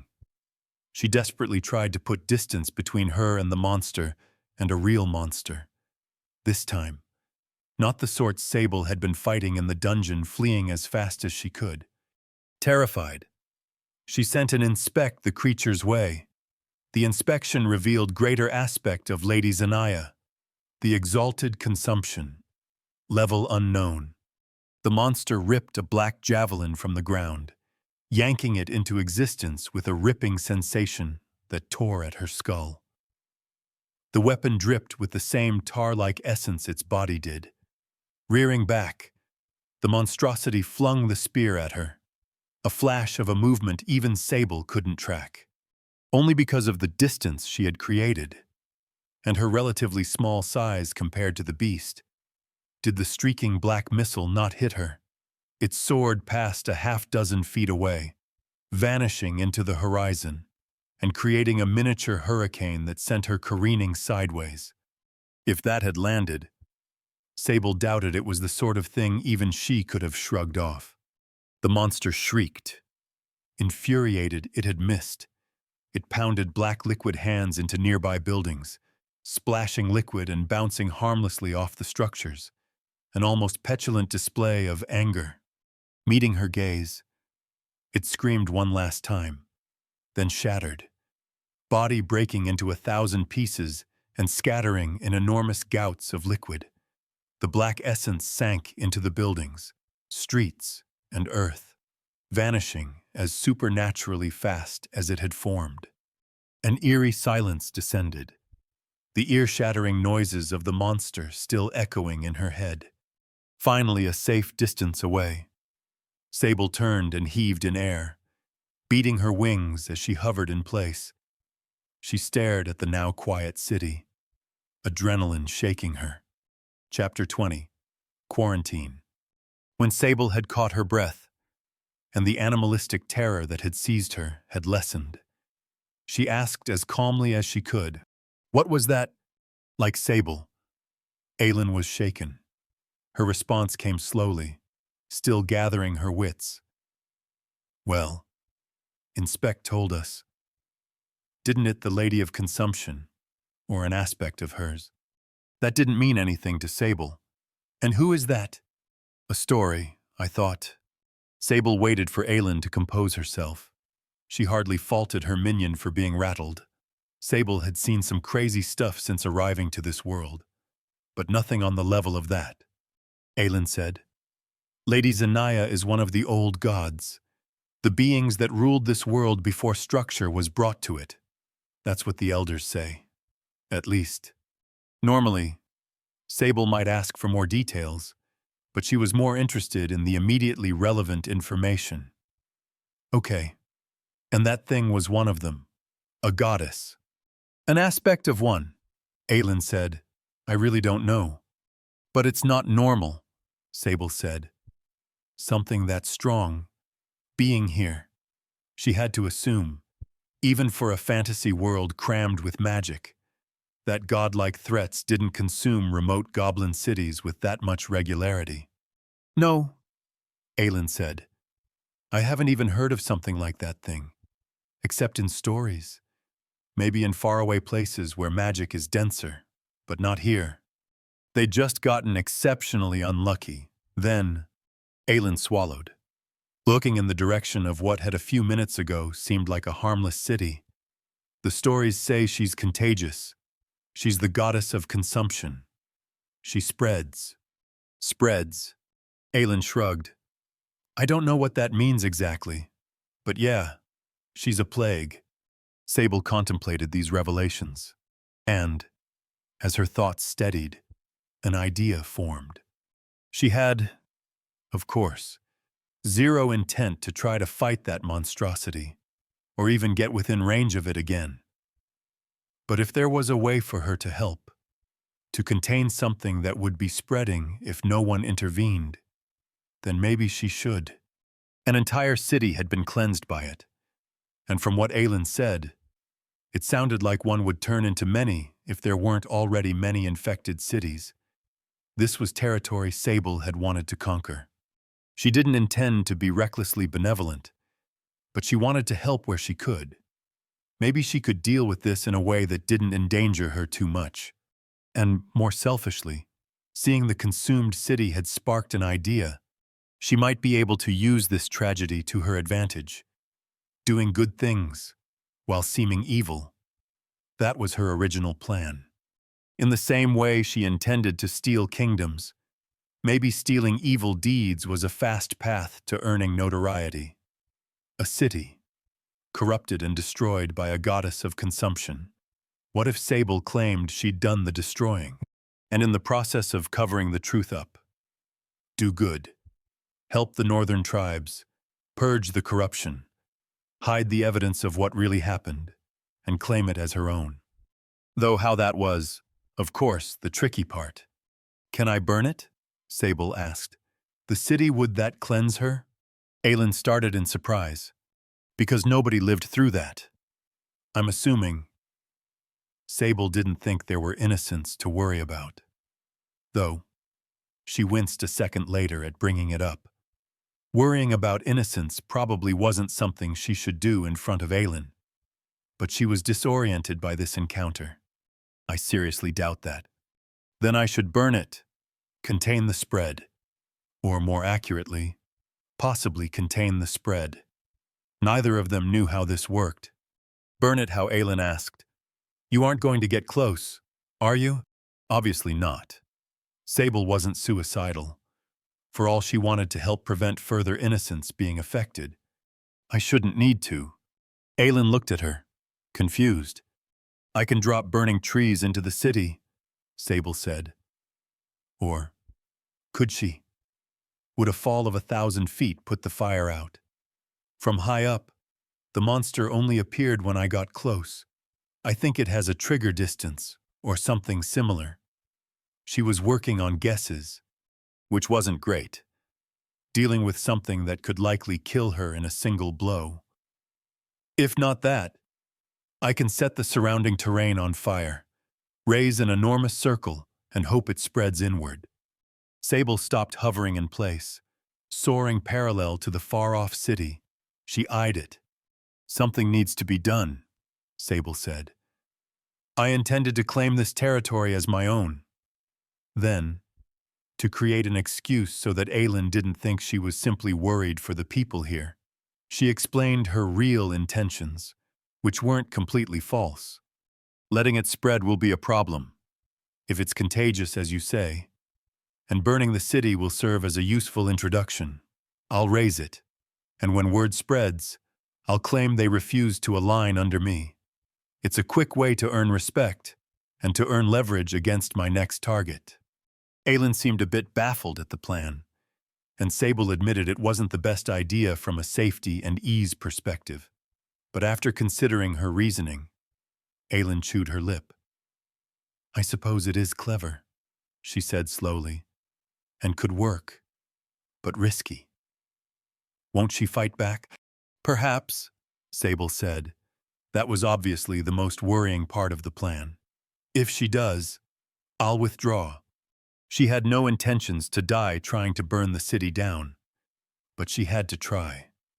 Though this city had already fallen to the strange, abominable threat. Sable didn't intend to abandon all nearby peoples to their fate. She didn't know whether the black goo, the essence of a goddess, apparently was contagious like Aelin said, but better to assume it was. If it posed too much risk, then she would abandon the effort. But attempting to help, she could at least do that, especially when succeeding benefited her in a personal manner, too. She set Aelin down a fair distance away, on an outcropping of rocks atop a tall hill, then took back into the air, approaching the corrupted city a second time. Sable's resolve faltered.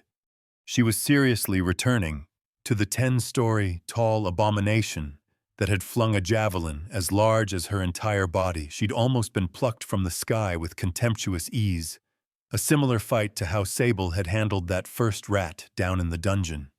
It was risky, but she'd already settled on her reasoning. And it did solve an enormous problem. Having to earn a horrible reputation without actually being horrible. What better way than burning a city to the ground for refusing to align under her and, based on how thoroughly and swiftly the city had fallen. Sable suspected, or hoped, at least that news of its demise hadn't spread. Produce hadn't even begun to rot, as she'd noticed from the knocked-over market stands. The Lady of Consumption had taken over this city recently and swiftly, possibly this very day. She ought to be able to claim the terrible act as her own doing, after she burned the evidence down. Though, what had happened to the surrounding farmlands? Why were those abandoned? 2. And a city of this size should have a steady stream of trade. Shouldn't it? Wagons coming in and out those two sat on dirt roads, unmoving. Everything in a massive radius had simply been consumed, and further visitors were being repelled. Maybe something. Sable had no clue. Maybe anything that got close enough had simply been absorbed, befalling the same fate as the original souls. Maybe it wasn't a perfect plan, and word might have already spread of what had really been responsible for the city's demise. She didn't know, but it was an opportunity, and Sable needed to try to contain it, regardless of whether it would be personally beneficial. A safe distance away, Sable sat down, then worked away at chopping down a tree. She found her tail the best utensil for the task. Though an odd motion, something her human self found unnatural, her dragon self found the whipping movement efficient. With several vicious smacks, the full-grown tree cracked, then tipped. Sable had to scramble away for it not to fall on her. Not that something so mundane could hurt her, especially after her level-ups and stat gains. But still, hard instincts to shake. A large piece of tinder prepped. She set it ablaze with a quick application of fire breath. When it was nice and smoldering, Sable tentatively grabbed it, testing the heat. Unsurprisingly, she was resistant to the scalding temperature. Her immunity to the freezing cold of the mountains wasn't a one-way resistance. Heat did little to her. 2. Heaving the tree into the air wasn't as hard as she'd expected, considering even granite had been a bit of an annoyance to carry around. Though, that had been before she'd had her stat debuff had lifted, and before her levels and size increases. She'd grown many times more powerful, even in that short time. Finally headed toward the city proper. Sable's heart slammed in her chest. This might be an awful idea. She was antagonizing what was, from what Aelin had said, an actual deity or a fragment of one. Still, her nerve held, from far, far up in the air, maybe an excessively safe distance. Sable dropped the burning tree, which had set fully ablaze, by now, dancing with blue-white flames, and watched it descend. The fire seemed to flicker out, but Sable thought it would hold. Flaming arrows worked, didn't they? Or were those coated in some sort of oil that allowed it? But her fire was magical in origin, so 50-50. Far below, the tree crashed into the city proper, burying into the top of a 3-story building. Most of the architecture, despite being a city, was crude, while bustling, and several steps more advanced than Aelin's clan. This northern clan city was hardly something close to what Sable knew back home, not even of medieval quality, really. She waited with bated breath. Eventually, she saw the plan had worked. The building started to stream smoke, the tree's fire having rekindled and caught its surroundings ablaze. The hulking black essence monstrosity didn't rear up in anger, flinging a barrage of javelins at Sable for her insolence. Seeing how it had missed her from only a few hundred feet away, trying to pluck her from the sky when she was more than a mile up would likely have been out of its capabilities. Anyways, but not appearing at all, and not testing the theory, that was definitely better. As Sable had thought, it likely had a range activation requirement. She had to be within a certain distance. It had exploded into black liquid as soon as she'd gotten far enough away, and hadn't seemed happy about having to give up. Okay. Then, time to get to work. She had wanted to establish a foothold in this area today, subjugate a clan or two, but she had other short-term goals, now. It would take most of the day to properly raise this city, dropping a tree at a time from a safe distance. And beyond that, she wanted to cleanse the forest and farmland for a good radius in each direction, to start a wildfire of truly impressive proportions. Better safe than sorry, when it came to contagious evil gods, setting off, watching the plume of smoke grow far beneath her.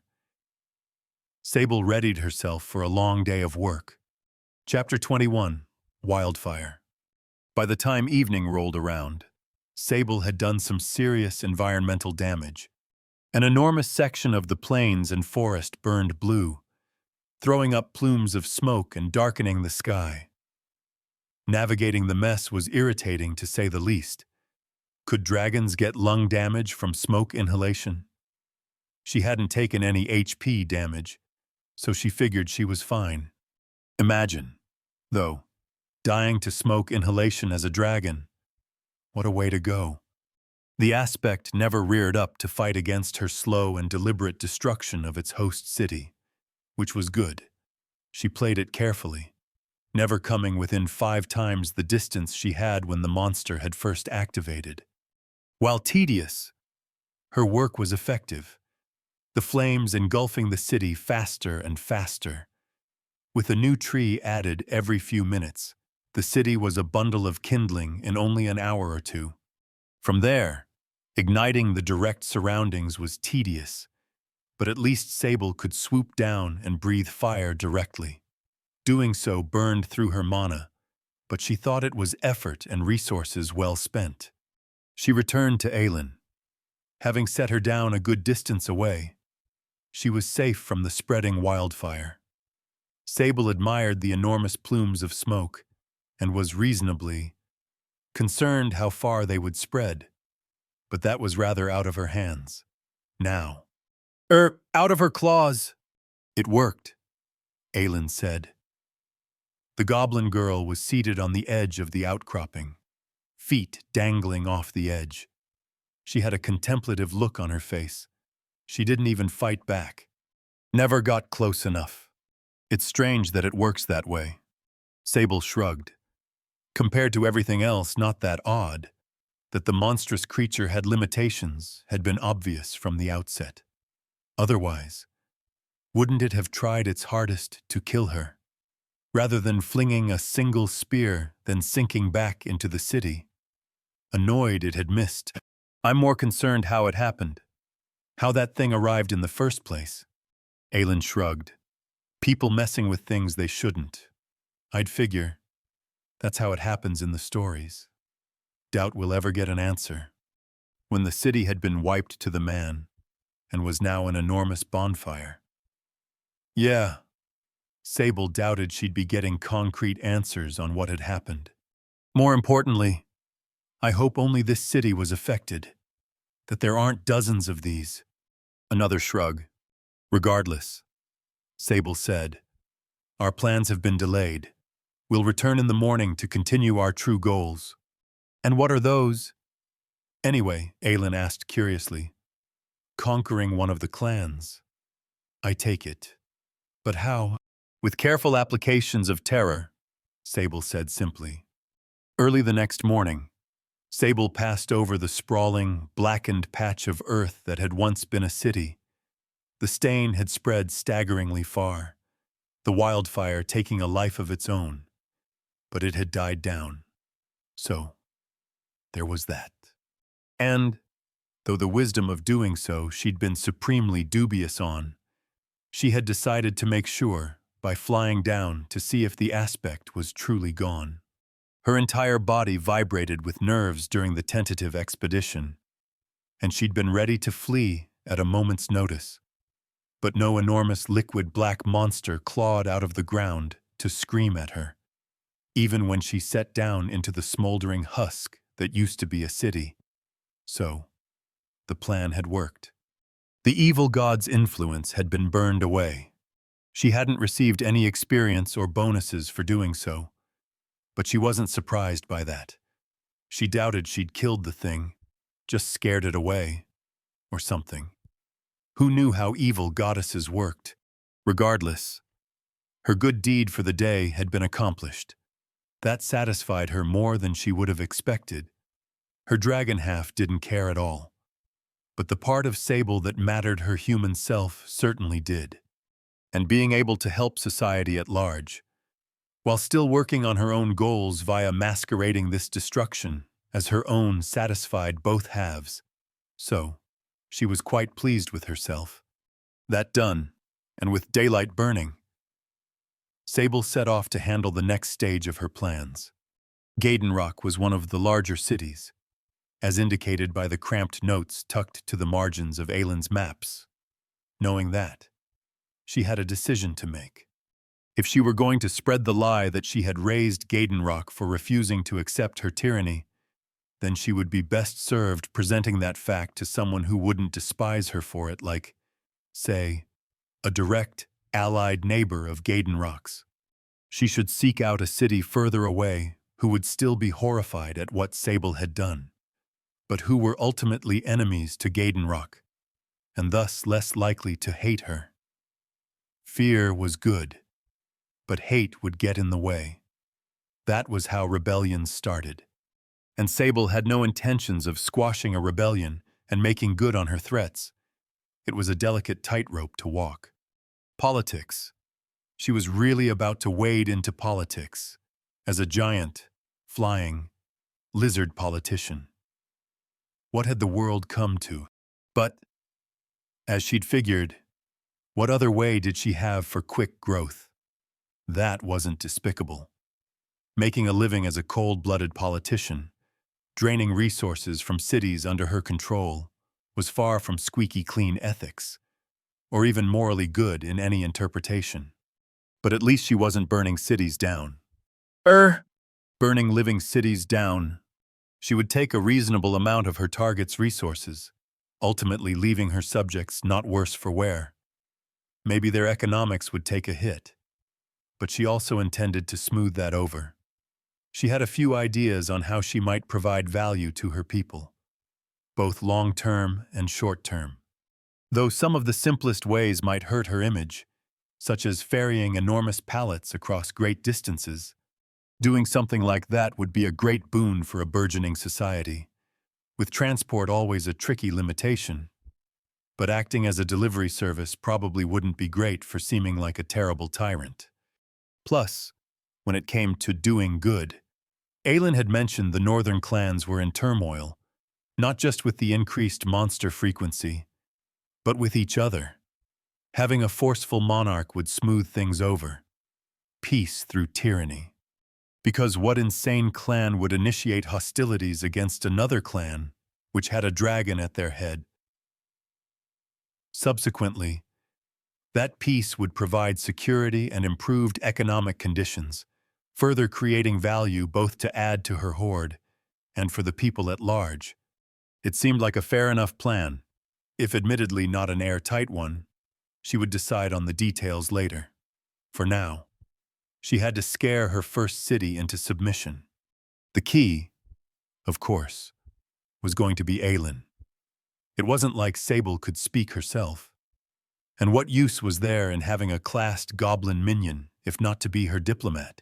Aylin still didn't know what Mistress Sable's plans were beyond the broadest overview, but she supposed it was reasonable a dragon wouldn't treat her as a confidant, detailing each and every of her machinations.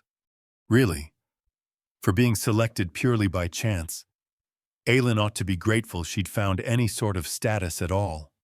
Of all the varied races across the land, goblins weren't generally what a person would think of when it came to a dragon's inner circle.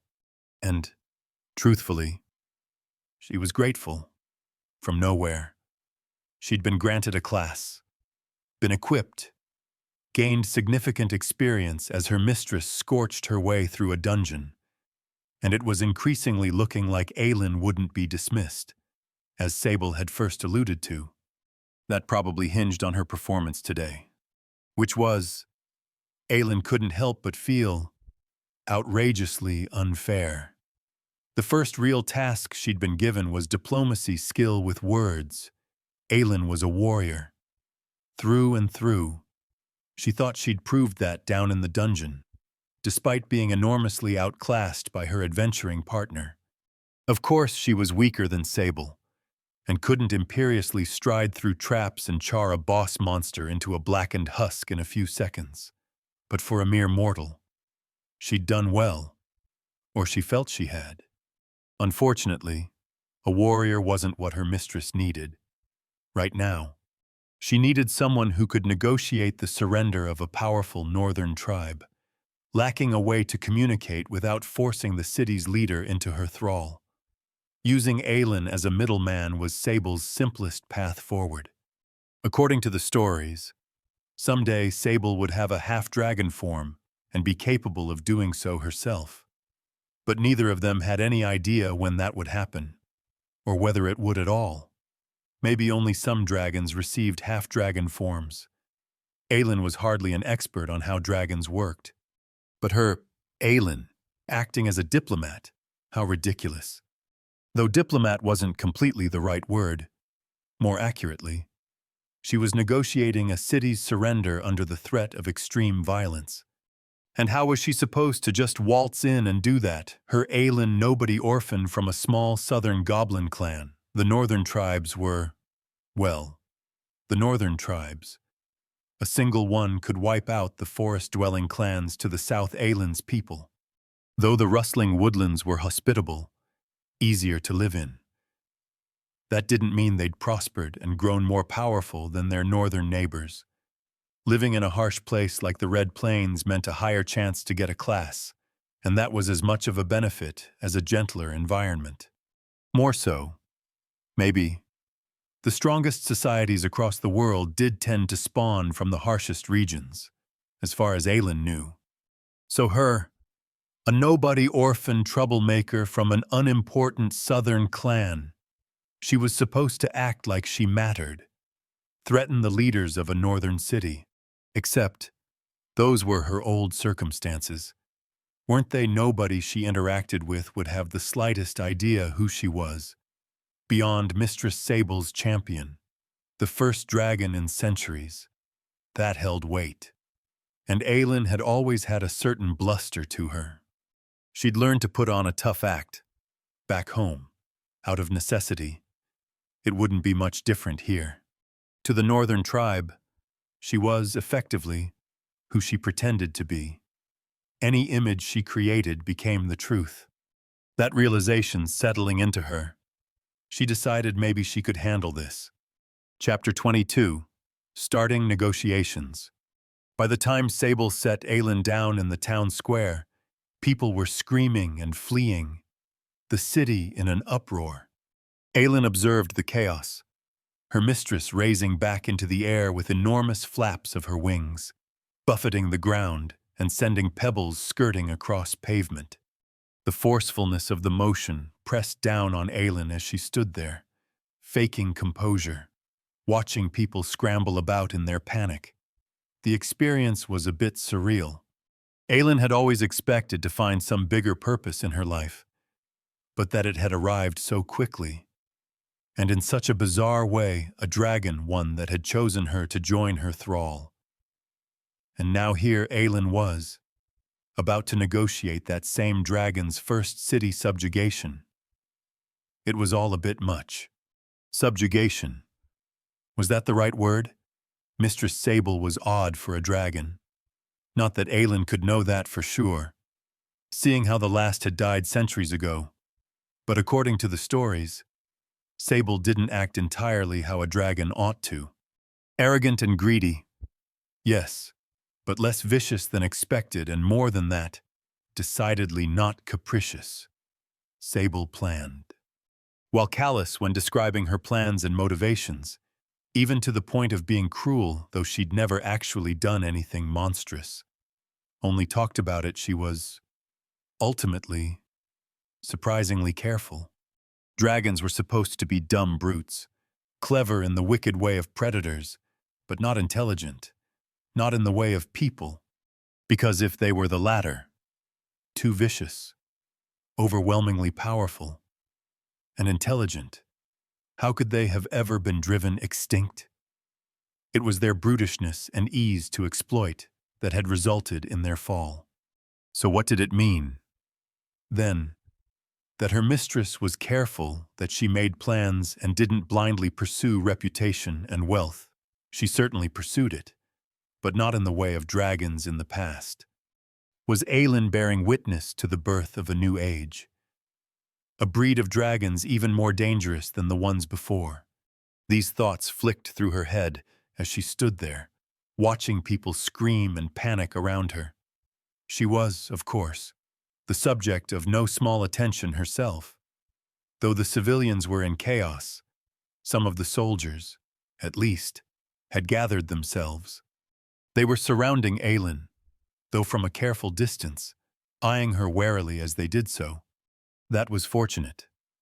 There'd been a good chance she would have been attacked by animal instinct, being the clear ally of a dragon who was circling above their city. Their better senses had kept control, though they recognized Aelin's passive stance, her lack of intent to attack. And the way they watched her, it bordered on humorous. Honestly, Aelin might now be classed, and so a fighter of no small threat. But she was inexperienced with her skills, only level 1, and vastly outnumbered. If it did come to a fight, she wouldn't stand a chance, though she supposed they couldn't know that. Still, her, being stared at in fear, as if she were the enormous white-scaled creature circling the city. Definitely a first. Aelin didn't particularly like it. Not because she disliked being feared, the respect kind of tickled her. Honestly, but because it felt unearned. Her entire reputation was tied to Sable, and that would always be true. But that didn't mean Aelin couldn't earn some repute of her own. Eventually, the town square had cleared, civilians taking shelter or otherwise fleeing from the open space. Only the guards remained in plain sight, though some curious civilians peeked from underneath stalls or whatever makeshift hiding place they'd found in their scramble. Sable's arrival had created an understandable panic. The first time Sable had descended onto her, too. Aelin had scrambled away. It was a reaction baked into her existence, into all creatures. Everything ran from dragons, and that had been before Sable had gotten a skill that amplified terror, which she had used liberally to whip the townsfolk into a panicked frenzy. Finally, after several minutes, the chaos stilling bit by bit, and with Aelin just standing there, watching the gathering groups of soldiers and guardsmen with a cool gaze, someone in charge approached her. The woman had an air of a person accustomed to authority. Aelin recognized it in an instant.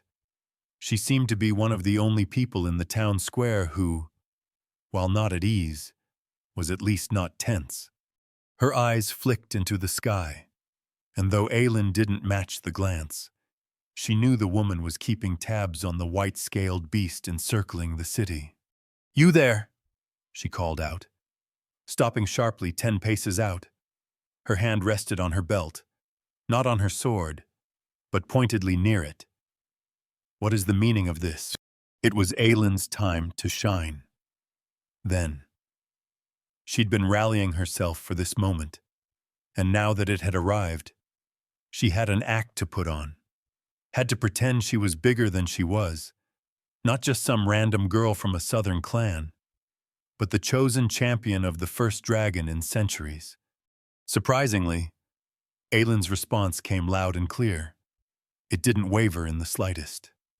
Aelin was far from timid, but maintaining confidence in a situation as bizarre as this would be hard for anyone. She figured, so that she appreciated it, even if it surprised her. "My mistress demands an audience," Aelin called out, her voice as level as the other woman's. "Do you have the authority to arrange this?" The woman studied her. Her eyes flicked up, a second time, to Sable, then back down. My name is Captain Rosita, third in command of the local garrison. Battalion leader Alaniz should be here shortly, but for now, I can speak in his stead. Huh. She was taking Aelin seriously, a northern city's captain, despite how obvious it was that Aelin should be treated with care. It felt surreal. People taking her seriously. That hadn't been a thing since ever. However much Aelin had always been top of her class in spars, she'd still just been the orphan. Good, Aelin replied. But there's little to discuss. Lady Sable wishes to speak to your city's chieftain, and any commanders of relevance. She suggests you arrange this quickly. A third glance up, then back down, and Captain Rosita frowned. A second later, she inclined her head, then withdrew to her soldiers, who continued to stream in. Aelin felt the militant organization pointless. What use was gathering in the town square? Even they had to recognize Aelin wasn't the real threat. Though, there wasn't much way to prepare for a dragon. Not even a powerful northern clan. Maybe they had a smattering of classed warriors who could maybe harm Sable. But that was up to chance, or rather, Aelin was too ignorant to know. They're disciplined, Sable mused from high above. They've manned the walls, 14 ballistae. Does that mean there's other airborne enemies they worry about? Or are the siege weapons for defending from enemy armies? A dragon that understood immediately from birth warfare and tactics. Aelin seriously wondered what was going on with her mistress. In preparation for this event, she and Sable had discovered the telepathic link worked two ways. It faded with distance, and Sable came in faint, if still clear. Aelin had to focus to reply. Her thoughts were her own unless she wanted to project them. At least, she thought so. I figure both, Aelin replied. The Red Plains are dangerous, not just other tribes. I wonder if the bolts would hurt me. Sable said. Not that they could reach from this height. And even if I were closer, aiming has to be close to impossible. They'd be ineffective. Well, ineffective to her. Probably. The city of Skatic probably hadn't expected to have to fight dragons with their ballistae. Though 100 times more prepared for this fight than Aelin's clan might have been, she didn't think the city would stand much of a chance. Honestly, if Sable was clever, there would genuinely be nothing they could do. Why not drop burning trees into the city like she had before?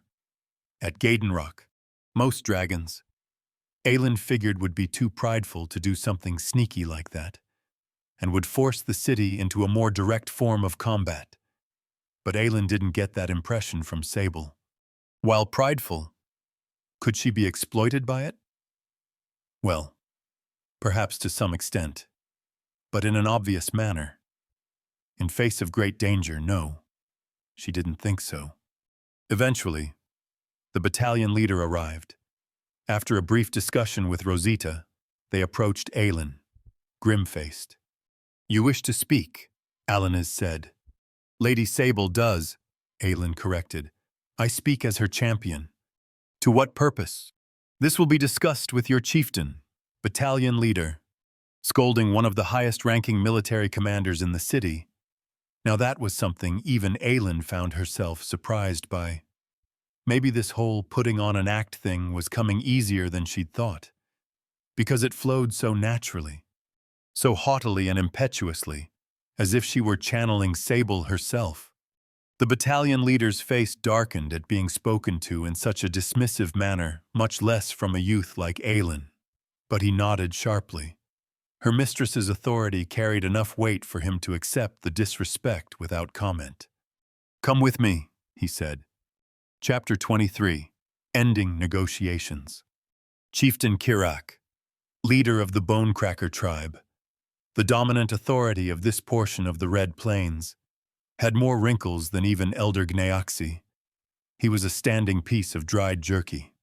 He was also classed. Aelin could feel it in some unexplainable way. A source of power radiating from the wizened goblin leader. Was that something he could feel from Aelin, too? Except certainly not so potent. Chieftain Kirak, at a guess, had been classed for a long, long time. A man for whom that mantle had become not so much comfortable as simply ingrained. Aelin hadn't known she would be able to detect other classed people, and especially not get a feel for their strength without leveling an actual inspect their way. If he felt something similar from her, could she mask it? If she wanted to be covert and not blare her own classed status, surely there was. The radiating strength the chieftain projected was probably intentional. Even. The musing didn't last long. With the chieftain here, the conversation was beginning in earnest. "Make sure you feed everything back to me," Sable said. "I can't hear them, otherwise." "I will," Aelin said. "So," Chieftain Kirak said, "we are gathered, as requested." The old goblin had a voice as rough and dried out as his skin. "We will hear what she has to say." As Aelin had noted earlier, the solemnity the collected men and women were treating her with was borderline uncomfortable, from simple unfamiliarity. These grim faces made up the bulk of the city's brass, the most important leaders they had. Almost all of them had classes, though none blazed in Aelin's awareness to the same extent Chieftain Kirak did. Strangely, the respect they offered fed into her confidence. If they believed the act, why couldn't she? "She doesn't come to discuss or to negotiate," Aelin said. "She comes to inform you that the city of Skatik is hers, its treasuries, troops, citizens, and farmland." "You," she said, sweeping an impassive gaze across the collected leadership, "are now her loyal subjects." The words had the expected effect. The silence that descended over the group was somewhat intoxicating, the weight behind Aelin's words, even if they weren't her words. And it wasn't her threat that had made them go still. Even so, being the one to deliver them was exhilarating. Not just simple respect, as she'd always wanted from the clan, but something more. The raw wariness offered to a tyrant. "You delivered that well," Sable said, "though they're not as angry as I'd expected." "Mostly," Aelin said, eyeing the group. One of the younger goblins had gone red in the face at the announcement. He stepped forward, growling his response. "You can't possibly expect us to." Chieftain Kirak held his hand up, silencing the man, seeming annoyed. The simple motion had his mouth snapping shut.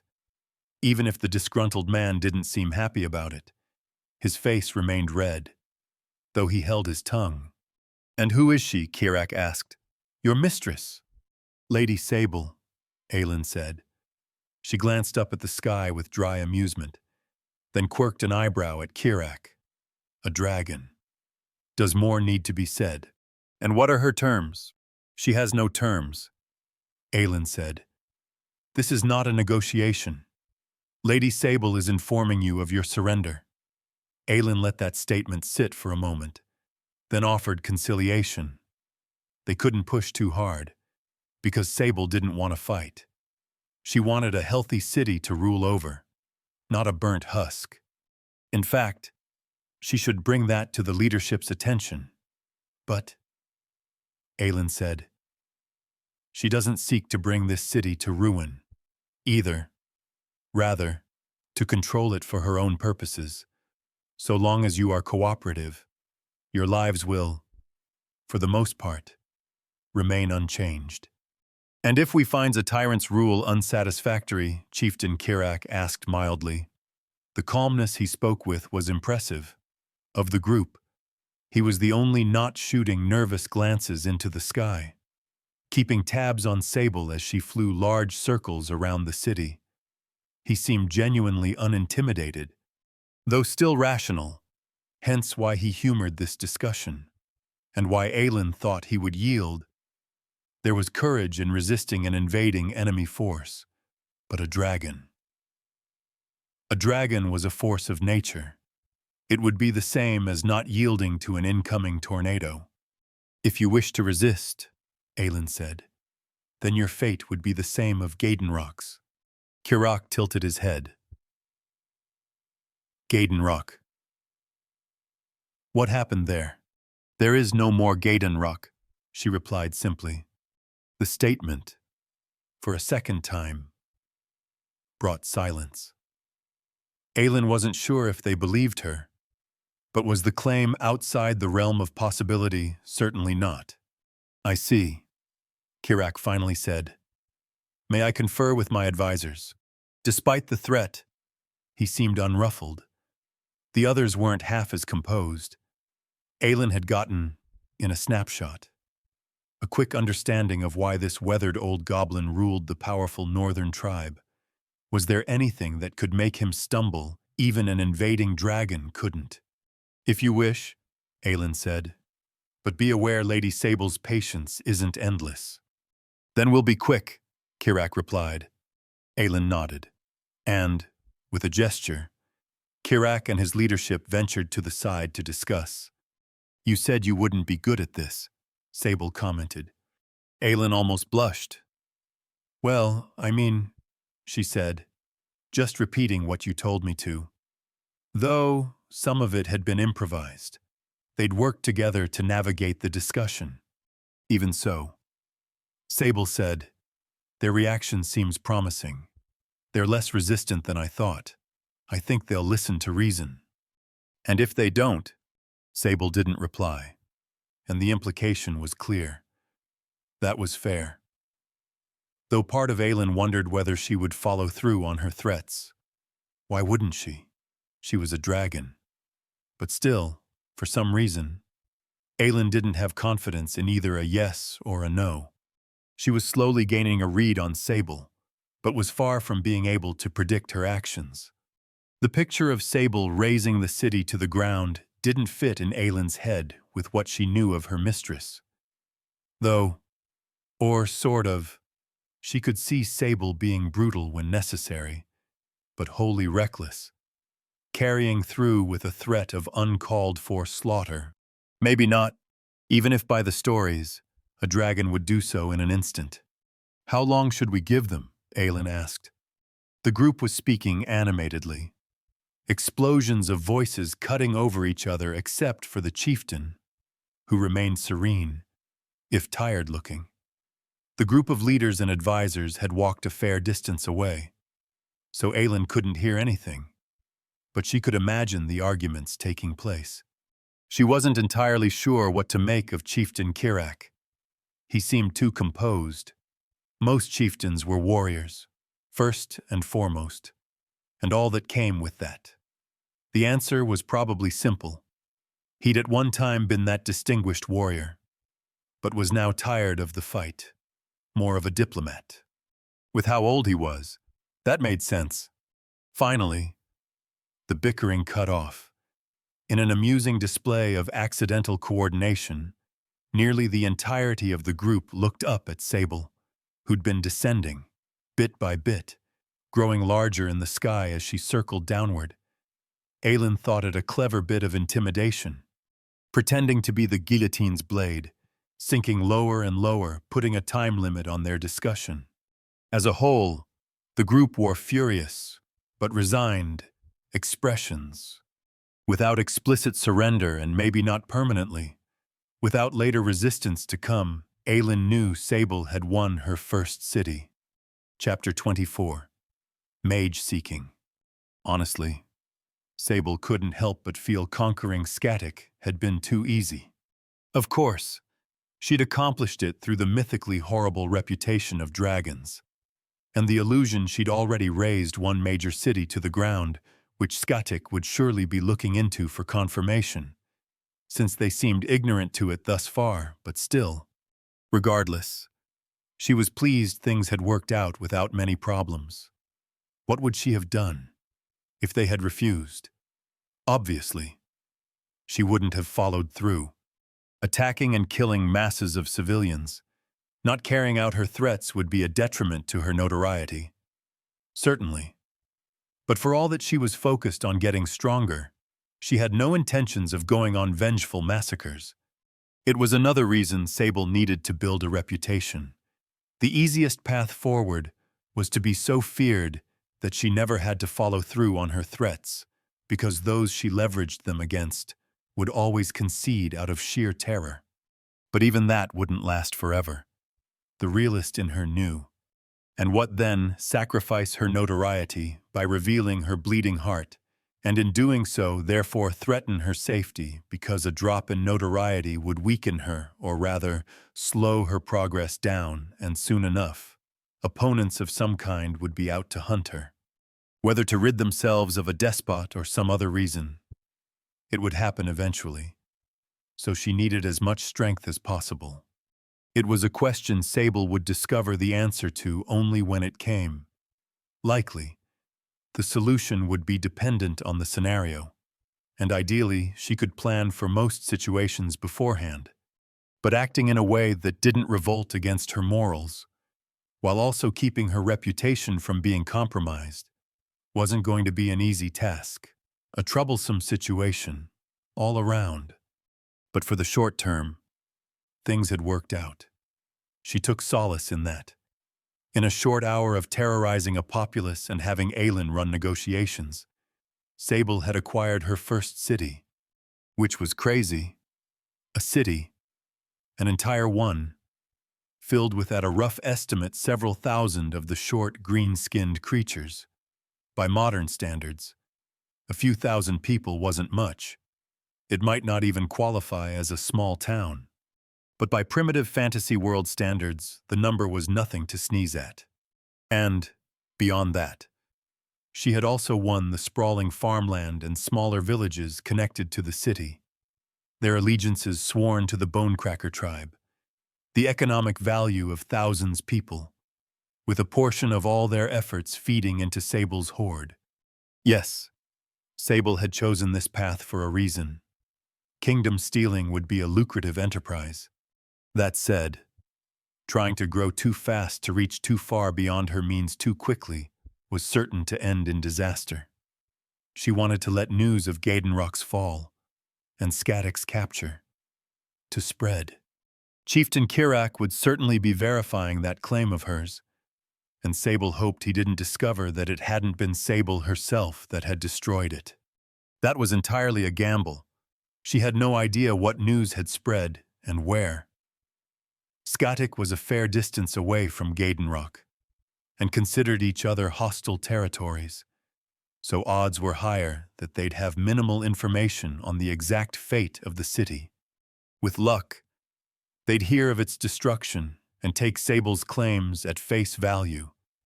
If the truth ever got out, hopefully Sable could already have established herself. But none of that was guaranteed. She couldn't do much about what happened, only respond to what did. She had cast the die, and now had to see how it landed. More importantly than worrying about Skatik, she needed experience, the normal sort, not the stranger system-linked kind. Experience with this world and its people. Information.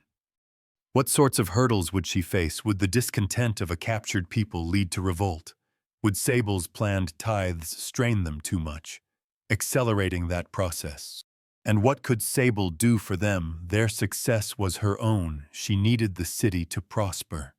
And more than that, the only way Sable could justify dominating territories was if she left them off better than they had been before her rule. So, for now, the plan wasn't to bully as many cities into compliance as she could. Beyond one of them eventually refusing, she needed to get her feet wet. And she had other goals. Besides, getting stronger, personally speaking. Namely, magic. Now out of the backwoods of Aelin's home forest and her spawning point, Sable had access to more information.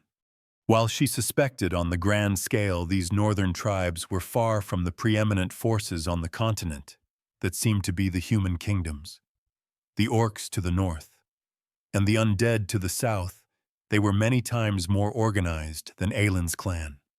The cluttering of wood houses and feeble palisades that had walled them off from the monsters of the forest. So, through Skatic, finding a magic tutor ought to be possible. She had Aylin look into it. Naturally. There were a couple of problems.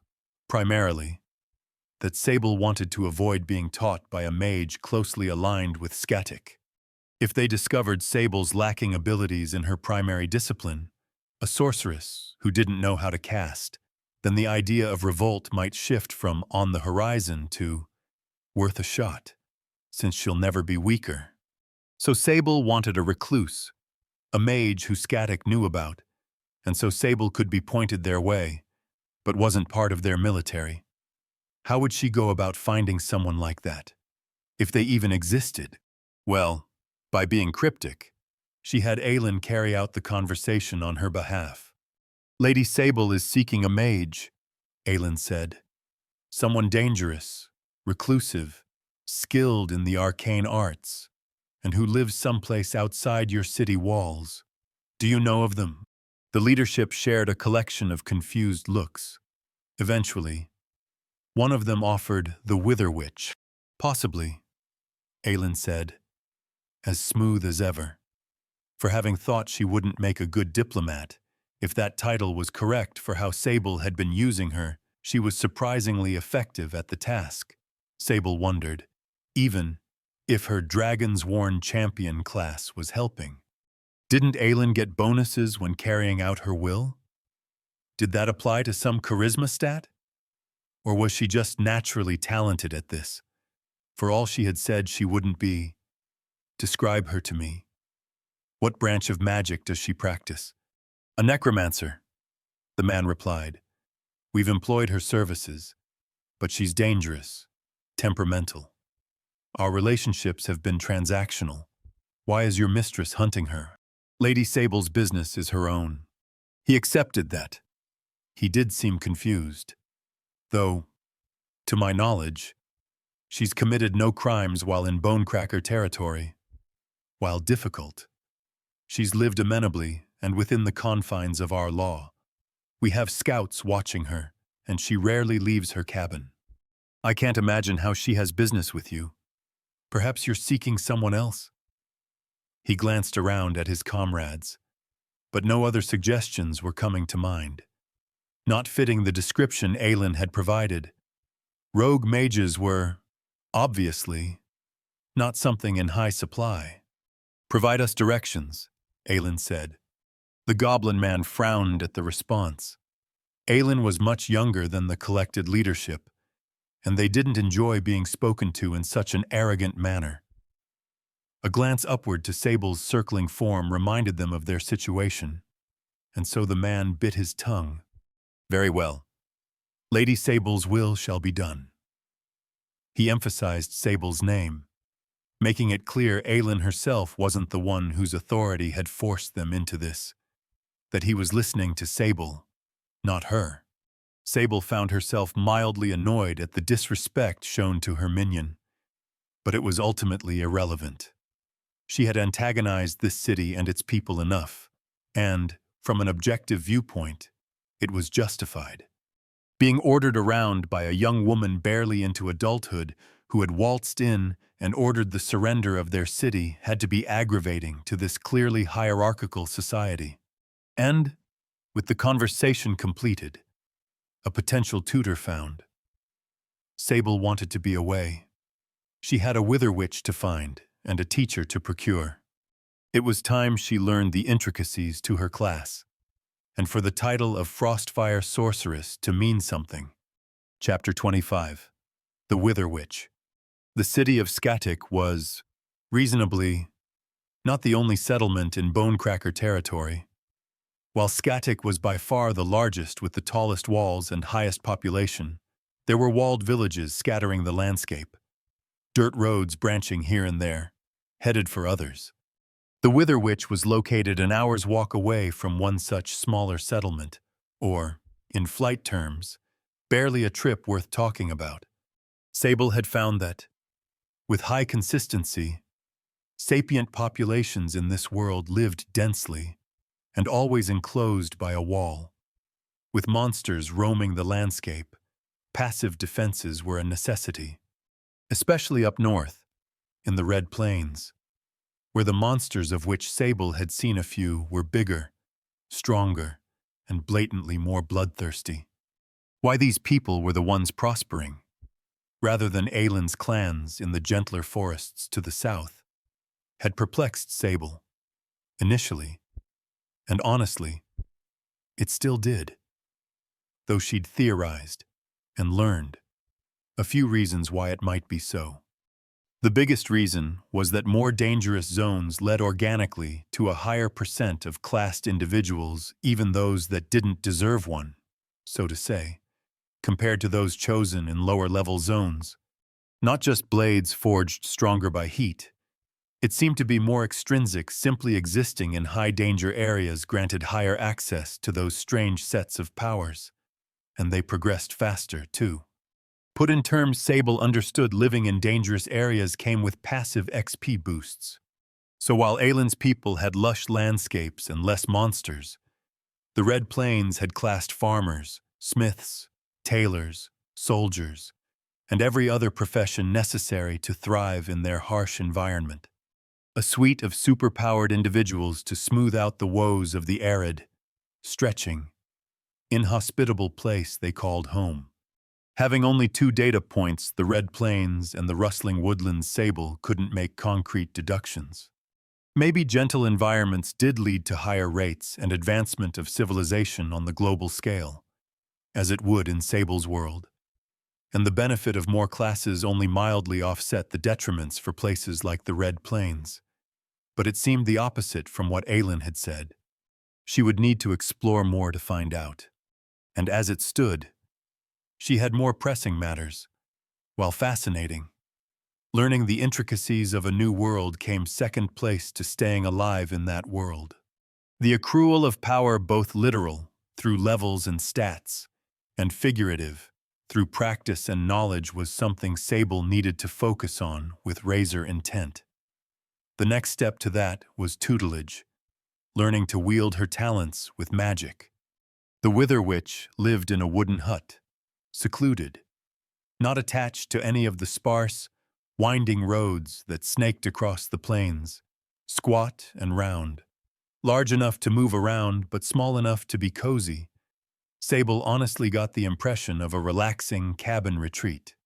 Though Sable expected no kind grandma living her twilight years in the retreat of the wilderness. Down there, the Wither Witch had a reputation. She was a necromancer and lived in the middle of a monster-infested landscape. She was a class of some power, according to Skatic. Sable wasn't entirely sure how to handle this. How would a normal person react to a dragon showing up on their doorstep and asking for magic lessons? What approach did she take? Demand and bully, like with the city of Skatic, or entice the mysterious goblin woman with promises of wealth, or whatever other compensation she'd prefer, something else entirely. If she refused, then what? The problem was, she knew too little about the Wither Witch, an ill-tempered, mysterious necromancer who had ventured to the Red Plains for some unknown reason. If she was mysterious to the locals, then obviously Sable hadn't a clue what to expect from her. And because of that, not an idea what the best strategy would be when it came to extracting magic lessons. The ill-tempered part, especially, indicated it wouldn't be the easiest task. At a guess, Sable would once again be relying on her predecessor's fearsome reputations, ill-tempered or not. Surely she wouldn't refuse a dragon's demands. Right. Sable set Aylin down a safe distance away from the hut. Before Sable revealed herself, Aylin would do some scouting, feel the situation out, taking back into the air. Sable watched from a safe distance as Aylin headed for the Wither Witch's house. The goblin girl glanced around, oddly more nervous for this encounter than she had been during the capture of Skatic. Sable understood why. This discussion would be more intimate, being one-on-one, and less about bludgeoning her way forward. And mages, much less necromancers, had a reputation in this world. Arriving at the door, Aelin knocked. Though high in the air, Sable's keen predator eyesight meant she could make out the details far below with ease. She watched, intrigued, as after several long moments, the door opened. The Wither Witch peeked out. If stumbling mid-flight had been possible, Sable might have done so. She was human, not just that.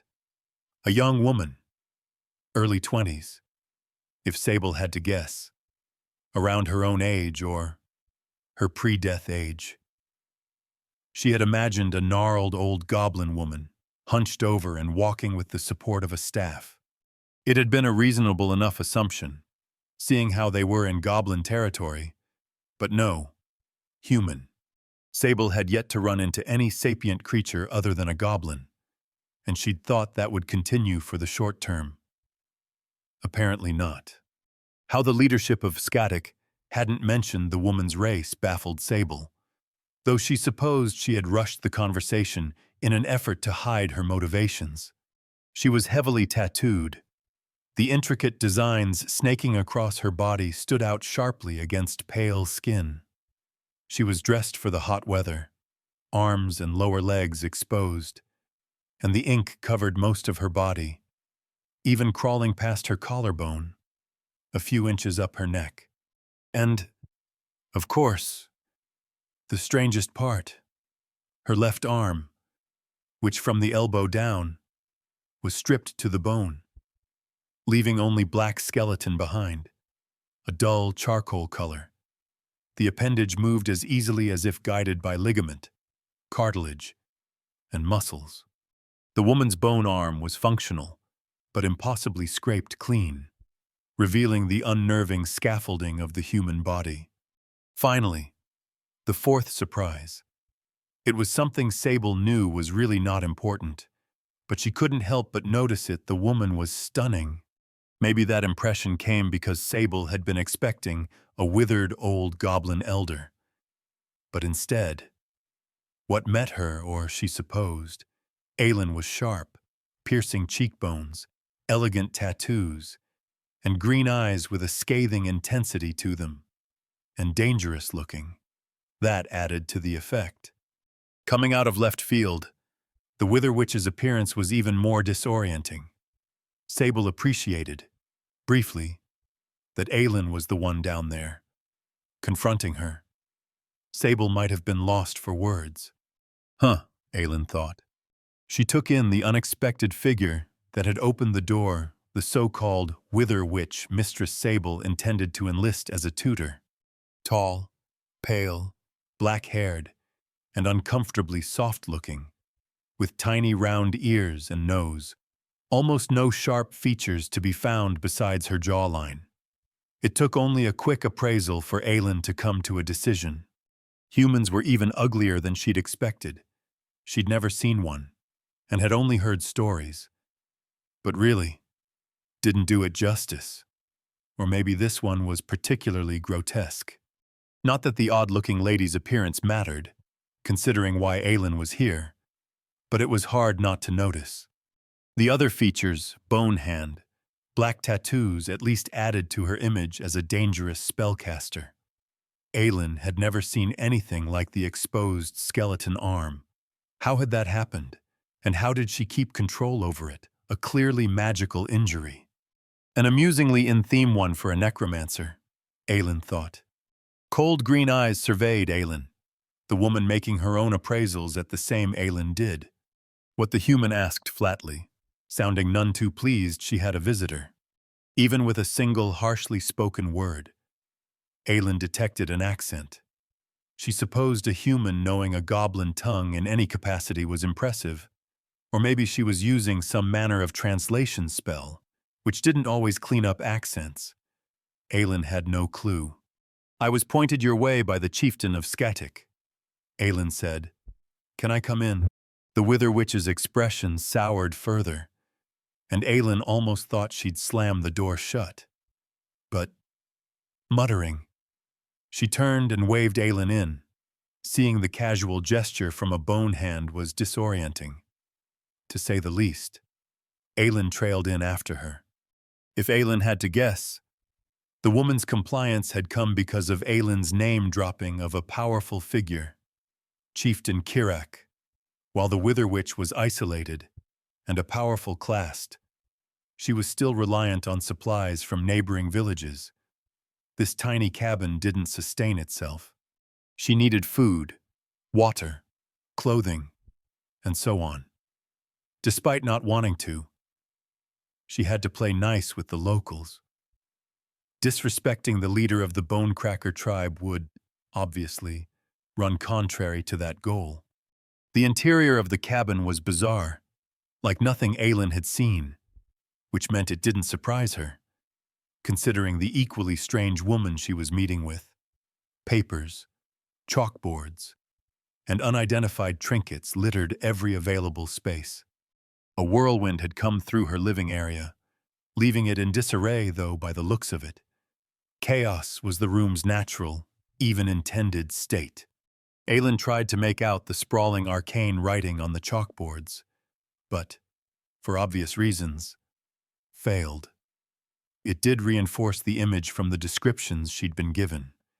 A woman who waded neck-deep in the esoteric topics of the arcane. Exactly who Sable was looking for. Well, minus the necromancer part. Probably not the ideal woman for the job. And speaking of Sable, her dragon mistress couldn't see their interactions. Now, with the ceiling of the cabin blocking them. But Aylin would feed the discussion back to her, as she had with the city of Skatik. Doing so was becoming second nature. The Wither Witch cleared a spot for her at the table, then gestured impatiently for her to sit. The visible irritation was, honestly, a bit amusing. A bit. Aylin supposed she should probably be scared of such a powerful figure as with Chieftain Kirak. Aylin could feel the woman's class radiating from her, decrying her strength but with a dragon on standby. It was hard to be fully respectful of her circumstances. Maybe the Wither Witch was a heavy hitter, a powerful mage with a class, but to a dragon, not that strong. Surely.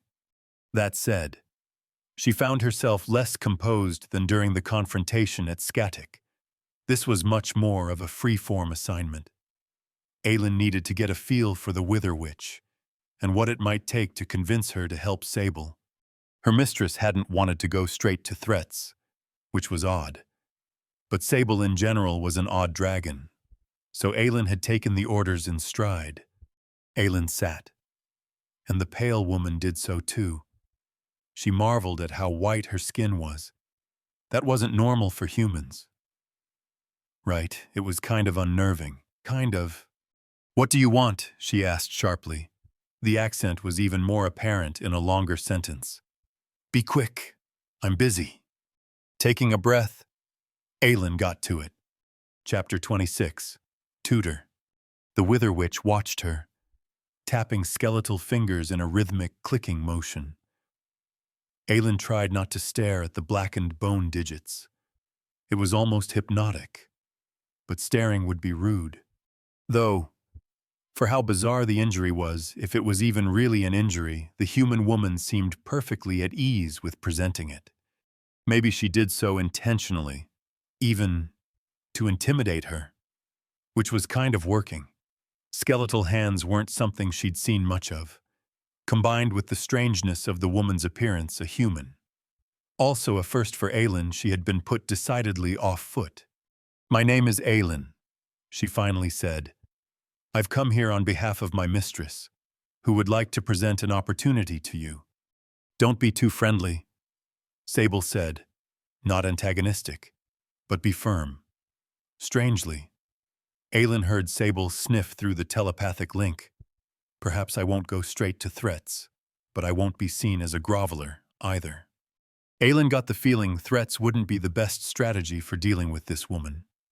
Though assumptions could be dangerous, she felt it safe to make a few about a bitter, moderately high-level necromancer living hundreds of miles from the nearest human territory. Aylin didn't know much about her, but she suspected this was a woman without much to lose and thus less likely to bend to threats. "Mistress," the witch repeated, dragging the word out. Your mistress. She sends a proxy, doesn't come herself. She stood, the wooden dining chair scraping against the floor. Irritably, the Wither Witch said, then whatever she needs isn't important. Go. Tell her if she wants something from me. She can come herself. Aylin remained seated. She hadn't expected this to be easy, but this wasn't an ideal start. She can't. A quirked eyebrow. Come herself, Aylin clarified. With Sable's telepathic prompting, she dangled an interesting tidbit, since it seemed unlikely the Wither Witch would entertain them. Otherwise, she can't speak, except through me, as hoped for. It was a curious enough statement. The witch's irritation faded, replaced with curiosity. Slowly, the mage returned to her seat. That was promising. Though Aylin had only captured the woman's attention, not made any progress toward securing her as a tutor, still, not being kicked out was a good first step. Can't speak, the witch repeated. Explain. And you said Chieftain Kirak sent you, pointed us your way. Our goals are our own. The clarification was important. They weren't Kirak's subordinates sent on a mission. Let me present my mistress's request. First, she seeks instruction in the arcane and is willing to provide significant compensation. You'll find she's a person. She guessed that was the best word. Person of significant means. Offering the proverbial honey before the vinegar, though neither Aylin nor Sable thought it wise to try to bully this woman.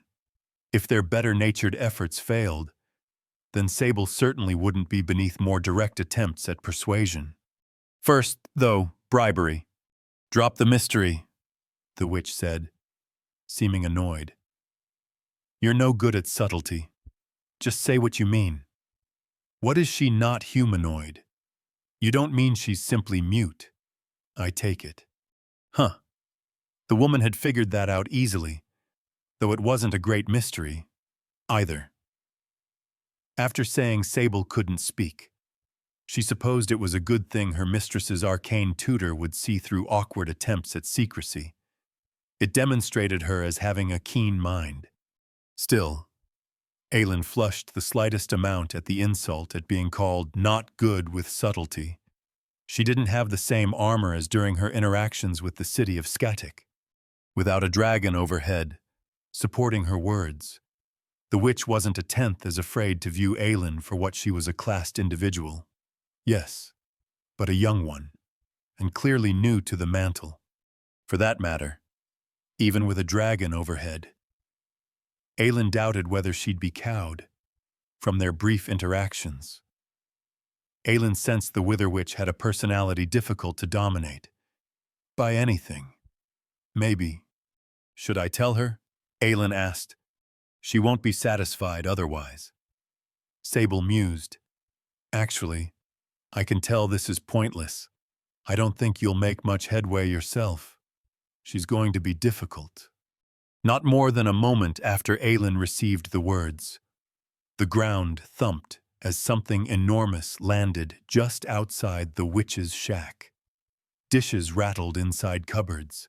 The witch's head snapped in the direction, chair scraping against the floor as she bolted to her feet. Abruptly, the scaly visage of her mistress peeked through the cabin's window, serpentine white scales sparkling in the daylight, with a thick bridged eyebrow framing a predatory, crystalline blue eye. It was quite the entrance. The witch, reasonably, stumbled back in shock, cursing, her hand raised instinctively, and Aylin felt the air tremble as she drew on mana. Aylin wondered whether this was going to take an unfortunately violent direction. But a second later, the witch cursed a second time, then, with an annoyed wave of her hand, dispelled the growing effect. Composed as she might have come off as during their interactions, the sudden arrival of a dragon wasn't something that anyone could take in stride. Even the Wither Witch. For a moment, The witch stared disbelievingly out the window. Then, to Aylin's surprise, she recovered. Her shock traded for fury. "You're standing in my garden, you fat lizard. Get out." Aylin paused. The Wither Witch stormed out the front door, expression dark, stringing curses as she went. "Huh," Sable said. "She's passionate." Her tone suggested she appreciated that, though, at a guess, the fat lizard comment dampened it, somewhat. Aylin followed behind the witch as she burst out her cabin, amazed and a bit worried. Maybe Mistress Sable wasn't as bloodthirsty and capricious as the stories suggested, but insulting a dragon so directly that couldn't end well. Right. Even if Sable hadn't sounded too bothered, maybe more amused than anything. Wrapping around the outside of the wooden hut, they arrived to Sable sitting there, on her haunches, a short distance away from a plot of dirt that lined the side of the building, packed with a variety of exotic-looking plants. Surprisingly, Aylin noted, the small plot of land was mostly unruffled. The Wither Witch noted this too, inspecting the beds of plants. "Well," she finally said, "you didn't trample anything important. Good. Do you have any idea how difficult growing anything is? Out here, the Red Plains were arid and inhospitable, and so trampling some painstakingly grown plants presumably used professionally by the witch, not merely food, would be highly irritating." So Aylin sympathized, even if the reaction was still insane to her, because insulting a dragon, really? And how was this woman taking things so in stride? The fury had dampened, but not disappeared, and now she was glaring at a dragon. Finally, the Wither Witch acknowledged the obvious, except not in a way Aylin would have expected her to. "Dragons are extinct," she said simply. "So what are you, an illusion?" She peered at Sable, as if verifying something. "No, I can tell you aren't. Don't sense anything. Didn't trip my wards. How?" She tilted her head, mostly talking to herself. "So high level you can avoid them. No, I doubt that. Not here, in the Red Plains. Is it good or bad?" Sable asked Aylin, that she's so unaffected. Aylin had no idea. This encounter was, in general, a bit bizarre. And that was saying something, seeing how her new life standard was being a dragon's champion. The witch fixed her attention to Sable, frowned, then turned to Aylin and crossed her arms, visibly waiting for a response. "You asked to speak to me directly," Sable said. Aylin could intuit she was supposed to relay the words. "I am here." She fell into her role. She was an intermediary. Now, a conduit for the conversation taking place. "I did," the witch replied. She didn't seem off-put that Sable had dodged her question about dragons being extinct. She paused, as if trying to recall the conversation inside the house, then sent another glance toward her garden, seeing, again, that her plants were unharmed. She frowned and focused. "You need instruction. You said," she sounded perplexed. "I could make it worth your time," Sable said, "though perhaps not immediately. I'm still gaining my footing in this region." "Worth my time," the witch replied slowly. She studied Sable for a long moment, then shook her head. "No, I can't ignore it. Dragons are extinct. Don't sense any illusions. Though, so how is that possible? What are you?" "I am what I present myself as," Sable said, sounding annoyed, which Aylin mirrored in her own response. "There is little for me to say on the subject. What is impossible matters little to me, or this discussion." She sniffed, then corralled them back to the relevant topic. "Beyond whatever reward you decide for yourself," Sable said, I would be a powerful ally to have in the coming months. Moreover, the unstated went. Sable would be an unpleasant enemy to have, should she refuse. The witch frowned. Dragons weren't known for their diplomacy, the witch said, nor maneuvering of any sort, as that not-so-veiled threat of yours just demonstrated. More scrutiny. Dragons are dumb beasts, doubly so for what would clearly be a juvenile. She waved up and down at Sable. And this is ignoring the fact that your species is, once again, extinct. So, I'll ask one more time. What are you, or more accurately, through what means have you concealed yourself, and why?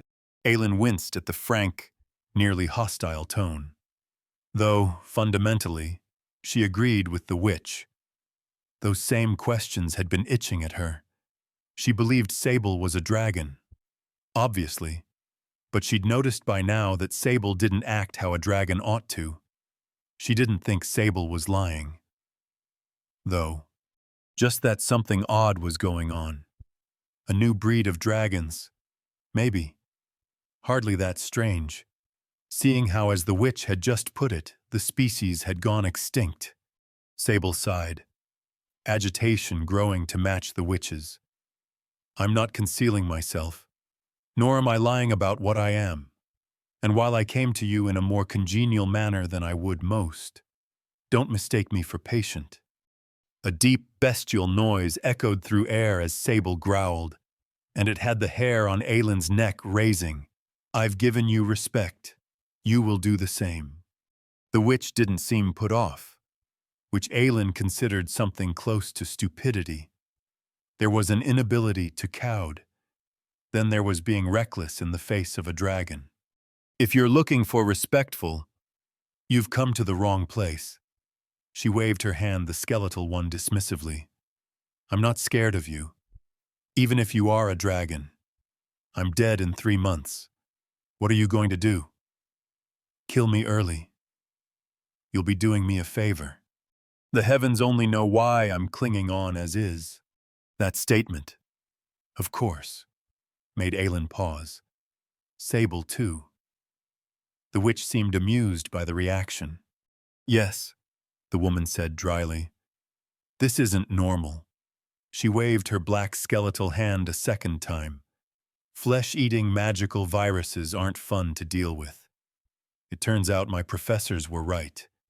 I should have been more careful with my research. Aelin found herself vaguely impressed at the total lack of care in the words. A terminal illness or whatever it was, and yet the woman genuinely sounded unbothered. A mask or resignation to her fate. Sable inspected her, head tilted. The words had diffused the irritation between the two. Though Sable wasn't pleased with the development, Aelin wasn't sure how she'd learned to read a dragon's expressions. But she could. A dying woman was much harder to bully, so their plans had been, once again, complicated. Eventually, Sable said, Then it seems what you want from me, in return for your help, is clear. A cure can't be done, the witch said. You're certain? Yes. Sable raised an eyebrow. It was an odd expression on a dragon. Truly an impossibility, as much so as a dragon's existence. Yes. The witch narrowed her eyes. If there is a way, the witch conceded, then I don't know how. And if it does exist, it'd take too many resources. Encore.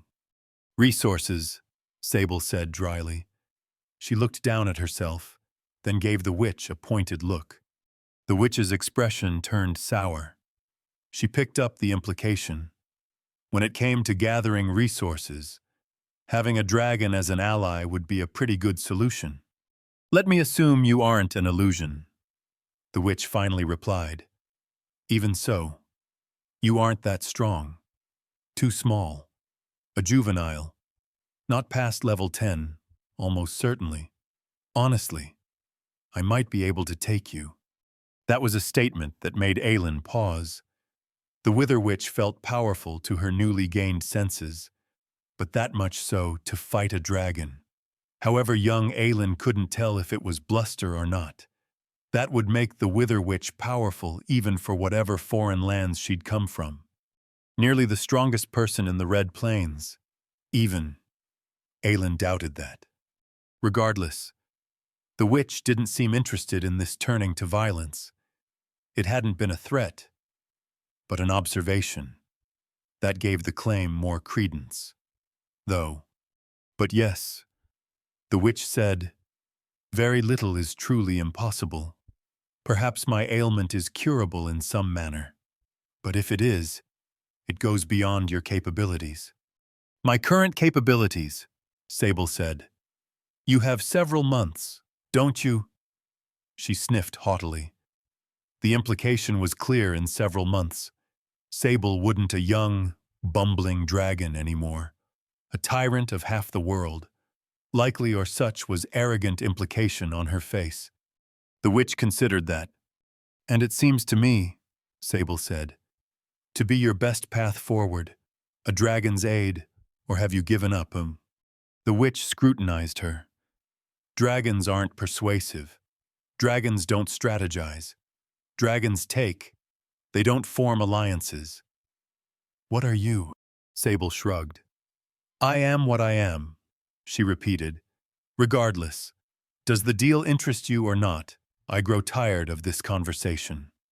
The Wither Witch crossed her arms, and the longest bout of scrutiny yet took place. "Finally," she sighed. "What kind of instruction?" "Exactly. Do you mean—" Chapter 27, Roman. Sable had showed her hand more than she'd have preferred during that negotiation. But the Wither Witch had been uniquely suited to brushing Sable off, terminally ill, bad-tempered, and apparently knowledgeable on dragons. Sable had navigated the conversation only through great effort, but navigated it she had. Ultimately, the Wither Witch, Roman being her real name, she had learned shortly had reluctantly agreed to help her, for all that the woman apparently had nothing to lose. Sable's offers to aid in curing her disease had been effective. She had been persuaded easily, all things considered. When her life was on the line, Sable supposed that was fair. Her blasé attitude was just a mask, or a way to cope. Obviously, she didn't want to die. Though, as a level 3, Sable wasn't truly in much of a position to do anything. Her fortunes would need to change drastically before she could help the woman. Once Sable had progressed through the levels and earned herself a small kingdom, surely she would have the needed resources or strength to find them. And the softer part of Sable was willing to admit. Roman's ailment was a large reason in why she had suffered through the irritating negotiation in the first place. Though she wasn't truly a dragon, or wholly a dragon, might be the better phrase she did find, her temper fraying faster than before. And Roman's lack of respect had grated her in a way it hadn't in her old life. She'd always had a mostly even temper, in her opinion, much less so now. But she'd completed the negotiations, because if she didn't, then the woman would clearly die. Having a motive like that pleased Sable. Recent plans had been entirely too selfish. In her opinion, necessary. Yes, and she hoped to make her own fortune others too. But what she'd accomplished recently had still been selfish. She'd bullied and terrified large swaths of innocents, and was shortly planning on robbing them through taxes, too. But Roman, Sable could easily have flown off and found a different tutor, okay. Maybe not easily, but surely there was another mage somewhere in the Red Plains. But she'd persisted with the dark-haired, ill-tempered woman because she had a problem that genuinely needed solving. Though the details behind her skeletal hand and the illness affecting her were sparse. Sable thought with sufficient ability, or resources, they could figure something out. And truthfully, though there might be other proficient magic users in the area, Sable doubted there were many better. Roman came off as competent. Maybe that was an inaccurate assumption, because she had no idea to the woman's level or real reputation. Despite her claims, she might be able to fight Sable and win, but something about her screamed that she was, if not powerful, certainly intelligent, well-versed in the arcane. So, her motives were slightly selfish in the end, but not entirely. She wanted to help, if possible, which led her to this, her first lecture on magic. Each spell begins with a key rune, Roman said, which is the same as any other rune, but it's the one that defines the structure of your spell. Affinities to key runes are most often earned through classes. Most often, Aelin, of course, acted as her conduit, relaying the question. It was an unfortunate requirement of conversing with anyone not directly subjugated by her.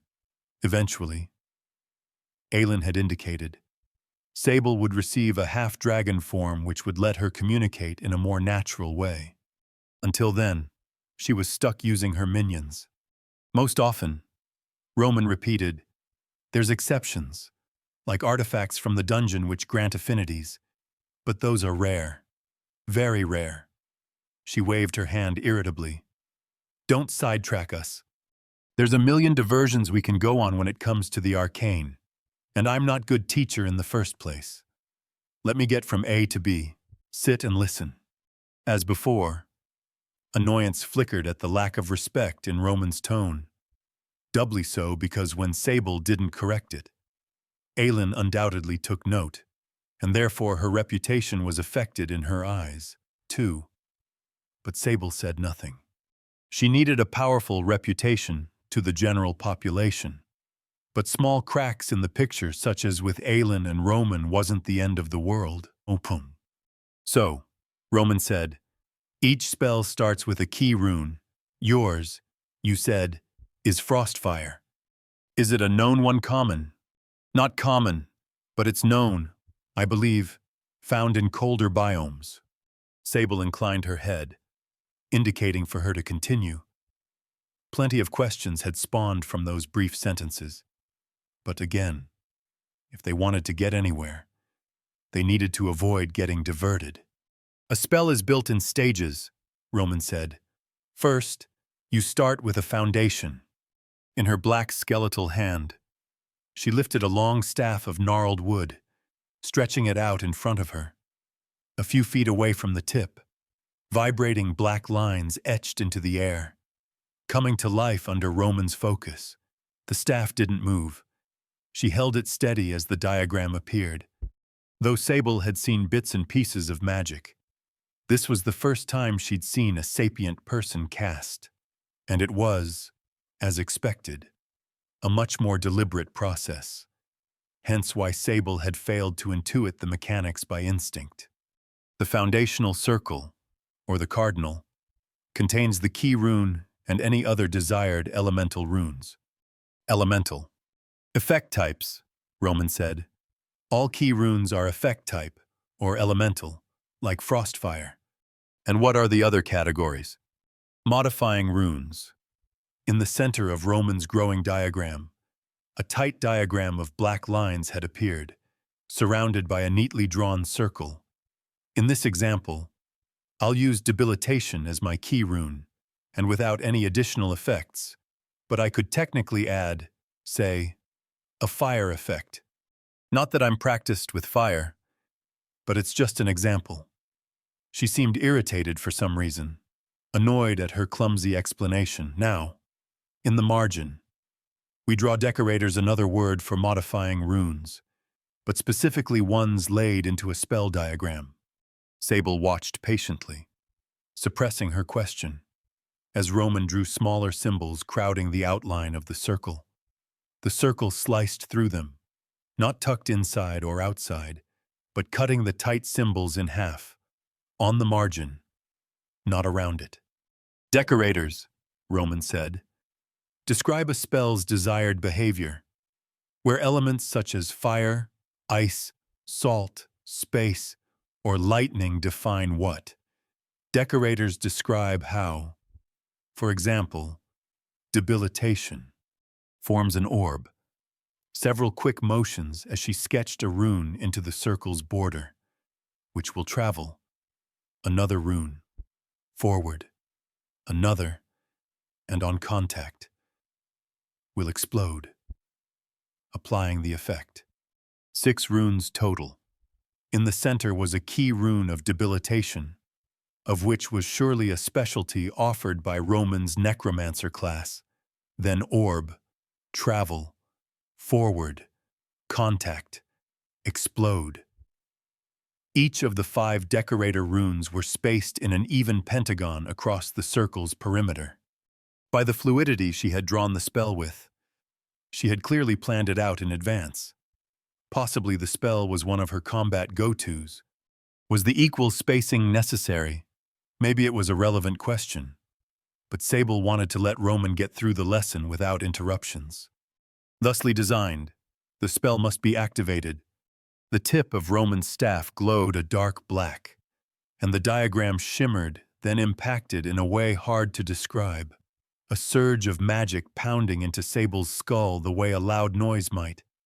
It reminded her, in a way, of that monstrous creature of black goo. When it had summoned its javelin, Sable had felt the ability tearing at her skull, though in a far harsher way. Thusly activated, the black lines making up Roman's spell vanished, and a black orb streaked forward, originating from the spell circle. It impacted a dead tree a short distance away, and, on contact, exploded. Black mist bursting into existence in a 10-foot radius. The smoke disappeared rapidly, faster than it should, until it was gone in only seconds, leaving not a trace behind. Undoubtedly, if the spell had hit a person or monster, it would have applied a debilitating effect, though what specifically that meant, and the potency and duration, she didn't know. "Is the rune spacing necessary?" Sable asked, voicing her earlier question. "You put each of the 5 equidistant around the border." "Not necessary," Roman said, "but poorly made spells grow prohibitively costly." She tilted her head. "For a dragon, I assume that's less of a problem for you. Finesse is less required. When you can brute force your way through a problem." Because of her mana pool, Sable inferred, most level ones didn't have mana in the thousands, and a spell's strength was related how strictly she didn't know to its mana cost. And poorly made. Sable said, "How is a spell poorly made and what else affects the quality?" Even if Sable had enormous advantages, she wouldn't use them as crutches. When she could avoid it, at least. Since she'd accepted a spellcasting class, she intended to hone her skills as a human mage would. Brute forcing would be necessary here and there, but she did want to manage finesse, as Roman put it. "Well," Roman said, "construction. But that's beyond a beginner's course. Something you can worry about is line smoothness." Line smoothness. Aelin imitated the questioning lull in Sable's words. Roman seemed amused by that, and Aelin paused, realizing maybe she shouldn't be relaying words so true to life. She flushed, glancing Sable's way, but Sable just ignored it. Honestly, she was a bit amused, too. "Line smoothness," Roman repeated. "Theory is the hard part, but there's loads of application, too. Drawing the spell diagram is one of them. It takes a deft mental hand." Mental hand. An interesting way to put it. "How do I do it?" In her attempts to intuit how to cast magic, she'd stumbled on something, some ball of hot, cold, shimmering energy inside her chest, which she assumed was her mana, but she hadn't ever gotten to the point of manifesting it. And the reason why was clear spellcasting was an involved, technical process, clearly learned through practice. "Draw mana and use it to cast," Roman clarified. Sable nodded. "Carefully," Roman said, "and with a lot of practice. Some classes, you just activate a skill and get its effect in full. Not for us. Even bad mages need training. Hence, why you needed to come find me. That was fair. Though, Roman said suspiciously, that shouldn't hold true for dragons. Obviously, they didn't have tutors. Dragons straddle that strange line between monster and person. As far as I knew, their ability for spellcasting comes from raw instinct, a primitive knowledge, the same as most mage-type monsters. Roman waited for a response for that, but Sable obviously didn't give one. She'd convinced the woman to tutor her, and that accomplished. Sable benefited nothing from giving away more about her circumstances. If anything, Roman's inquisitive nature might make her more interested in Sable, and thus more likely to keep training her to not renege on their agreement out of sheer curiosity. Describe the process, Sable said. I want to start training. Roman almost seemed pleased at Sable's blatant redirection, as if that just made Sable more of a puzzle to unravel. Sure, she said. Let's see. How to describe it. Chapter 28. Practice. It turned out shaping the raw, primordial essence of magic wasn't the simplest task. No walk in the park. Even getting started took more effort than Sable expected. Unlike her first fumbling attempts in the snowy peaks, freshly reborn. She had a tutor now, so she made progress, but it came slowly. Roman had said spells began with a key rune, but really, they began with drawing mana, exactly as she'd said. Unlike a warrior class or something similar, a mage, of which Sable was specifically a frostfire sorceress, had to undergo a complicated process to use even the most fundamental aspects of her abilities. Though, not all of her skills were limited in such a way. Sable had a few freebies, like Soar and Horrifying Aura, but the ones related to her magecraft, those were difficult to get going. Drawing mana, she found, was much the same as breathing fire. In a way, there was a congruence in the process, though a difference, too. The separate pools of enigmatic energy sitting inside her were different. Her flames felt hotter to the mental touch, which made sense. Mana was a resource with a more alien feel, almost hot and cold at the same time. Buzzing and enigmatic. She got the mental image of oil on water, catching the light right iridescent.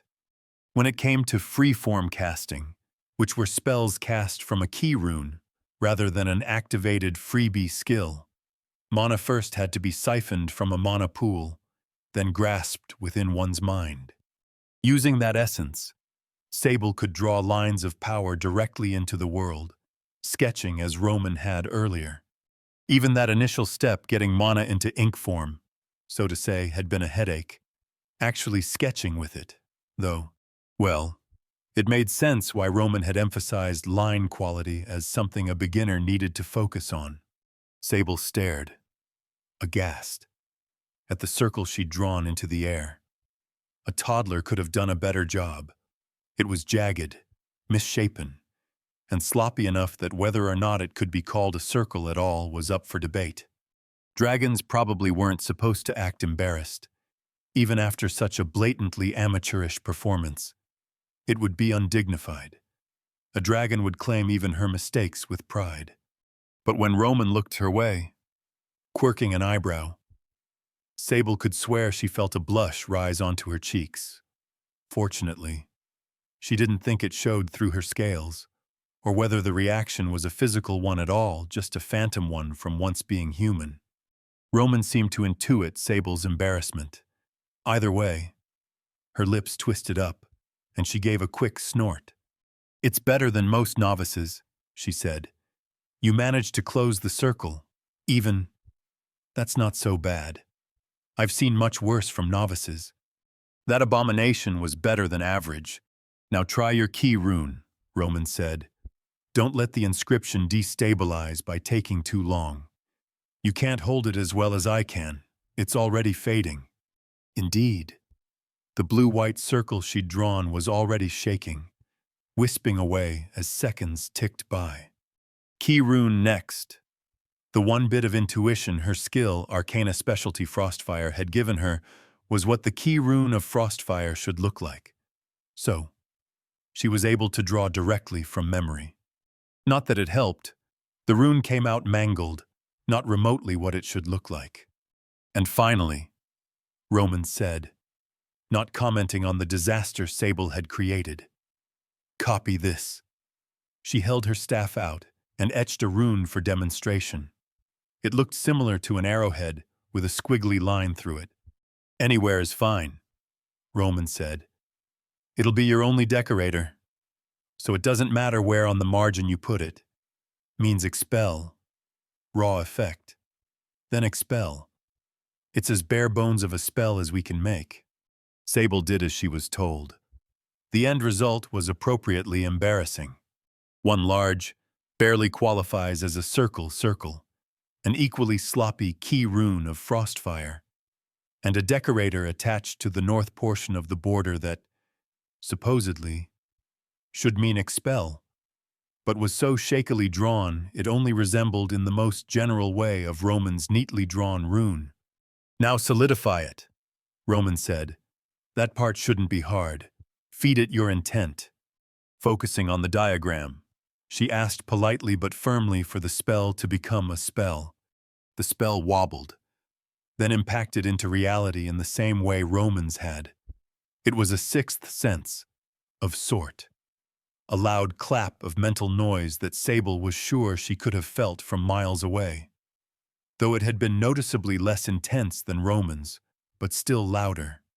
Strangely, because she had less control, Sable assumed, could any spellcaster feel it?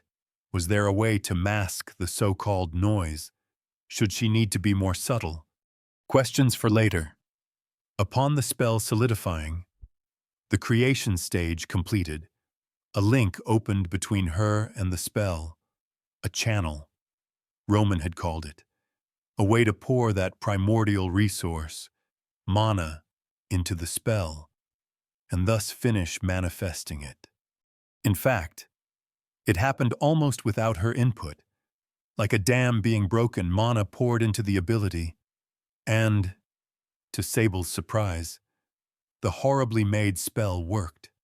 Liquid white frost poured from the circle, blasting outward in a large gout, coating the ground and nearby foliage.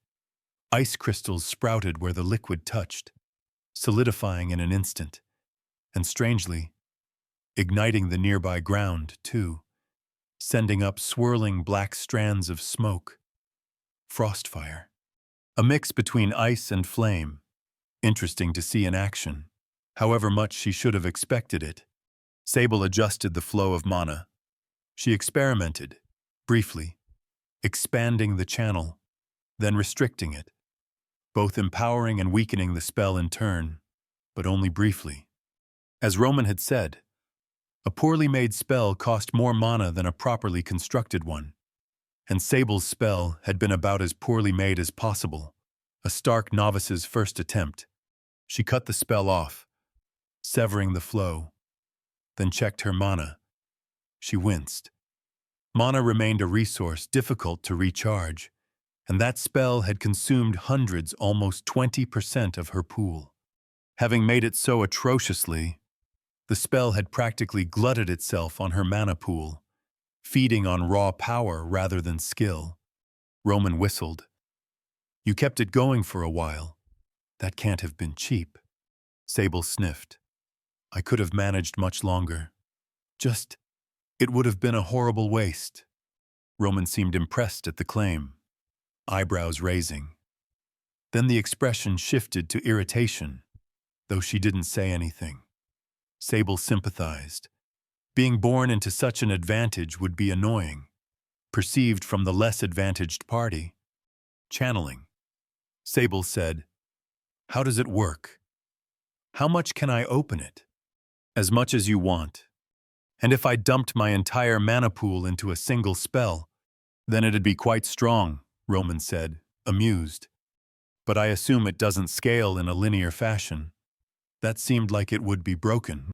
Roman paused. and Sable realized she should probably avoid speaking in mathematical terms.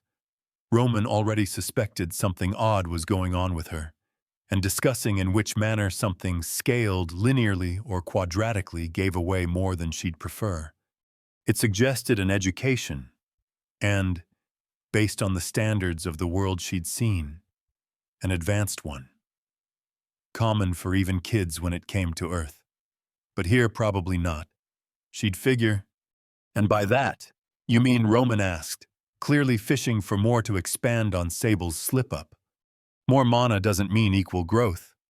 An uneven, she almost said correlation, but even that was probably a niche term too, when it came to a fantasy world increase. Roman studied her a second, then answered. Displeased, Sable had simplified her question. She suspected something. The woman was clearly keen, hence why Sable had wanted her as a tutor, and not just that. Suspicious of Sable's origin. Though, obviously, she would never be able to guess her real circumstances. You'd be right, Roman said. Balancing output for cost is a fundamental restriction all mages learn to deal with. As she'd suspected, there's a middle ground. Then, where pouring more mana in isn't worth it. It varies depending on application, preference, and so on. Roman said, but yes, it isn't a common strategy to dump one's entire mana pool into a spell. She shrugged. Then again, sometimes all you need is one enormously powerful ability, even if 10 times the cost is only twice the strength. Is that the scale 10 to 2? It varies. Sable bit her tongue, her mental tongue on her next question. She was, naturally, intrigued at the science behind this. Had people studied the functions behind various spells, the exact manner they scaled, narrowed down to an input, mana, and an output? Some simplified representation of expelled energy. Surely they had. Math was hardly a new invention, regardless of this world's culture. She was pretty sure calculus had come around as early as the 1600s, and simpler math, for thousands of years. Terms like linear, quadratic, and similar growth functions probably existed somewhere in this world, if only with the scholars. And certainly there were magic scholars. In fact, Roman herself had said something about professors, hadn't she? But, again, best not to draw too much attention from Roman, detailing these musings and asking odd questions, because it didn't matter. She would do her own experiments to see how mana funneled into a spell scaled and for which spells what quantities were ideal. Roman had said it varied, so she would have to experiment, find her own balances, her own preferential inputs and outputs. Plus, it would change as she became better at constructing spells. This one had been so cost-inefficient because of how poorly she'd made it. Oddly, she was pleased at that she'd done poorly. It meant there was room to excel in, through her own efforts and talents. Being reborn as a dragon had come with enormous boons dropped into her lap, but she still had to work. If she wanted competence in spellcasting, it would come from diligent practice, study, and that inscrutable quality, talent. Though, maybe she should wish for everything to be handed to her. Sable had some enormously difficult to deal with problems to worry about, coming up at some point in the future. Dragon hunters, to name one. Kingdom conflicts, to name another. Other threats, impossible to predict. Like the aspect. She needed each of her staggering advantages, given by birthright, to survive. And maybe even then it wouldn't be enough. Still, having to work to become a proper mage. It pleased her, regardless of whether it should or shouldn't. What are the limitations, Sable asked, behind a key rune? What sorts of spells can be made? It depends, Roman said. That's going to be something I say a lot, so get used to it. But generalizing. She tilted her head. Considering, Well, there's the obvious. You won't ever manage a teleportation spell with a rune of fire, but adjacency.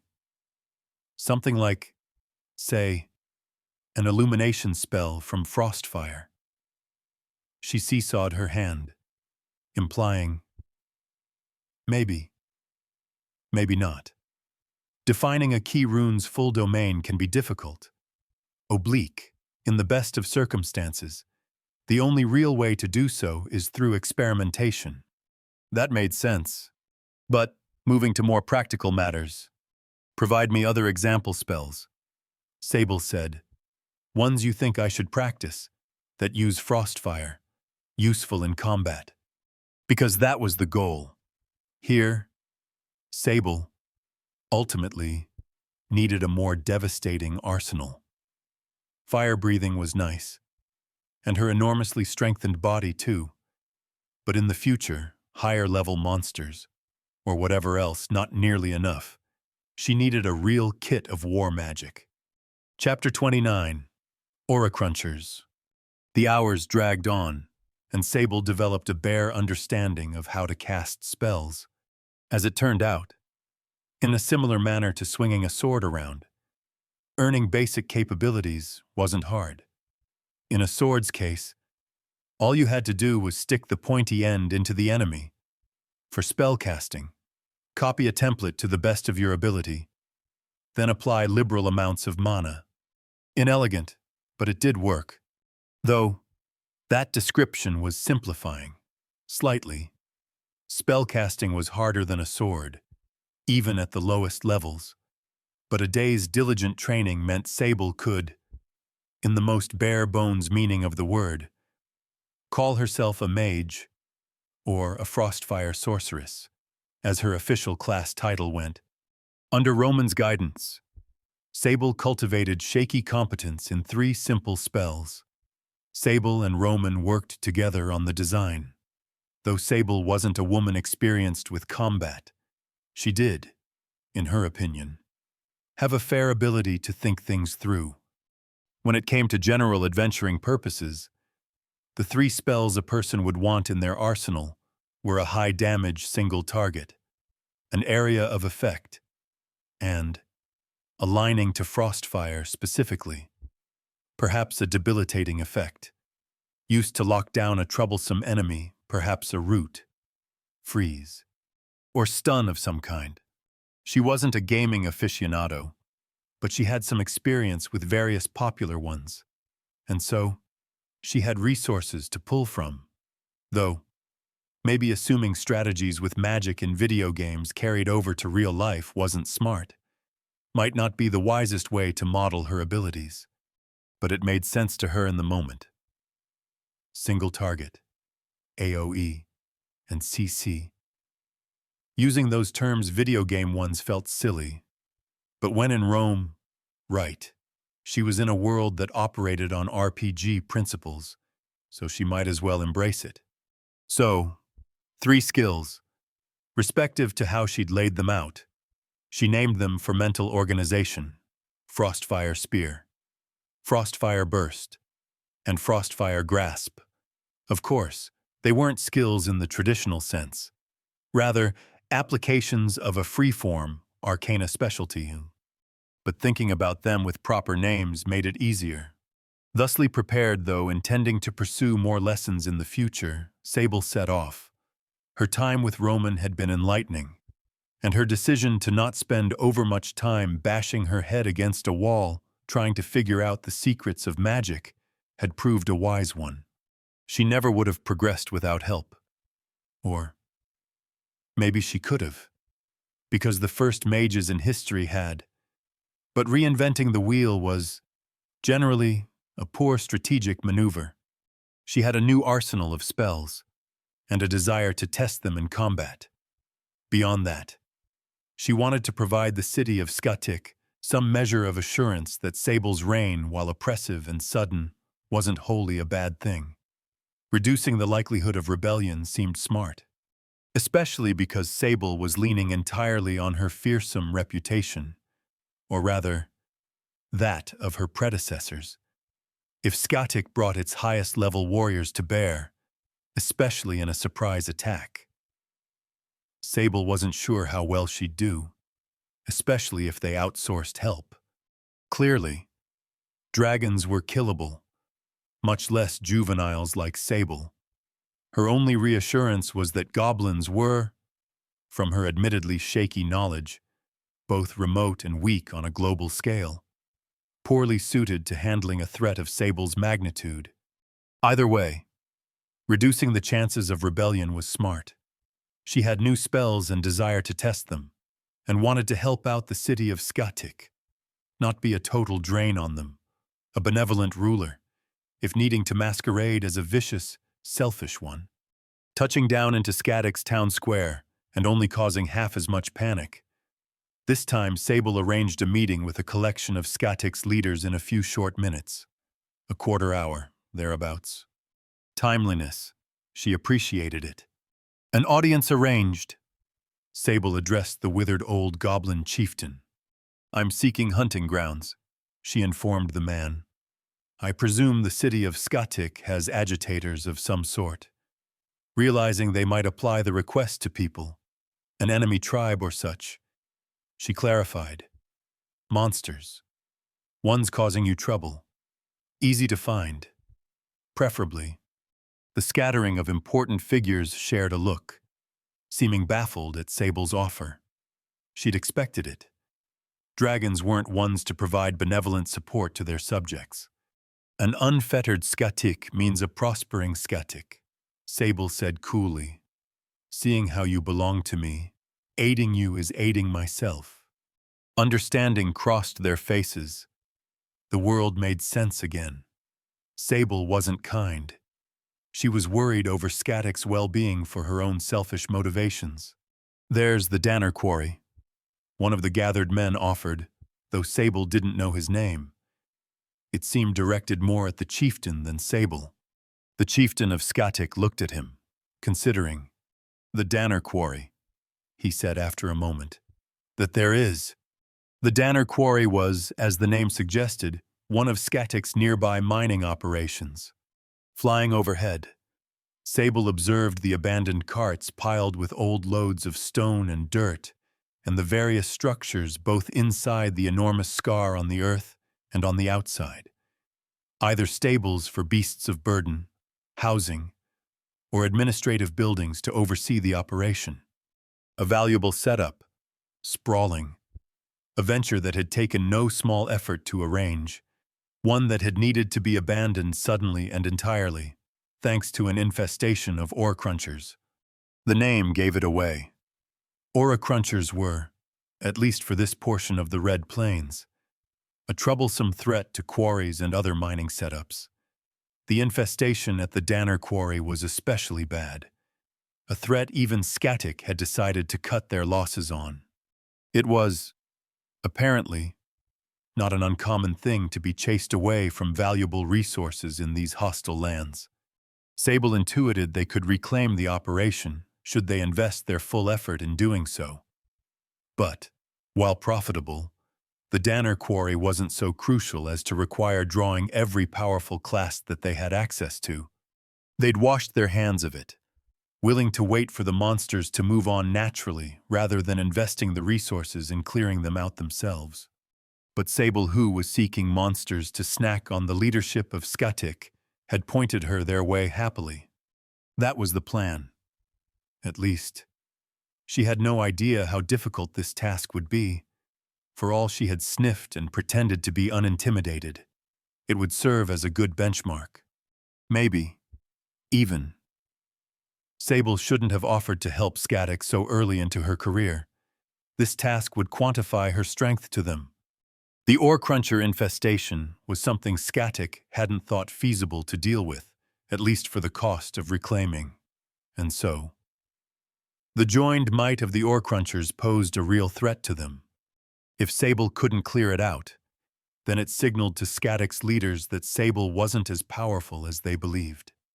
Then again, Sable could always present herself as a grave threat to the city through less direct means. Dropping burning trees and igniting the city, for example. as she'd done with Gaidenrock, sable dragons in general would be rather annoying to deal with, regardless of direct power, which would only mean they'd spring a surprise trap. If they discovered that Sable was weak, they'd arrange whatever powerful class they had access to, then spring an ambush of some sorts. It wouldn't be easy, even then, and the timing of arranging something like that would be difficult with Sable not announcing her arrivals, but it was still a threat. Sable needed to stay mindful of those. But that would become a problem only if she failed to clear this quarry out. If she succeeded, it would earn her a reputation, and they'd be more hesitant to fight back. She was getting ahead of herself. First, the task. She circled slowly down. Finding the culprits wasn't difficult. Unlike the golems back at the ruins of Nefar, they were rock elementals. But that was where the similarities ended. Not humanoid in the slightest. The lumbering, bulky monsters resembled bears mixed with beetles.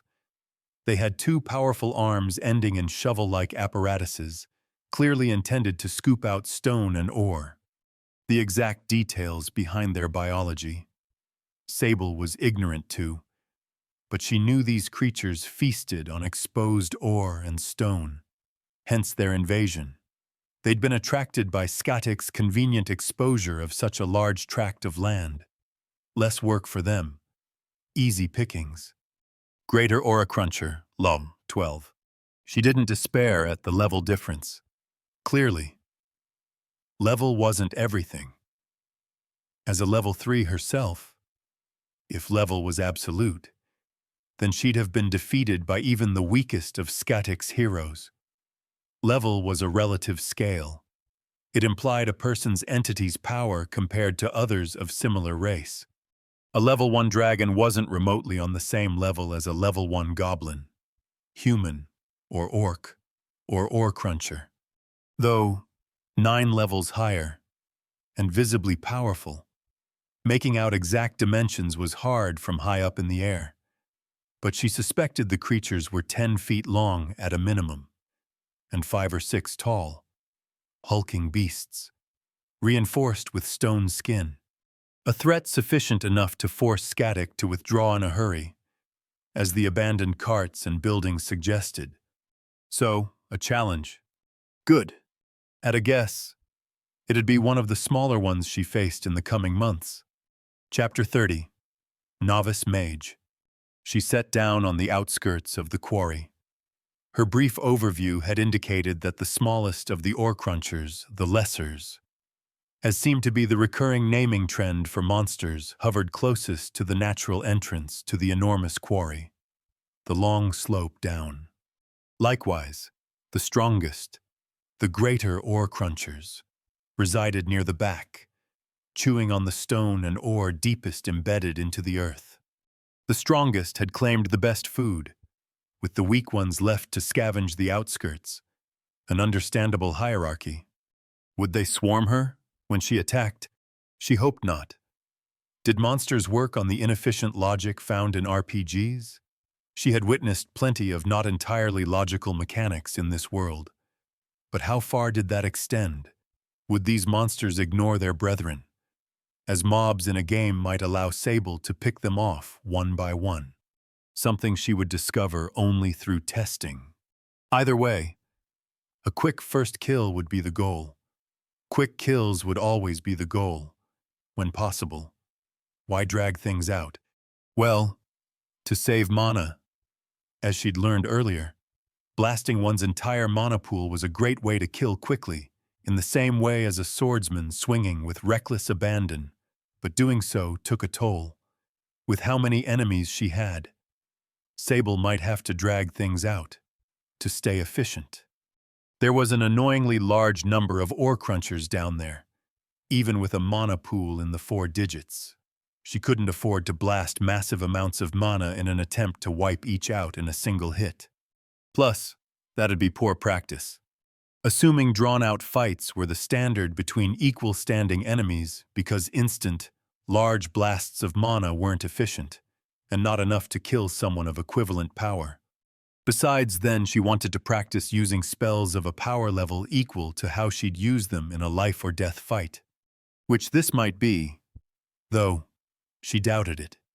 Maybe near the end. There was a particular ore cruncher at the far end of the quarry, larger than all the previous.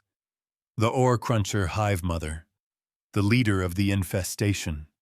An opponent Sable would put off until she'd trained more. Maybe as far off as tomorrow. But she couldn't afford to take too long. Her efficiency affected how Skatic would perceive her take too long, and her strength would come into question. But tomorrow would be fine enough a delay, if the task proved arduous, unfeasible in one. She'd burned most of the day spellcasting with Roman, and only had an hour or two of daylight left. So, for now, easier targets. She approached the quarry's entrance. It was a wide, winding, sloped pathway down, and the nearest of the beasts lounged idly, scattered in singles, doubles, and triples, but rarely groups larger than that. The quarry was enormous, so even with the sparse population, there were a lot of the monsters to clear out. With hope, they wouldn't swarm her, and it would simply be a war of attrition, though it would grow increasingly difficult as she fought her way deeper into the quarry. If they did swarm, she could always flee. Sable was fortunate in that regard. Not many monsters could pose a serious threat to her and were able to meaningfully pursue her if she ran. Flew. Hard to ditch those pesky human verbs. She sized up the nearest group of two. Lesser Ore Cruncher, level 7. Lesser Ore Cruncher, level 6. A smaller level gap than the first Ore Cruncher she'd picked out, but still technically more than twice her own. However, she wasn't concerned. A quick reference to her stat sheet assured her why. Sable's character sheet shows she is a juvenile white dragon. Level 3 Frostfire Sorceress. Her hoard status is scant, and notoriety is obscure. Her base stats are Might, Grace 113, Resilience 138, Intellect 163, and Wisdom 163. The values in parentheses are the effective stats after modifiers. Her current HP is 26,963 out of 26,963, and her MP is 1,202 out of 1,827. She might not know what average stats looked like, but she had asked Roman what a normal mana pool was. The typical level 3 mage would have mana in the 10s range. Sable had close to 100 times larger. Seeing how mana translated into firepower in a roundabout way, though scaling slower with each additional point funneled into a spell, it meant Sable had incredible endurance and the ability to hit much harder, simply by leveraging her enormous mana pool. So, she was positive she could turn the stone bear beetle things into burnt husks with a relatively minor effort using her fire breath, and possibly even tear the things limb from limb the manual way. But this adventure was as much for practicing magic as it was for earning a reputation with Skatic. And leveling up. An always-present clarifier growing in power would guide almost everything she did in the coming months. It would be the only way to survive the attention her growing notoriety brought. The Ore Crunchers didn't notice her approaching. That amused her, because for all the benefits that came with Sable's body, stealth wasn't one. She tromped across the ground, even trying her hardest to prowl. 50 or so feet away, she slowed. Not because she would be noticed, though she would, however unaware these creatures, but because as a mage, starting from a safe range seemed preferable. She might be durable thanks to her species and starting stats, but she intended to play into her role's strength. It might not matter yet, but 30 levels from now, hunting equally powerful monsters as her, maybe it would. A lot. The way her stats were growing with each level indicated might, grace, and resilience would lag behind, and she would grow comparatively squishier and squishier. While far from an expert, or even past the beginner's stages, after most of a day's practice. Sable understood the process of spellcasting. First, she tapped into that vibrating resource residing deep beneath her scales, burning in her breast, siphoning strands of mana out. She etched a quick circle in the air using her mind, hovering a few feet in front of her, then followed up with a key rune of Frostfire. Obviously, any mage's starting spell should be something to disable their enemy. It made logical sense. In Sable's case, a rooting spell.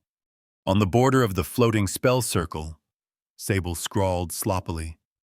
If less horrible than her first attempts, 5 decorators, forward, burst, reinforce, chain, reinforce. It was the most complex spell Sable had practiced manifesting. The more decorators or complexity of the spell in general, the more expensive it would be when mistakes in its design, both architecturally and in practice, cropped up. Fortunately, inefficiency wasn't a major issue when her mana pool sat in the thousands, but still not ideal. Waste was waste, but not crippling like it would be for an inexperienced, low-level human mage. Chain was an interesting rune. It combined keywords together, mashing them into something either more powerful or otherwise entirely new. In this case, she smashed together reinforce and reinforce. The ultimate goal of a snare was, of course, to not be broken through. By combining 2 reinforced decorators, more of the spell's mana distribution would go into manifesting hardened material. That said, trade-offs were trade-offs. More durability meant less range, speed, and damage. With the spell formed and sparing a grimace for the shaky, amateurish lines, she ignited the working, declaring it completed. The diagram impacted into existence, ringing in that strange, not really a noise way she'd heard several times before. It drew the 2 monsters' attentions. She'd expected that. Fortunately, the spell was nearly finished. There was a gap between activation and manifestation. Some spells didn't channel, like her previous expel of Frostfire breath, or didn't channel like others. This one needed to be fed in its entirety before canceling, then it would manifest. How quickly one could feed mana into a spell depended on their intellect stat, which effectively served as casting speed or channel strength, depending on the application. Though Sable's stats were cut in half from her hoard debuff, her magic stats were still plenty high enough to glut the rooting spell well before the monsters could close an appreciable amount of the distance between them. Satisfied with how much mana she'd poured in 28 points, a normal low-level novice's entire mana pool, she severed the mana channel to it, and it finally manifested. A thin ribbon of white-blue ice flew out, aimed in the direction she'd focused. It impacted the ground between the 2 beetle-like creatures, then exploded. A prison of ice shattered upward, radius growing in 3 bursts, thickest and tallest at the center and diminishing near the outer rings. She'd aimed well. The ice crawled up nearly to the beasts' necks, trapping them in the center ring and locking them in place. As a cage built from Frostfire, the material scalded the monsters' rock-like carapaces, sending streams of smoke spinning into the air as they thrashed and howled. Though, it didn't hurt them as extensively as a damage-focused spell would. Sable doubted the cage would do much toward finishing them off. The specific behavior, the 3-ring expansion, wasn't defined by her. With only 5 decorators, much of the spell's behavior hadn't been chosen. While loosely designed spells were consistent, not changing much between casts, they were more expensive and less focused than something meticulously designed. But easier. Loosely defined spells were all Sable could manage with her current skill level, while more expensive, there was less surface area to make mistakes on. And so, funny enough, they were less expensive because Sable made loads of mistakes. Would for a while, probably. Eventually, she'd want to design spells with dozens of decorators, as some of Roman's demonstrated abilities had. For now, These initial designs would do. The duo of struggling monsters thrashed in the reinforced ice, sending up splinters of smoking white crystal as the prison tried to contain them. Sable readied her next spell. With an arsenal 3 spells strong, and an AoE pointless here, she'd save that for 3 enemies or more she didn't need to deliberate. Only one reasonable choice. Forming her next spell was much easier. Sable cleared her mind and focused on the fight. While she doubted she was in danger, there was a calming intensity to this, improving her dominance over another being, however mismatched the fight, and spellcasting itself. That, too, brought a clarity. Beyond the difficulty of gathering energy and wrangling the searing lines in position, bringing a spell to life was satisfying, in a way hard to explain, even as a fumbling acolyte. She completed her second spell. She siphoned 10 mana into the ability, a good balance between power and cost. Being less than half again, as strong as it would be at 5 points. It was inefficient from a trade-off standpoint, but Sable had plenty of mana. Maybe even she'd start pouring more in. Activated. The jagged chunk of frostfire ice seared through the air, trailing white smoke. It slammed into one of the ore cruncher's faces, and thick stone carapace cracked, head snapping back. Killed in a single strike. No. She wasn't that lucky, but it had left the creature in terrible condition. Its thrashing lost some of its vigor, though it didn't go limp. Unfortunately, the second hadn't been injured in any such way. Maybe because of its partner's injury. The other one found a surge of strength, tearing out of Sable's rooting spell. The prison of ice had been weakening by the second, too, so it wasn't just a burst of motivation. Sable hastily assembled a second ice spike, the injured ore cruncher relegated to lower priority, no longer locked in place. The charging enemy dodged, with the spear streaking like a bullet. The creature couldn't avoid Sable's attack entirely, but rather than crunching into its skull and taking it out of commission, as her first attack had for its brother. Her frostfire spear glanced off its shoulder, cracking stone armor where it impacted, but was far from a lethal blow. Clumsy as her spellcasting was, she didn't get to fumble a fourth spell. The ore cruncher arrived, throwing itself into her. Sable grunted as its weight met hers. But the difference in physical might, even with Sable having chosen a spellcasting class, was night and day. Maybe some of the stronger ore crunchers would pose a threat, but this lesser, lower-level one bounced harmlessly off her, shovel-like arms scraping against impenetrable dragon scales with while not no effect minor discomfort at worst. A quick scuffle ensued, and she tore the thing apart, limb by limb. Thus dispatched, she glanced at the other. It limped slowly toward her, having struggled free of the weakening rooting spell, but with its faceplate shattered, gooey insides leaking from its skull. The direct hit of her frostfire spear had left it 2/3 dead, if not more. But these creatures were, apparently, durable. Sable felt briefly revulsed at the display of gore, but her more draconic set of instincts merely felt a mixture of disdain and appreciation. The second, because she respected a stubborn fighter. At the same time, the act of defiance annoyed her. It was already dead. It could at least have the good sense to flee before it succumbed to its wounds. A quick, final ice spear finished it off, both mercy and a display of irritation. With that done, there were only 10 dozen more to go, all of them stronger than these two, plus a boss monster.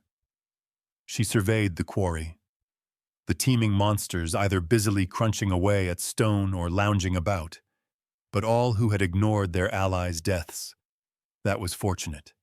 The fight hadn't been especially quiet. The monsters in this world did work on somewhat RPG-like behaviors. Then, not swarming Sable the moment she revealed herself, Weird.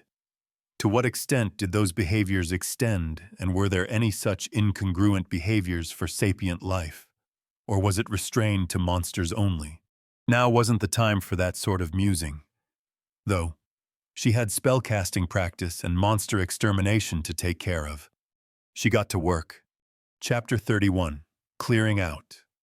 There was no better way to learn than by doing, and with such an abundance of targets, Sable got plenty of opportunity for doing. Too much. Really. Mana preservation became a priority.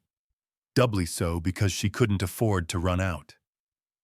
Regeneration came painfully slow, even with her wisdom stat less constrained by her hoard debuff. She wanted to stay at least a third full in case she had to tap into her reserves for an emergency, and that didn't include the Ore-Cruncher Hive Mother, which would be the culminating fight of this adventure, and something Sable suspected would pose genuine difficulty. So, needing to reserve as much mana as possible, she reduced how much of that resource she poured into each attack to a few times what a normal mage might use, that is, several points each. The attacks kept most of their efficacy, though the difference in their power was noticeable. Still, she had been too eager with her initial spells. If she kept a pace of 50 mana per enemy, she'd run out way before reaching the Hive Mother, which meant working in some of her natural talents, not breathing fire that took not much less mana than normal spells. Her horrifying aura seemed efficient from a resource standpoint, though increasing the damage she dealt at a much smaller cost than boosting her spells with extra mana, so she utilized it liberally. Her skill with spellcasting progressed quickly, much faster than when she'd been fumbling through the process with Roman. Something about combat made it click. With her mind razor-focused on a charging enemy, sketching flowing lines of white-blue mana came twice as easily as it had in a sterilized setting like the earlier lessons. 3 times as easily. She was born for it.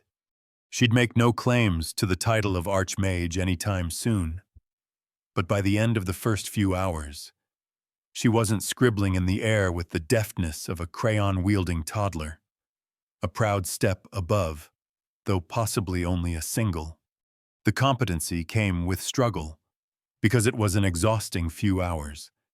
Each of the individual ore crunchers might not pose any enormous threat, but in the same way picking up rocks might be a simple task once or a few times. Several hundred was a different matter. And using that metaphor, the rocks kept getting bigger. Each ore cruncher was stronger than the previous. Sable persistently clearing the elemental pests and working deeper into the quarry, toward the Hive Mother. During the process, she tested a few things out. Namely, how much she could abuse the system. Monsters seemed to operate on certain rule sets, such as not swarming her while she picked them off one by one in plain sight. But that rigid system wasn't only to their detriment. If Sable tried to game the combat, the system had safeguards in place. Namely, Sable was talking about flying out of range and pelting the monsters with spears of frostfire from a safe distance. Bizarrely, her spells became ineffective. They barely scratched the monsters. They still drew their attention and sent the mobs into a frenzy. But Sable couldn't lounge in the sky and farm them with total safety, either. She supposed it was only fair. About halfway through, she started to worry for her mana whether she had enough. If she could expel spells and dragon's breath freely, then she would feel much more comfortable about tackling the Hive Mother. But not only did her mana dwindle, she still didn't know how to regenerate it at a reasonable speed. Taking an overnight rest wouldn't even get her mana pool where it needed to be for the final encounters, and dragging the event to tomorrow had been a fallback plan. The solution, or a step toward one, fell into her lap in the form of a level up, as if by providence. Sable received a system notification. Her path, Frostfire Sorceress, advanced from level 3 to level 4. She gained the skill, Recuperate. The skill description states, bask in the glow of your hoard, increasing regeneration proportional to riches. So, Good news and bad news, because Sable didn't have much riches to go around, which meant however useful and well-timed the skill, it might not actually provide much help. Seeing how it was proportional, she could raid Skatic's treasury she meant, politely request an advance of the city's taxes, but doing so after just conquering them felt unwise. Better to let it sit for a short time and prove her strength in some concrete way, like clearing out this ore cruncher infestation. But maybe the only way she could clear out the infestation was by gathering a larger hoard, then regenerating, and finishing it off the next day, refreshed. Sable had a feeling this was far from the biggest dilemma she'd face, but she found herself wavering between the two options. She considered the two worst-case scenarios: failed to regenerate enough mana overnight, then clearing out the ore cruncher infestation could become unreasonably difficult, though, admittedly, still possible, if she saved her diminishing resources for only the most difficult monsters, and leaned heavily on her powerful physical body. Then maybe she could win. But if she didn't, then her loss or delay would diminish her reputation in Skatic. Though, she could claim she finished it the first day and simply hadn't bothered to check in with the city. Would they buy that, according to them? Dragons weren't the most predictable sorts, beyond being egotistical and selfish. Alternatively, the worst-case scenario for bullying Skatic into giving up a meaningful amount of their treasury was instant revolt. Sable would, of course, not burn the city to the ground, and thus her reputation would be demolished.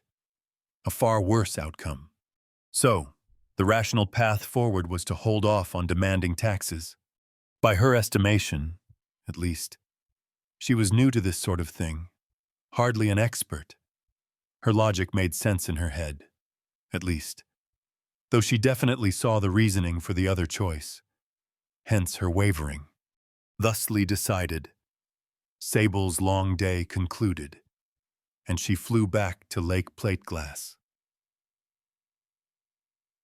Soar made the trip inconsequential.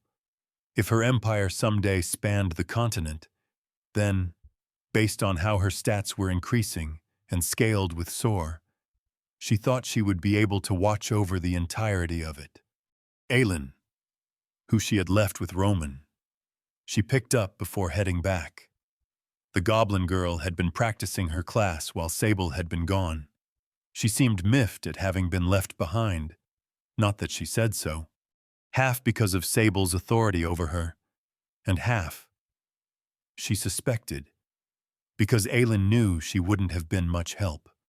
Arriving to the tiny island hosting her hoard, she saw Granite standing there, stoic as ever, surveying the surroundings for enemies.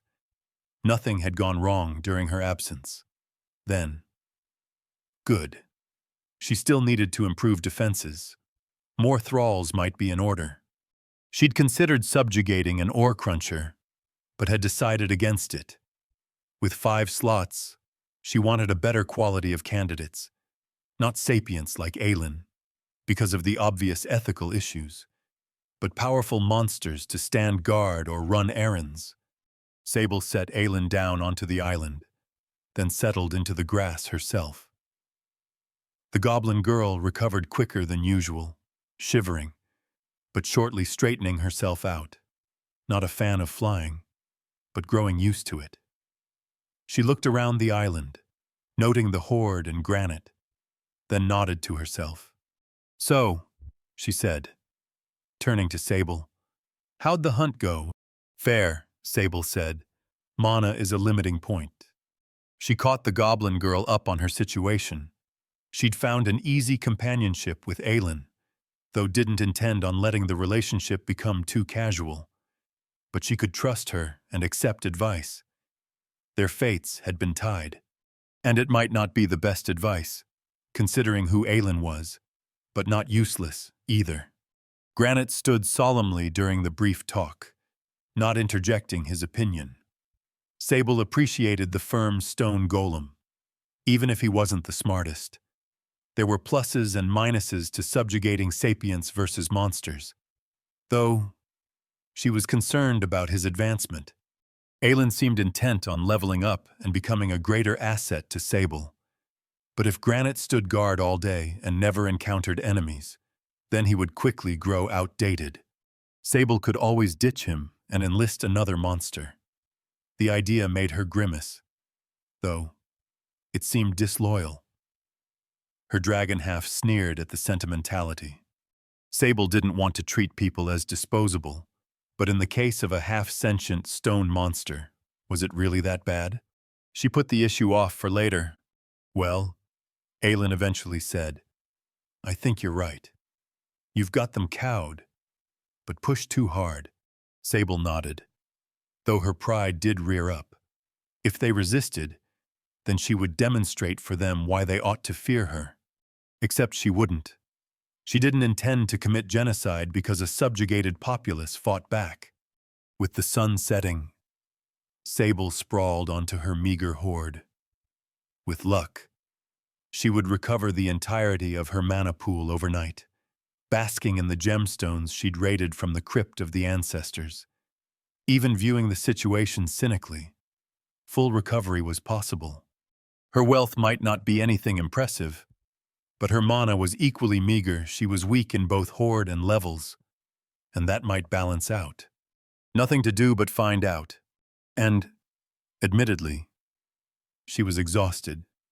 It had been a long day, subjugating a city, training magic, then hours of combat, curling herself on top of the gemstones, the rocks not bothering her tough scales in the slightest. Sable quickly drifted to unconsciousness. Chapter 32. Boss Fight. The first thing Sable did, stirring to consciousness underneath a rising sun, was check her mana. Her current resources were HP 27,409 out of 27,419 and MP 1,459 out of 1901. Not fully recovered. At the same time, what she'd regained was a massive improvement from her passive mana generation. And truthfully, Sable hadn't expected a best-case result. Did anyone? She respected, in a way, the bright-eyed optimists that beat the cynics, but that didn't mean she counted herself as one. Somewhere in the middle. So, today, she had 1,400 mana to tackle the last of the ore crunchers. That should be more than enough. Or, well, not a comfortable amount, but hopefully enough to make do. Worst-case scenario, she had her claws, teeth, and tail to fall back on. Those didn't take mana and were fearsome in their own right. Without dallying, Sable set off for the Danner quarry. She left Aelin behind, as before. The goblin woman would be practicing with her class today against some local, low-level monsters of the forest. That concerned Sable, and she considered sending Granite with her for backup. But she didn't want her hoard suddenly disappearing and plummeting her back to that debilitating starting state. She needed a guard 24/7. Probably, Sable should fill out her thrall sooner rather than later. She hadn't worked out the moral quandaries there, though non-sapient creatures were less troubling to collect, but less useful. Sapient ones, well, forcing people into servitude was obviously concerning. Maybe there were people like Aelin who would want the opportunity for a class, though, or were willing to serve a dragon directly for whatever reason. She'd figure it out later, not high priority. On the way, she stopped for a snack. Eating raw animals was still somewhat uncomfortable, but growing less so. Soon enough, she'd return to the sprawling gouge mark in the earth that was the Danner quarry. She continued her task of converting beetle-like elementals into experience. Yesterday's practice had had a chance to solidify in her brain.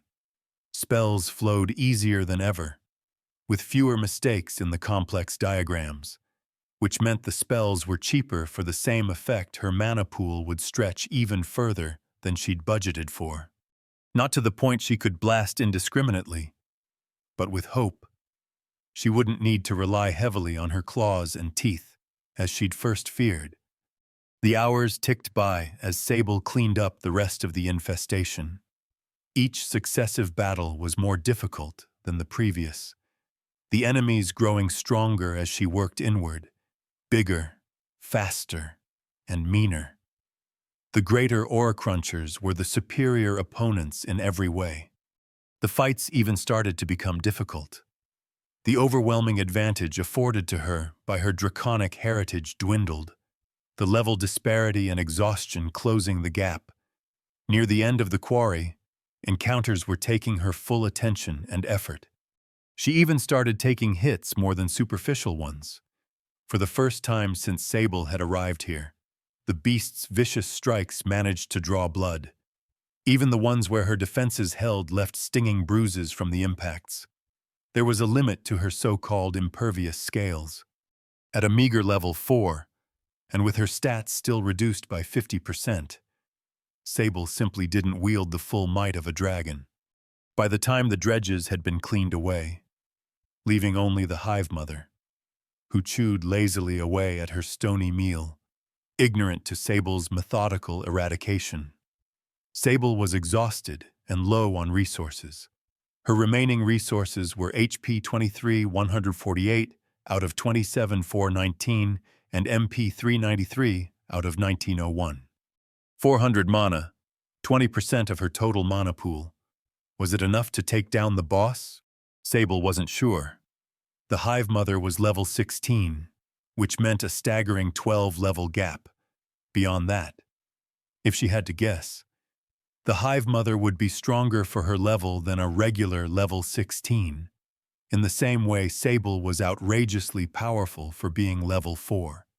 It might not be one of the most legendary creatures on the continent, as dragons were, but it felt a safe assumption that it would hit above its weight class. She eyed the monster. The lumbering beast sat half-submerged into the cliff face, scraping enormous chunks of rock away and tossing it to the side. Crystalline veins of ore streaked through its gray carapace, strangely entrancing. Easily 2 or 3 times as tall as the largest of the other monsters, it dwarfed even Sable herself, who, while she hadn't towered over her enemies, had at least had weight and bulk to throw around when the fight turned to a physical brawl. By the way, the Hive Mother carved rock from the cliff face so easily. The beast outstripped its underlings' strength in spades, too. Sable debated whether attacking it was wise. While accepting defeat or a slower-than-possible completion of her mission would be devastating to her reputation, all that really mattered was that she stayed alive. Losing progress would suck, but retreating and regrouping meant the ability to try again later. Dying, obviously, didn't. The dilemma didn't plague her for long. She didn't think it was her newly found arrogance influencing her, either. Not entirely. Just, she wasn't going to scurry off because the fight might be close. If things went poorly, maybe she'd skedaddle, but she'd at least give this her best shot. A close fight even sounded kind of nice, though some of the ore crunchers had started to pose problems. That had mostly been from a war of attrition, not individual power. Bruises collected over dozens of encounters slowly grinding down her defenses, or the rare lucky hit. But now, a single, intense duel, the culmination of a day's hard work. Her heart quickened at the idea, the chance to match herself against an adversary that would pose genuine problems. It sounded nice. 400 mana. She needed to ration it. How drawn out would the fight be? How much tougher was the Hive Mother than its underlings? Only one way to find out. Frostfire grasp, formed in her mind easier than ever.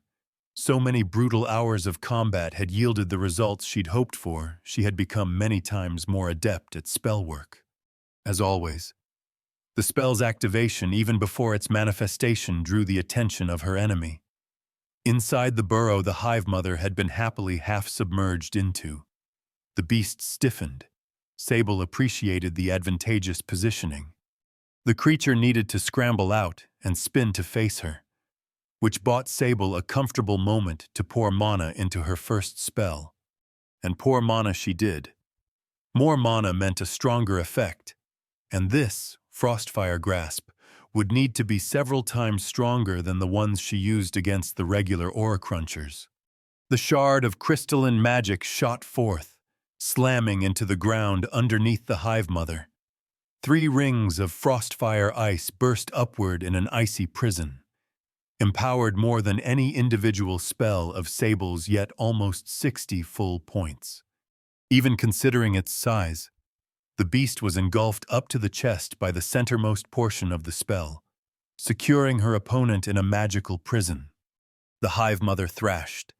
Confines splintered, and chunks of ice flew in every direction. Another jerk of its body and powerful shovel-like appendages had more of the brittle material shattering, breaking further by the moment. But Sable had already started working on her follow-up spells. Normally, she would fling a few ice spikes, but this time, she used the opportunity her powerful rooting spell afforded her to send more roots the Hive Mother's way. None as individually strong as the first, she didn't have the mana to do so, but rather smaller, cost-effective ones. On each of its 6 legs, Sable coated small 8-mana bursts of icy, crystalline frostfire. Slowly, the thrashing became less effective, pinned down by 7 concurrent spells. It had taken a meaningful chunk of Sable's dwindling mana, but now she had her opponent secured and at her mercy. She got to work. First, she activated Horrifying Aura. The defense debuff was sure to help with taking down such a heavily armored opponent. Then she fell back to her tried-and-true classic regular fire breath. While Frostfire Spear was quickly growing into a formidable part of her arsenal, when it came to raw offensive output, Sable had a suspicion that pouring an ocean of blue-white fire onto her opponent was simply the better option. As her class progressed, and her spellcasting abilities too, that would change. For now, Fire Breath couldn't be beat, so she did what dragons did best in the classical sense. A torrent of blue-white fire washed across the boss monster in waves, blackening the rocky cliff face behind it. She turned the heat up as much as she could, and she felt her mana draining fast. But a strong first attack, with her opponent locked down and helpless, gave her by far the best odds of winning. If she wanted a chance to survive the upcoming melee, then her opponent needed to be greatly weakened. At least, in her opinion, she was no veteran to this. As days, weeks, and months ticked by, and she earned some genuine experience in combat, she'd be able to better discern optimal strategies. For now, she had to rely on intuition. The Frostfire breath came out in such a torrent that it blocked her vision. So, when the Hive Mother crashed into her, she didn't expect it in the slightest. She hadn't known the rooting spell had broken. Her fountain of liquid flame cut off abruptly, and Sable went tumbling backward, thrown like a rag doll despite her bulk. She'd expected the Hive Mother to be by far the strongest opponent she'd faced yet, but the impact felt like a house had been thrown at her. Even with her fortitude, recovering took great effort. By the time she'd climbed to her feet, the Hive Mother's gigantic spade-like appendage was already crashing down like a meteor. She scampered away, and a fountain of rock spewed upward where the mighty appendage crashed. Sable's eyes widened at the raw destructiveness of the blow. She doubted that would have left more than just a cut if she'd been hit. This fight was, undoubtedly, something that could get her killed should she mishandle it. The threat of death or grave injury probably shouldn't excite her. Unfortunately, it did. The fight began in earnest. Sable's initial efforts had done great work. With a blackened hull that still streamed smoke, the injuries she'd leveled in her opening blitz at an admittedly great mana cost had weakened the Hive Mother. It put her on much more even playing grounds for the ensuing scuffle, even with the hive mother fatigued from injuries. Though Sable struggled to keep up. She weaved frostfire spears between dodging gigantic swipes of the monster's shovel claws. For all its size, it wasn't slow and bumbling. She took hits, here and there, and they were no weaker than the first. She went tumbling any time she did, thrown from the overwhelming power behind each blow. Only the tenacity given to her through her genetics allowed her to shrug them off and continue pelting the hive mother with spells and fire. Bit by bit, she worked the enemy down.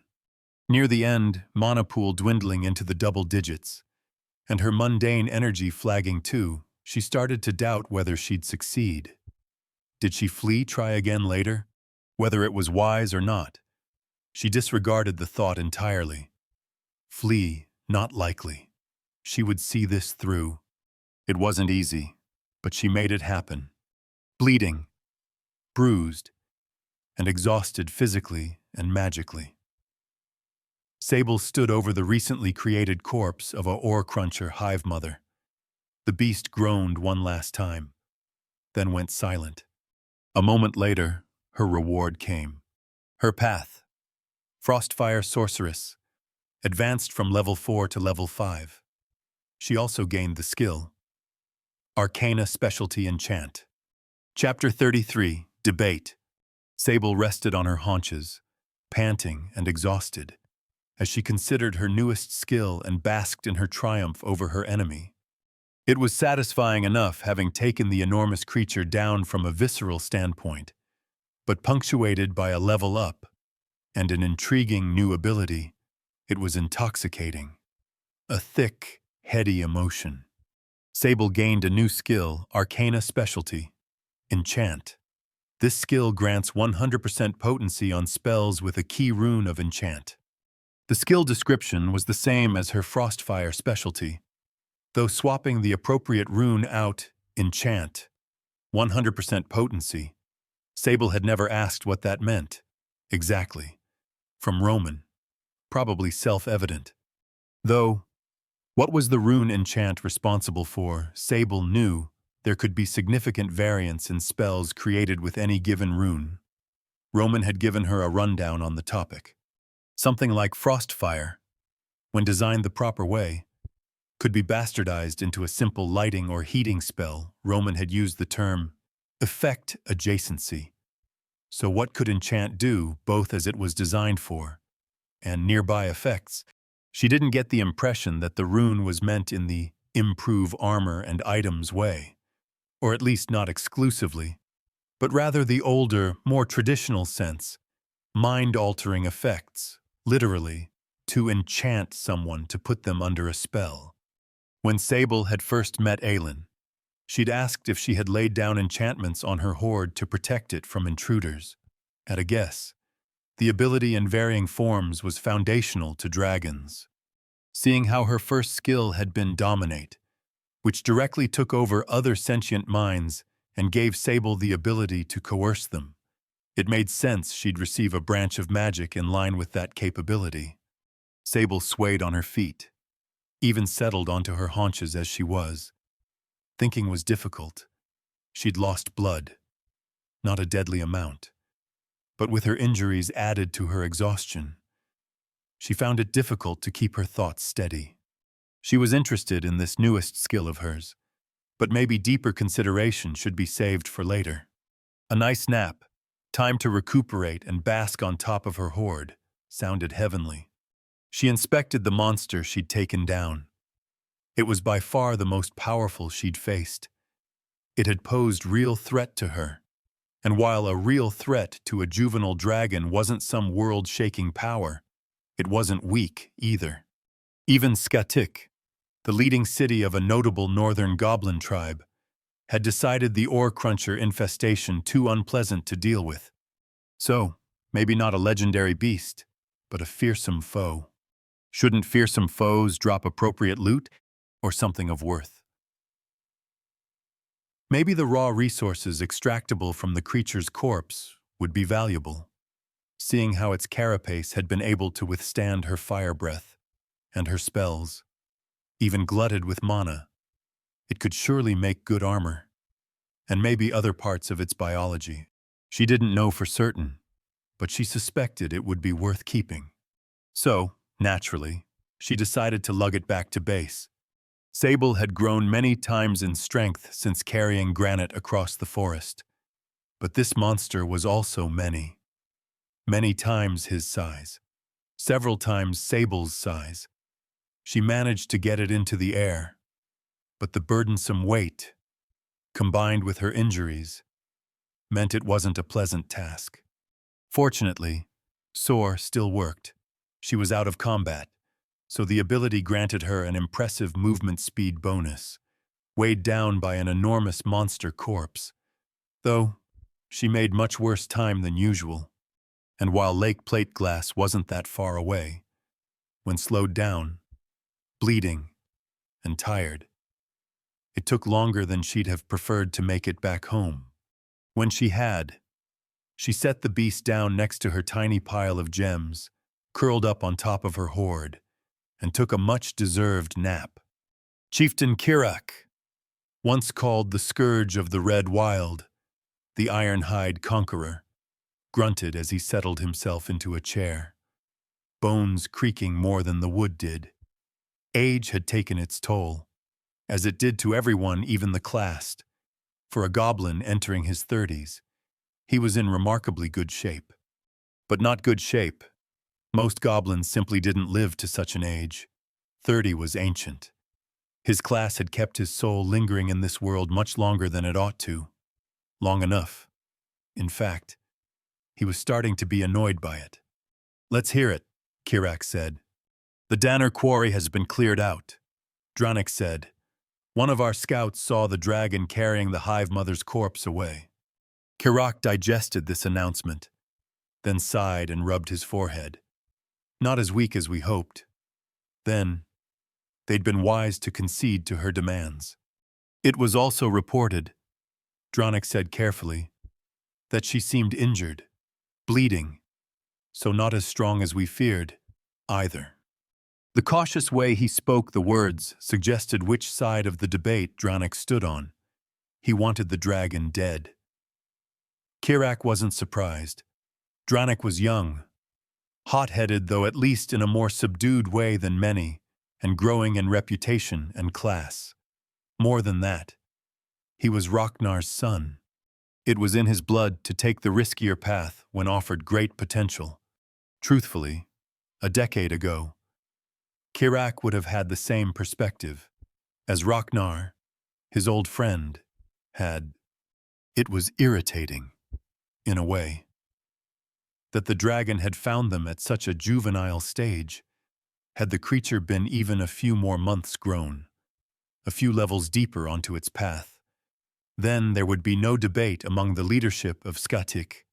The threat would be too enormous to entertain facing head-on. But a juvenile, and now one injured from a fight against a ore-cruncher Hive Mother. It was within the realm of possibility feasible, if risky, that a coalition of the Bonecracker tribe's best warriors could slay the beast, especially if they laid a trap, or somehow deprived the creature of its hoard. The latter was unlikely, but still possible. Could they discover where the beast had hidden it? Removing a dragon's source of power had been a somewhat frequently used strategy so many centuries ago, as far as Kirak knew. But that defeating the creature, rather than accepting its rule, was possible meant there was a schism inside Skatik.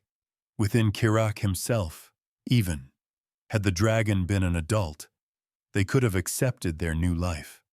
The tyranny of a dragon would not have been a pleasant thing, but at least they could have accepted it, and the city of Skatik would have continued. But to risk its destruction by attempting to slay the creature, a failure meant annihilation. A victory meant continued sovereignty and, of course, great riches in the body of a dragon teeth. Scale. Every inch of the creature would create artifacts unparalleled within the city of Skatik. Not just to rid the world of their destructive nature. Dragons had been so fiercely hunted because they were soaring mountains of gold, not just in claiming their hoard, but the value harvested from their very selves. Kirak rubbed his forehead, feeling exhausted. This time, only partially from age, and I assume the council's opinions have not changed. If there were a time where it could be slain, Draconic said, it would be if it returns to us while injured. Clearing an infestation of ore crunchers likely raised it by a level, if not several. It will be stronger. Now, even if it's hurt. The window shrinks by the moment, Draconic said, disagreeing while agreeing. Now or never. Assuming it does.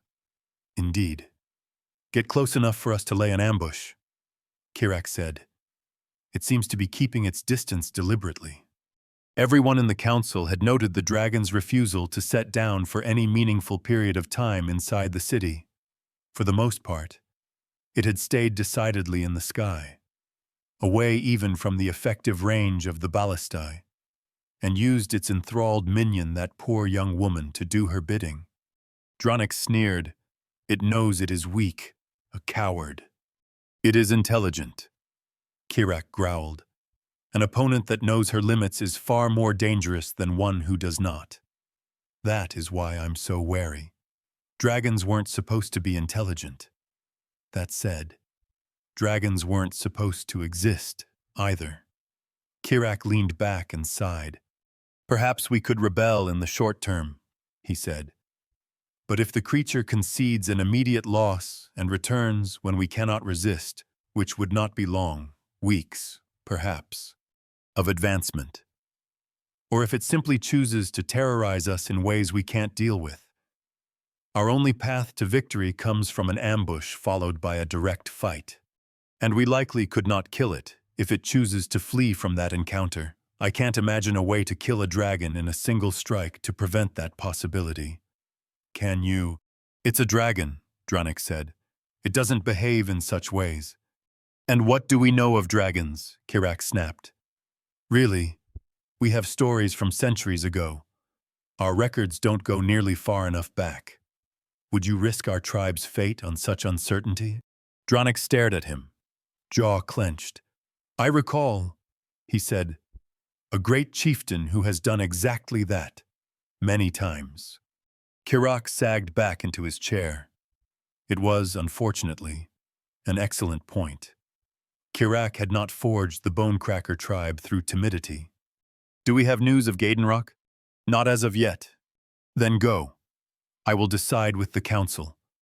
I have heard your report. Draconic didn't seem pleased at that, but saluted and left. The man bordered on insubordinate at times, but never actually so. Kirak rubbed his face. He wasn't sure why he'd been trying to convince Draconic in the first place. He was a rising name in the tribe, but not of any meaningful import. Too young and untested. Except, Kirak did know why. He was Ragnars's son. But clearly he did not have his old friend's wisdom. Too hot-headed from youth. A good warrior, but not a general. Yet, as both Ragnar and Kirak had been in their warlord years, he sat there, slumped in his chair, and stewed over the fate of the Bonecracker tribe. Chapter 34. Delivery. Sable woke feeling much better. After languidly stretching her limbs out, and a big yawn, she checked in on her health. As expected, where she had fallen to less than 1/3, she was now comfortably hovering near the 2/3 point. Recuperate was much better at healing her physically than magically. Monally, whatever the word was. There. Even accounting for the fact that the ability scaled on the size of her hoard, a several-hour nap had brought her back into fighting condition. Or, healthiness-wise, she'd only regained a few hundred mana points, this being a short nap compared to yesterday's full sleep. That resource still dwindled unfortunately low. The sun was still high in the sky, though would be setting in a few hours. She had 2 tasks planned to finish the day. First, a visit to Skatik, then to Roman. No point in dawdling, She was a busy lizard. After picking up Aelin from her hunting mission, she still hadn't leveled. Unfortunately. With these things coming slower to puny mortals, Sable set off to the city of Skatik with one goblin minion and one gigantic corpse of an ore-cruncher hive mother. Sable was pretty sure the remains of the creature were valuable in some way. But after cursory inspection, she'd come to the conclusion she couldn't do much with it. She didn't know enough about the creature's biology. So, the obvious choice was to drop the monster off with the city of Skatik so that they could deal with the problem. They would know better how to strip the carapace and otherwise make valuable weapons and armor from the corpse. Perhaps, even, she had let the goblin city keep some of the spoils, while the material might make a good addition to her hoard.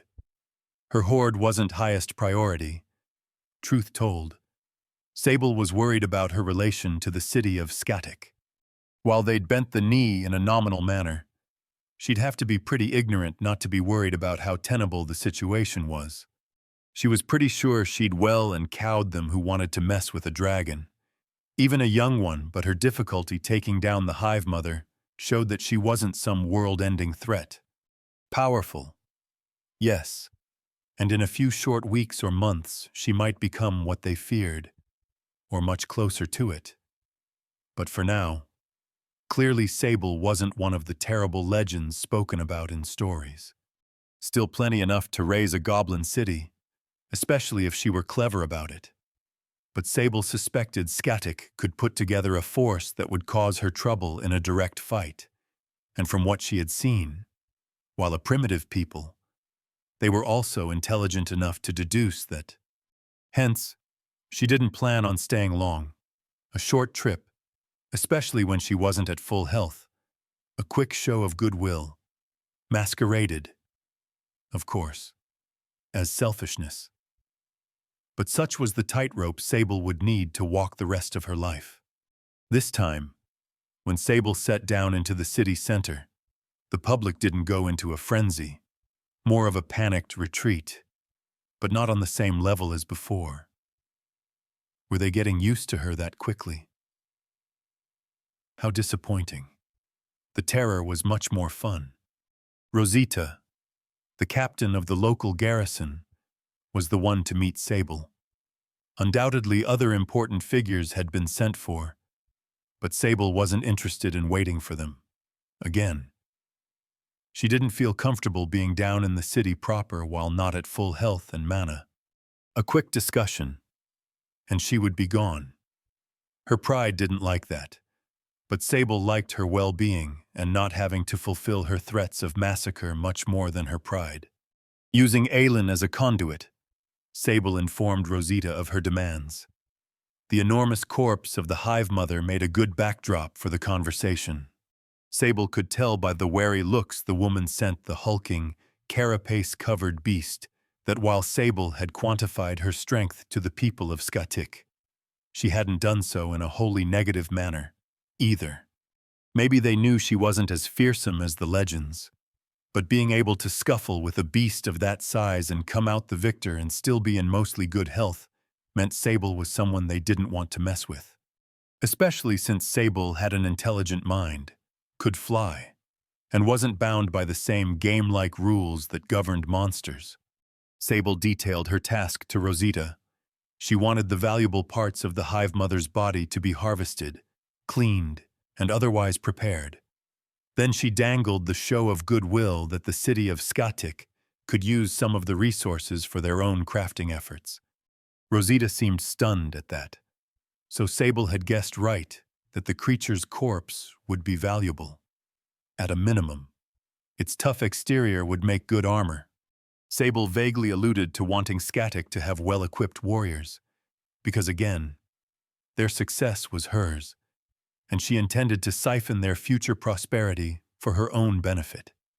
It made it clear that she wasn't doing it out of true goodwill, but that Skatik would benefit under her rule. Domineering and evil, but maybe a good thing. Big picture speaking, that was the seed she planted. With that done, she departed.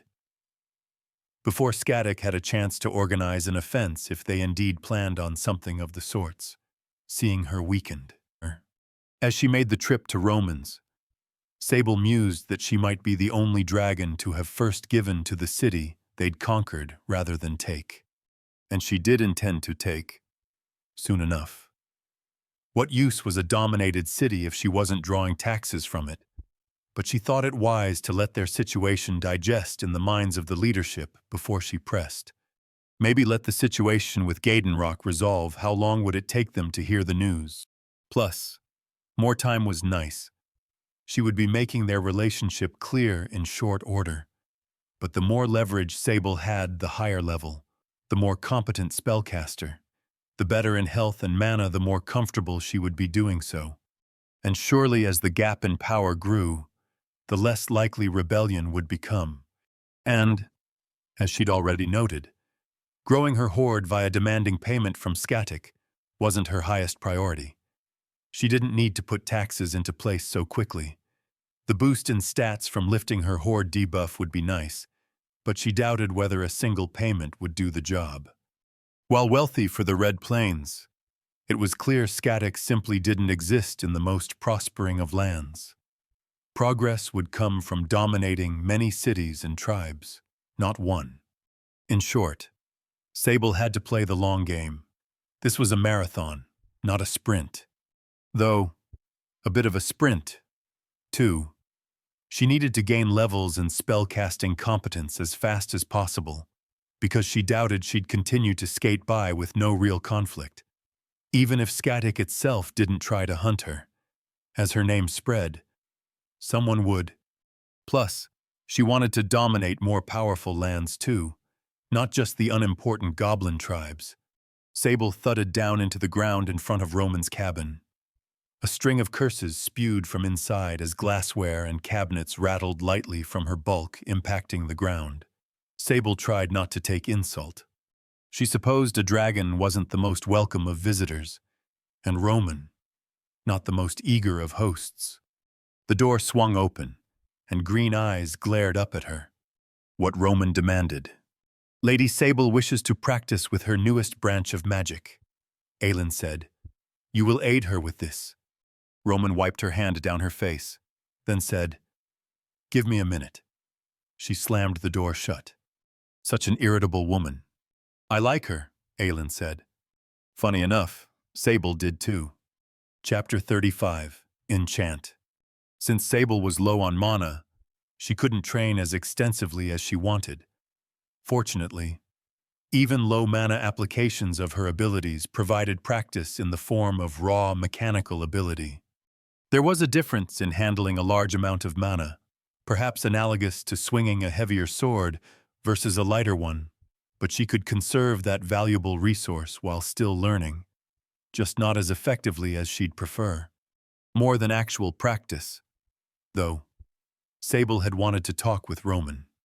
Like usual, Aelin relayed Sable's words. It was growing tiresome, not having her own voice, but she didn't have much choice. She could dominate Roman, technically, but that was off the table for obvious reasons. My newest skill gave me a specialty for the enchant key rune, Sable said. What types of spells can I make with it? Roman considered the question. The three of them were out away from her cabin, with Roman and Aelin taking refuge underneath the shade of a nearby tree. Sable sat underneath the sun. She quite enjoyed the warm glow. Evening dwindled toward twilight, and it wouldn't be long before the sun set. Charms, compulsions, illusions, Roman said, wards, bindings, enhancements, other stuff.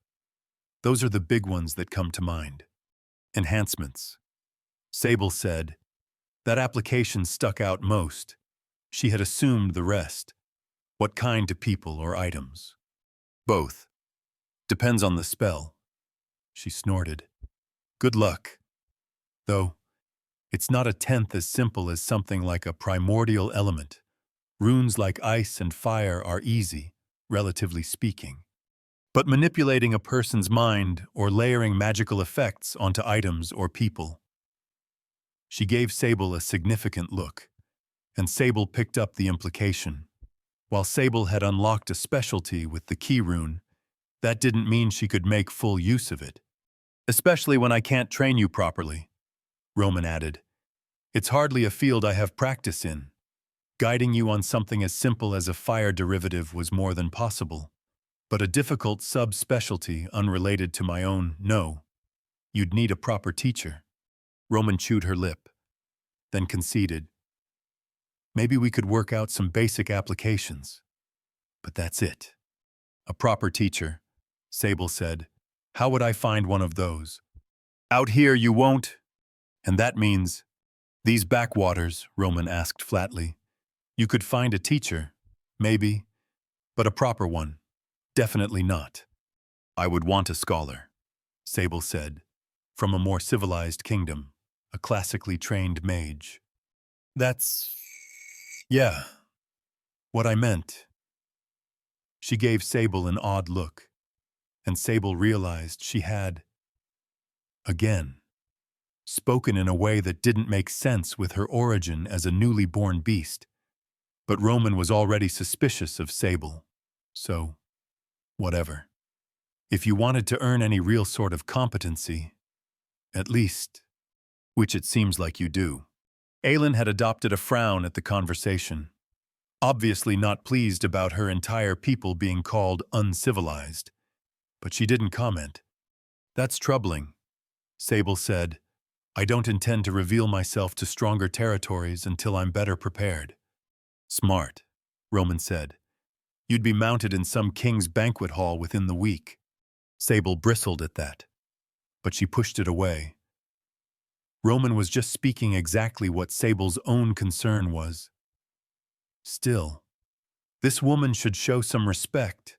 She was several times more casual around her than even Aelin, who had also adopted a demeanor rather unfitting of a minion.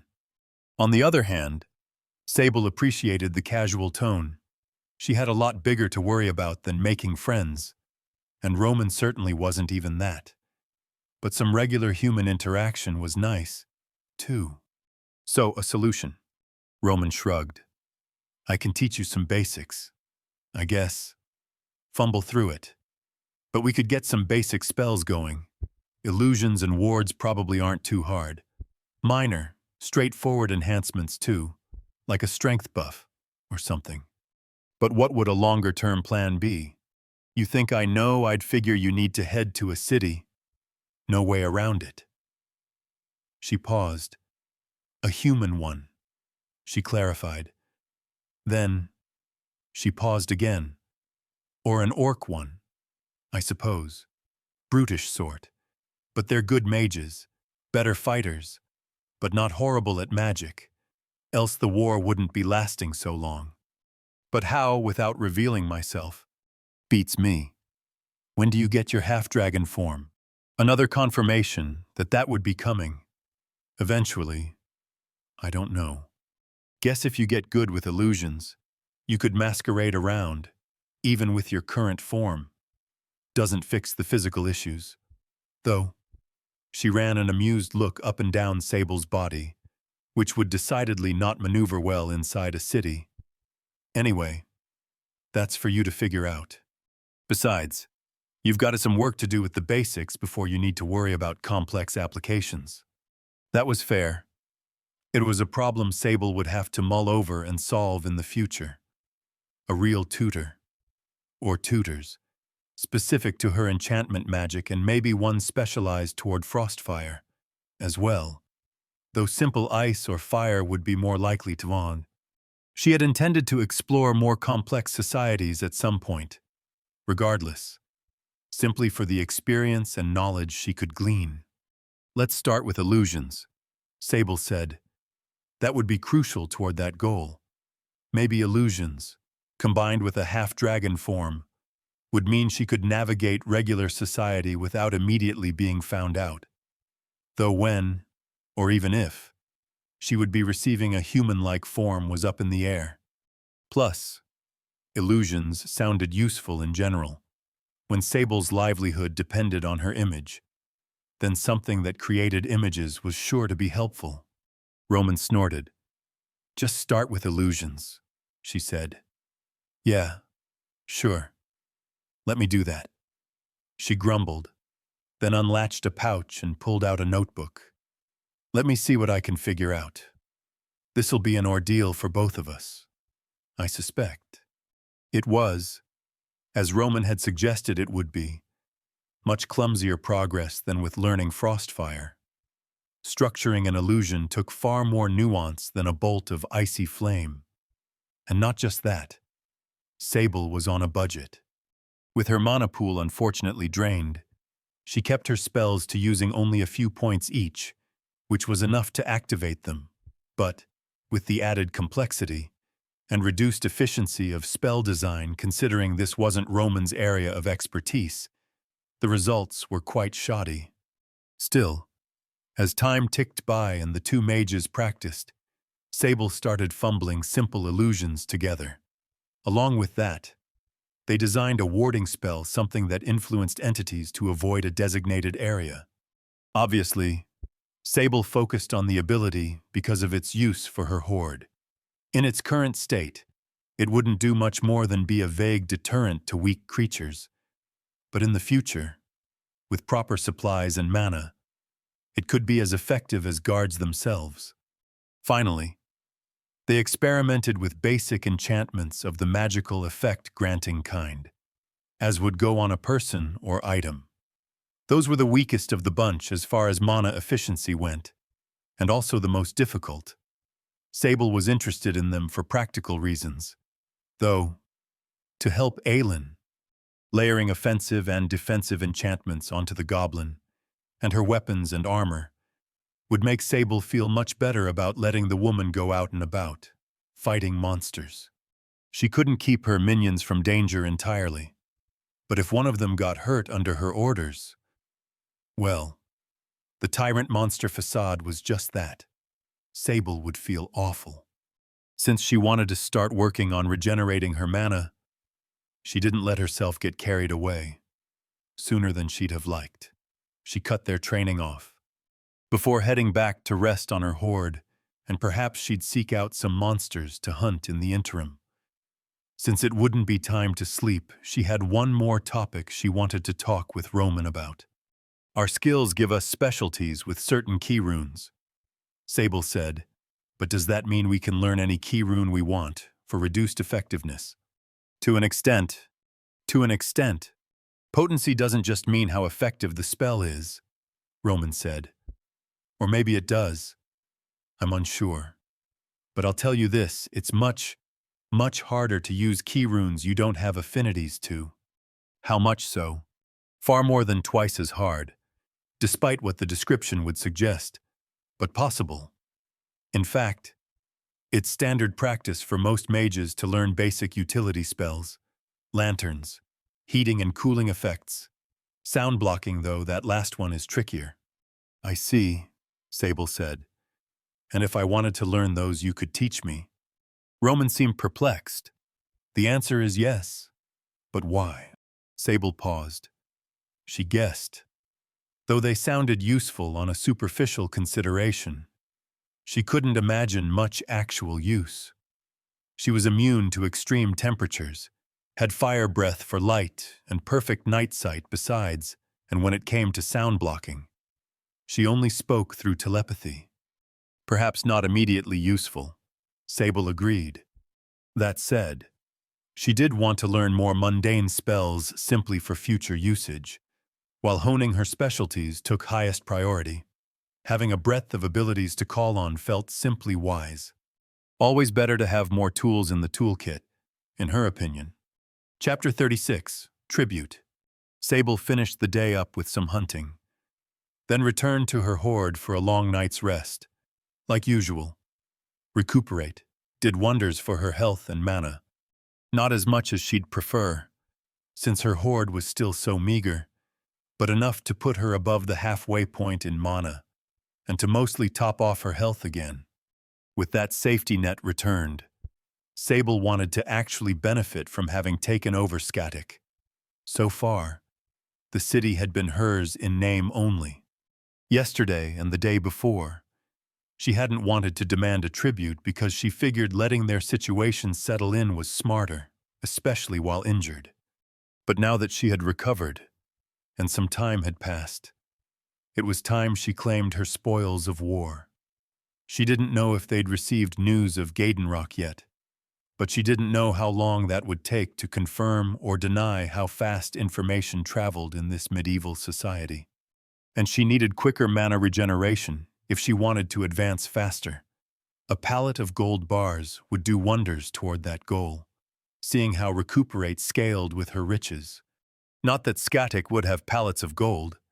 Being a goblin city of a few thousand, the Red Plains weren't lands of overabundance, but enough to matter to boost her mana regeneration so she wasn't so restricted. Sable suspected so. Before leaving, she checked in on Granite. Fortunately, the golem seemed more than content standing guard all day, every day.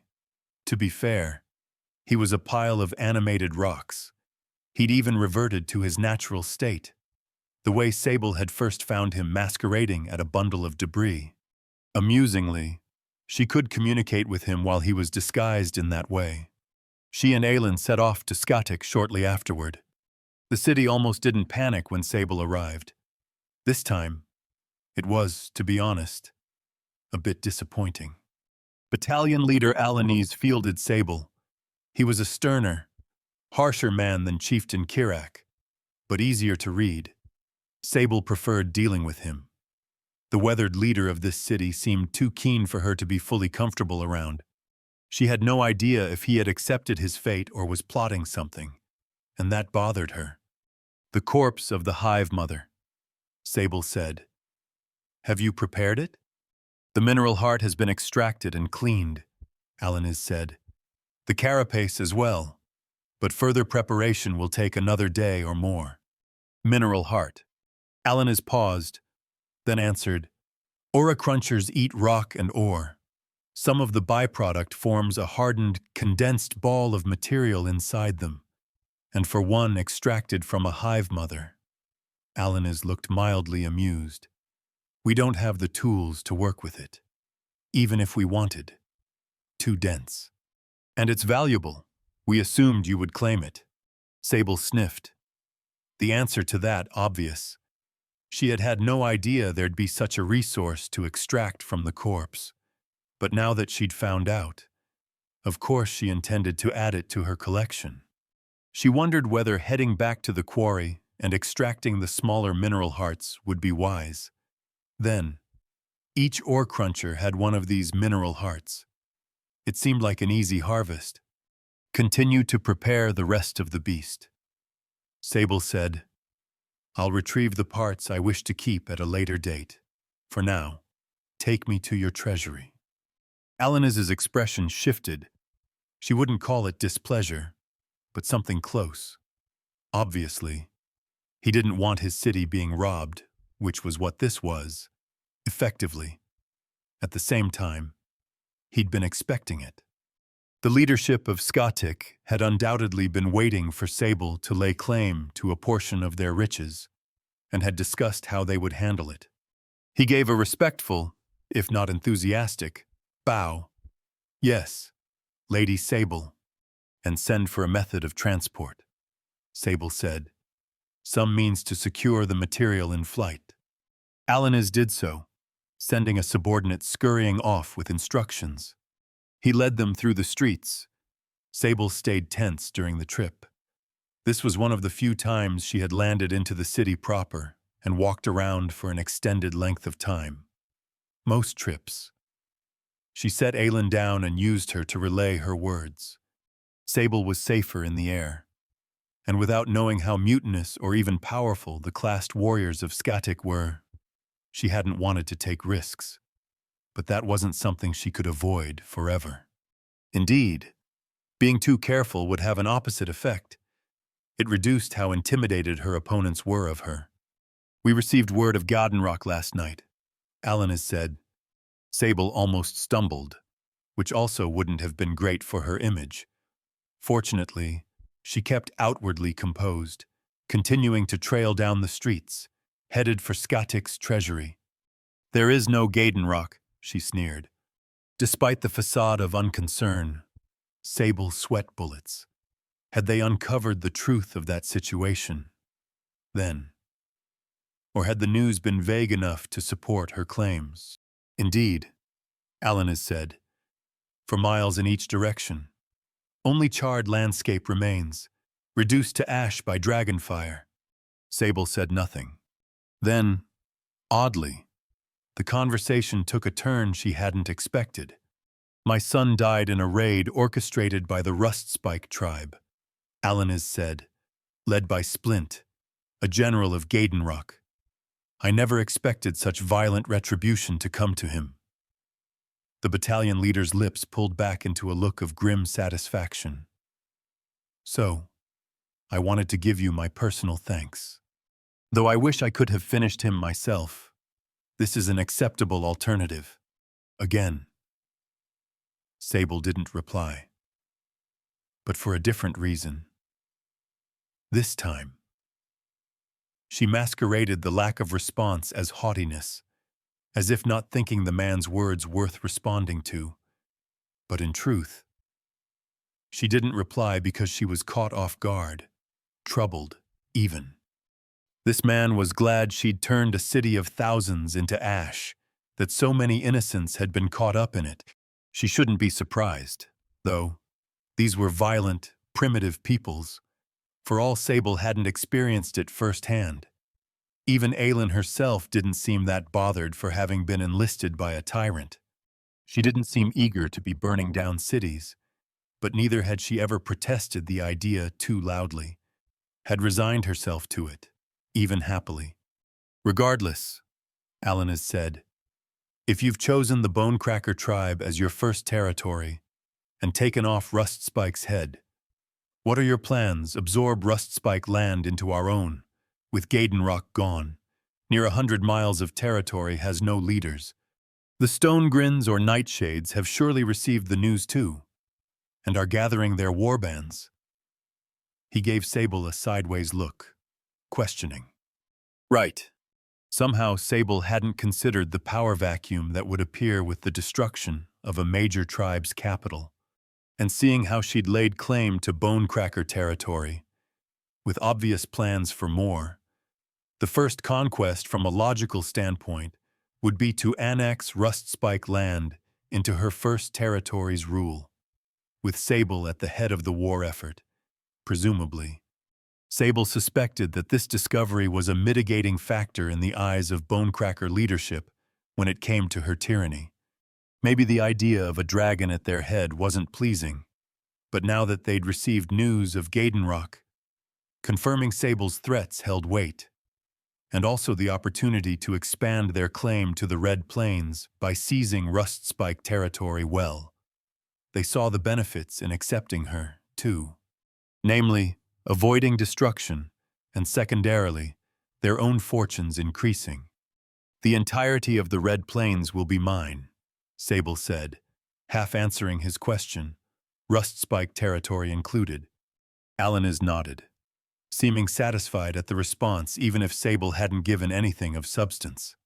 She would have to figure out her plans in concrete, how she intended to go about conquering Rustspike territory, presumably joining them to the Bonecrackers, since not only would that endear her first conquered tribe to her, but because without Gadenrock's leaders being alive to bully into submission, those lands were mostly aimless.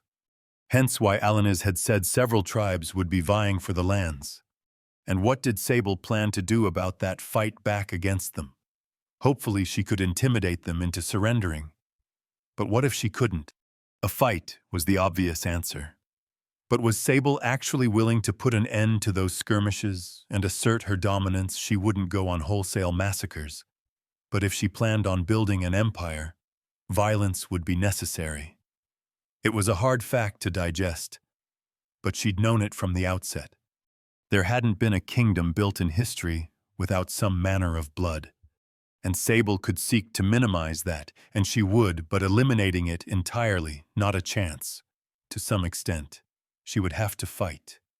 How did she feel about that? She wasn't sure. They arrived to the treasury, They had attracted a crowd as they ventured through the streets, with civilians hanging a safe distance away, but still visibly gawking at Sable. It was, to be honest, amusing how quickly their raw terror had traded for curiosity. Reasonably, Sable was too large to fit inside the treasury itself. Alanis had sent runners with instructions, so resources were already being lugged out of the fortified, well-guarded building and piled onto a thick canvas. Not the easiest way to transport her earnings, but not a terrible one, either. Her eyebrows raised at the quantity of metal being stacked in neat rows at the center of the canvas. Obviously, the Goblin City didn't have a vault filled with gold bars, but they still had valuable resources: bronze, iron, copper, steel, and a small amount of silver and gold. Along with that, bags of coins of varying denominations. Finally, other materials, a smattering of gemstones and jewelry, as well as weapons, armor,